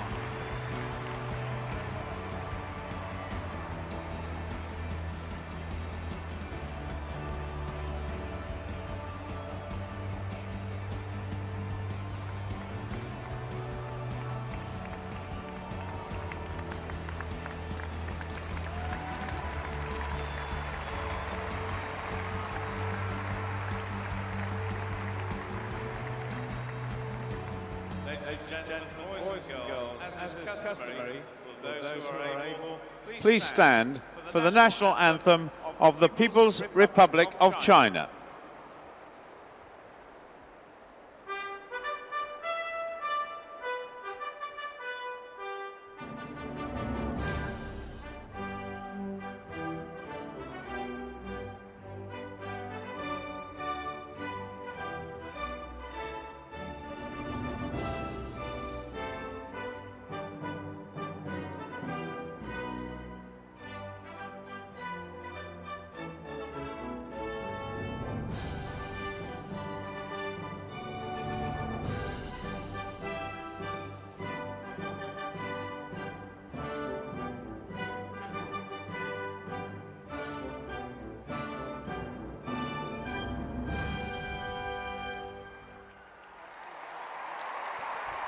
Ladies and gentlemen, your Paralympic medalists.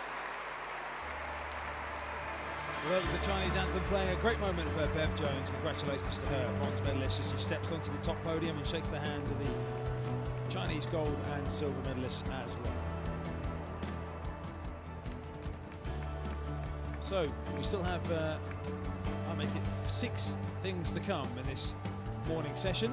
3 heats of the women's 200 metres T12 visually impaired classification. They're coming up next. We have the victory ceremony for the men's triple jump, which we've been witnessing today, and we have the victory ceremony for the men's, or rather correction, the women's 800 metre T54, which took place last night here in the Olympic Stadium. And the athletes now just gathering themselves on the far side for this women's 200 metre first heat. And we do have British interest in these heats as well, and certainly a medal interest as well, because Libby Clegg goes in the 3rd of these heats, the 100 metre world champion, the 100 metre silver medalist here, and she will go in the 3rd of the 3 heats as she tries to make it gold in the 200. The next event on the track, the first of 3 semi-finals for the women's T12 200 metres.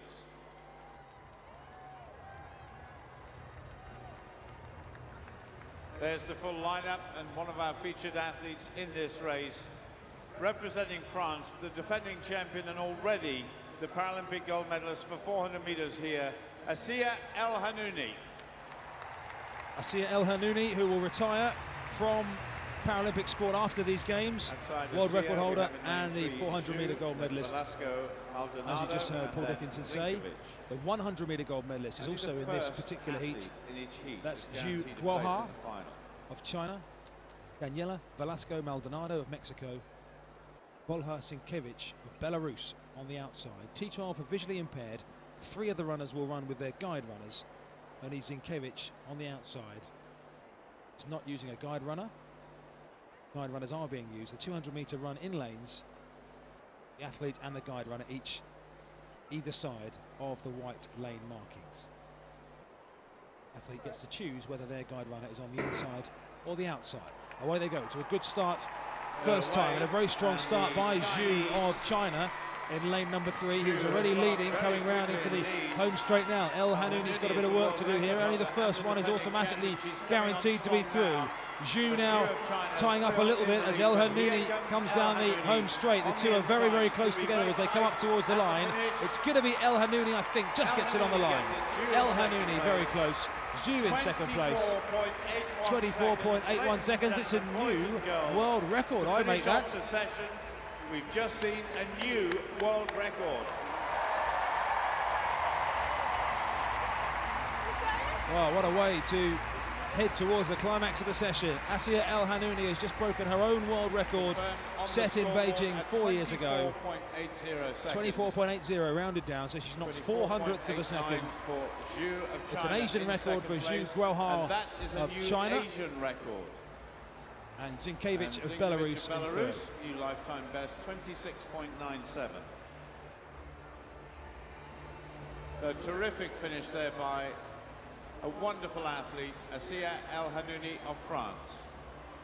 So already with the first 200-meter heat done, the athletes starting to assemble on the far side for the second heat. All the netting now has been taken down from the infield, from the discus nets now. There's just a collection of 5 purple poles projecting up probably a good 30, 40 foot into the sky. Athletes run before. Those that are running with a guide runner, the athlete must make sure, and so must the guide runner too, as we watch Miss El Hanouni. Bit of dancing on the screen from El Hanouni as she disappears off down the tunnel into the athletes area. Must not cross the line first. It has to be the athlete. And judges always take a very close look at that at the end of a race. Now we have another heat coming up very shortly. We have one more medal ceremony too to finish off this session. Worth pointing out, by the way, that the T12 final, the heats we're looking at now, the final of this event is also this very evening. And of course, if you've got a day off, 7:15 to come here, the longer you stay, the longer you don't have to go back to school.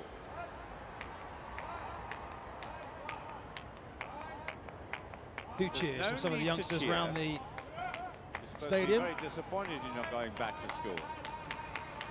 The words "make some noise" appear in giant orange lettering on the scoreboards at both ends of the stadium, and the groups of youngsters in the crowd respond accordingly, some of whom are dressed in their school uniform. It's a bit of a hot day to be sat out in your school uniform. Some a bit luckier than others have been allowed to come in their own clothes.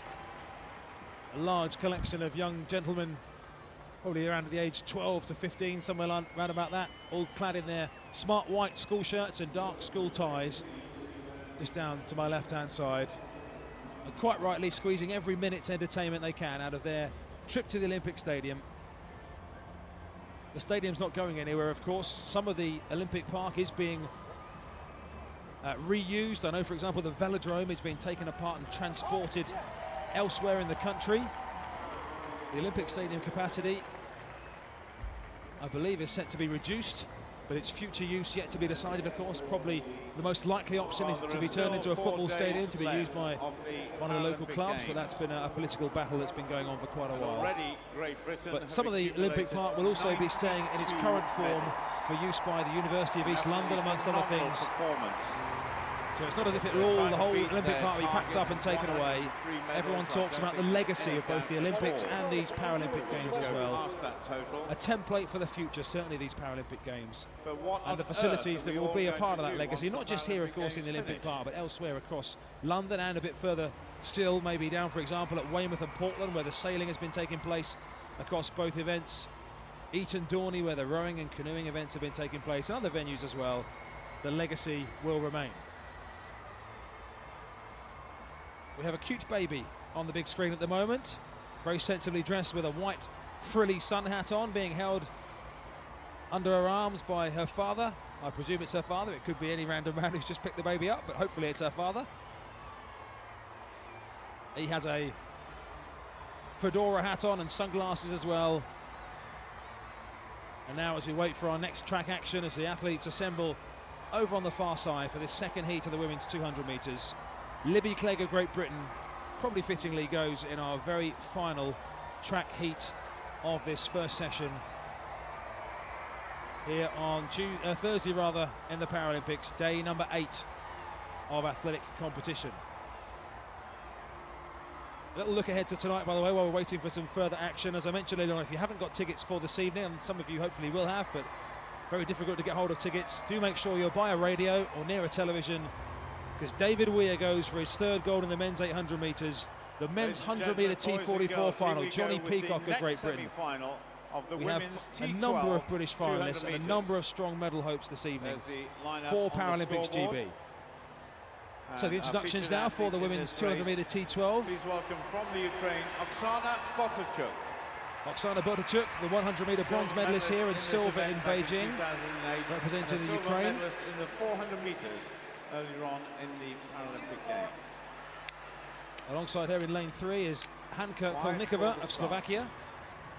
She'll run with a guide runner. Lane 5 is the Brazilian Alice de Oliveira Correa, also running with a guide, and on the outside, representing Mozambique, Maria Muchavo. 4 runners, the central 2 of whom have guides. Once again, it's the first only who automatically qualifies, and there's only one fastest loser spot. With guide runners, there are only 4 spaces in the final. It's 200 metre for visually impaired T12. Away they go again, and once again a pretty even break on the far side, but de Oliveira Correa of Brazil has now made progress through the first 100 metres and will lead coming into the home straight. So it's de Oliveira Correa of Brazil, but on the inside Oksana Botarchuk now really starting to turn it on in this second 100 metres. Botarchuk it is of Ukraine who will win this. She will be the one automatic qualifier. De Oliveira of Brazil will come second. The 3rd place goes to Kolnikova of Slovakia, and Muchavo of Mozambique brings up the rear. 25.21 for Botarchuk, which knocks almost a second off her personal best. 25.20 actually, it's been rounded down to, so a whole second knocked off her personal best by Botarchuk. Loser so far, who will advance through to the final, has come from the first semi-final at the moment. There we have the full result.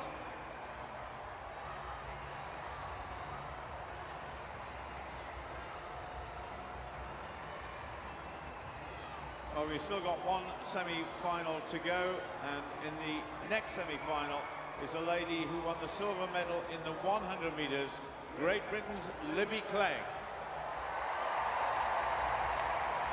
We're coming up to a medal ceremony here in just a moment, and of course the last medal ceremony of the morning will be for the men's F11 triple jump. Another victory ceremony coming up in just a moment. That'll be for the T54 women's 800 metres. Had to be delayed slightly because Tatiana McFadden, who will get the gold medal, has just competed on the track in the 1500 a few minutes ago, so she had to go and get herself organised and freshened up and ready to receive a gold medal.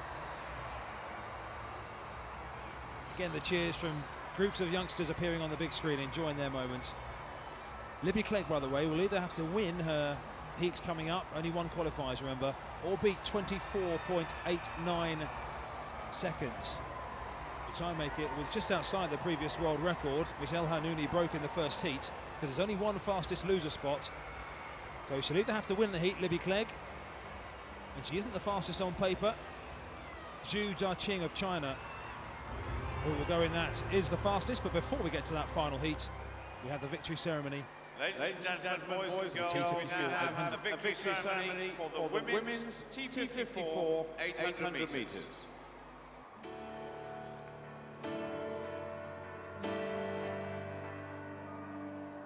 The medals will be presented this early afternoon by Ms. Shona Robertson, MSP, Scottish Minister for Commonwealth Games and Sport, who is accompanied by Mr. Peter Ford, Ambulance Operations Manager, London 2012, London Ambulance Service.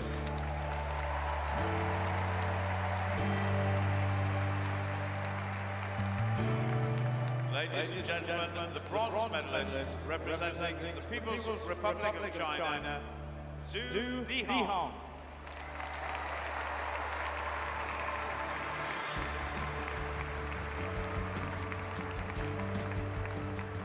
Zhu Lihong of China wheels herself forward.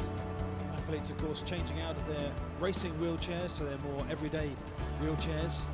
Unlike other sports where, for example, in wheelchair tennis, you have to compete in the same wheelchair that you use day to day. In athletics, of course, the use of special racing wheelchairs, the advances of technology, the carbon fibre wheels, where the Paralympics GB team have been testing theirs in wind tunnels from BAE Systems in the run-up to make sure that they have a scientific advantage as much as they can, give themselves every chance of success. But it's the everyday wheelchairs in which the three medalists are currently sat. Ladies and gentlemen, the silver medalist representing Switzerland, Edith Borg. It's been a successful games for Edith Borg so far. She's competed in 3 events up to now. She has a gold, a bronze, and now to go with it, a silver. And she's also in the final of the 1500 metres, looking to make it 4 medals from 4 events. She'd love another gold. Longer events are her speciality. She got the gold in the 5,000 metres.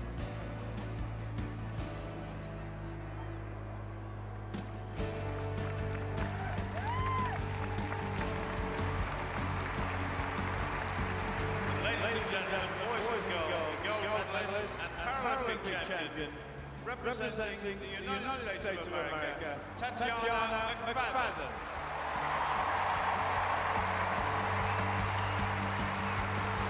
As Tatiana McFadden once again, for the second time, takes the gold. She's already got the gold in the 400. Now she takes the gold in the 800 as well. I mentioned earlier on, it's quite an amazing story, her background. Born in St. Petersburg with spina bifida, ended up at an orphanage without a wheelchair. She was left to walk using her hands for the next 6 years. In 1994, at the age of 5, she was adopted by Debbie McFadden, who was working as a USA Health Minister. She moved to the USA and took up Paralympic sport, and the rest, as they say, is history. She is on top of the Paralympic podium for the second time.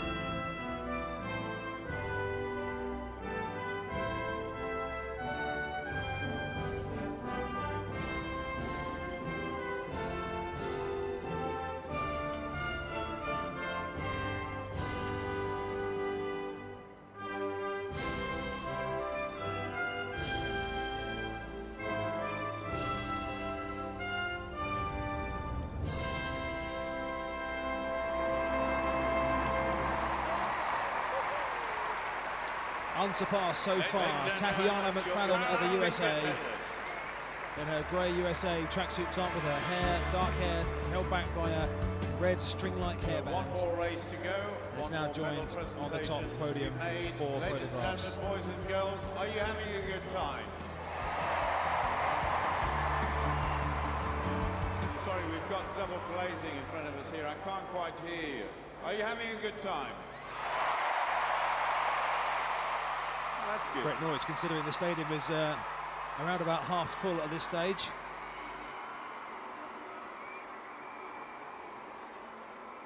Some more youngsters appear on the big screen waving their Union Jacks. They've been waiting for their big moment patiently as the cameraman stands there poised, waiting for the director to choose them as the next visual to go on the big screen.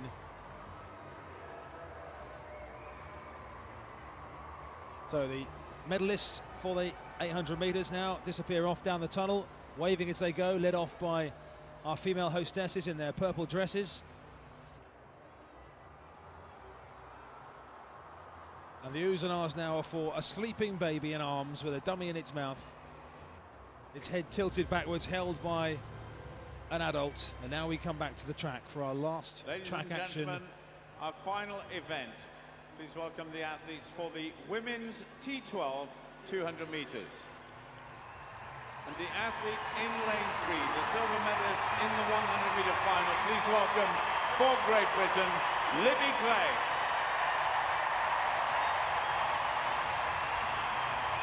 A roar for Libby Clegg from the crowd and a double high five from her guide, Michael Huggins. Michael Huggins.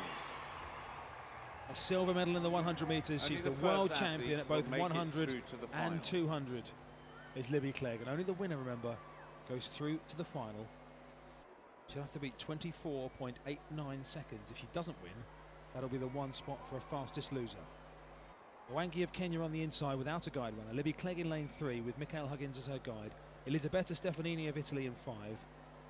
And Xu Daqing of China also with a guide runner on the outside. Final track heat of this morning session at the Olympic Stadium in the sunshine.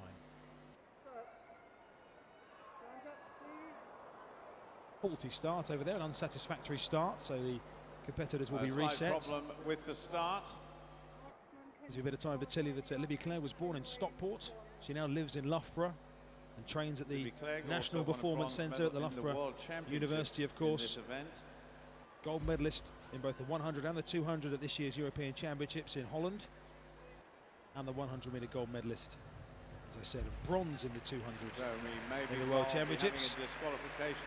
This is her second Paralympics. She also competed in Beijing in China, where she took the silver over 100 metres, as well as the silver over 100 metres here. Libby Clegg, Elisabetta Stefanini, and Xu Daqing. So again, the athletes just walking back to their blocks. Has been a disqualification actually as a result of that faulty start. The Kenyan athlete on the inside, Mwangi, has been disqualified. Now we are left with 3 competitors, all of whom have guide runners. Lane 1 is vacant, 3 is Clegg, 5 Stefanini of Italy, and 7 is Xu Daqing of China. The winner certain to go through.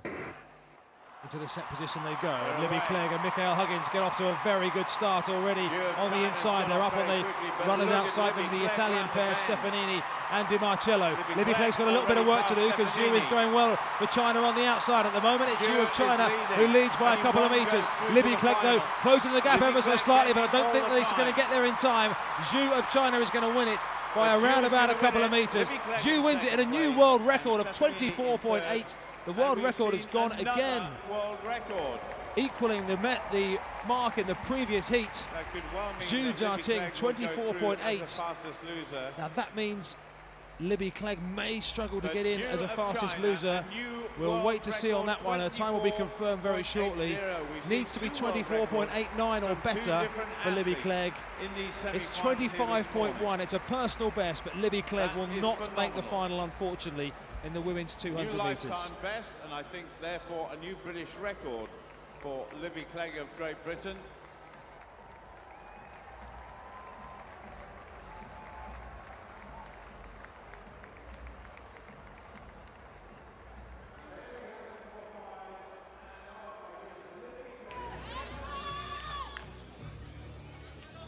And now on PSTV Channel 1, we have the first semi-final in the five-a-side football here at the Riverbank Arena on a beautiful sunny day here in London's Olympic Park. And this is the tie to decide which European team will progress through to the final. Spain against France. And there is the French coach, Toussaint Acquet, who has seen his side keep 3 clean sheets in the competition so far and only score 1 goal. And that came in their last game, a win against Turkey to put them through to this semi-final. Facing them, the Spanish, who themselves have only conceded 1 goal in their 3 games, 2 draws and a victory 2-0 against Iran, pushing them through to within 1 match of a medal here at London 2012.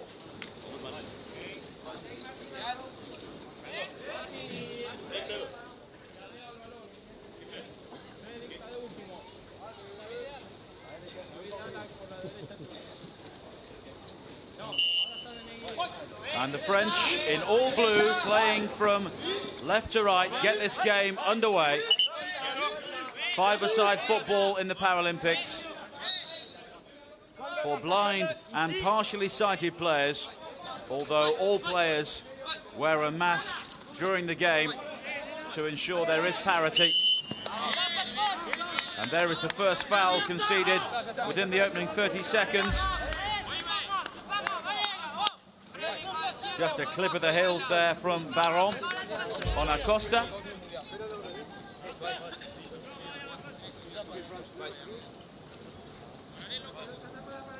And these two sides know that one of them will be facing Brazil or Argentina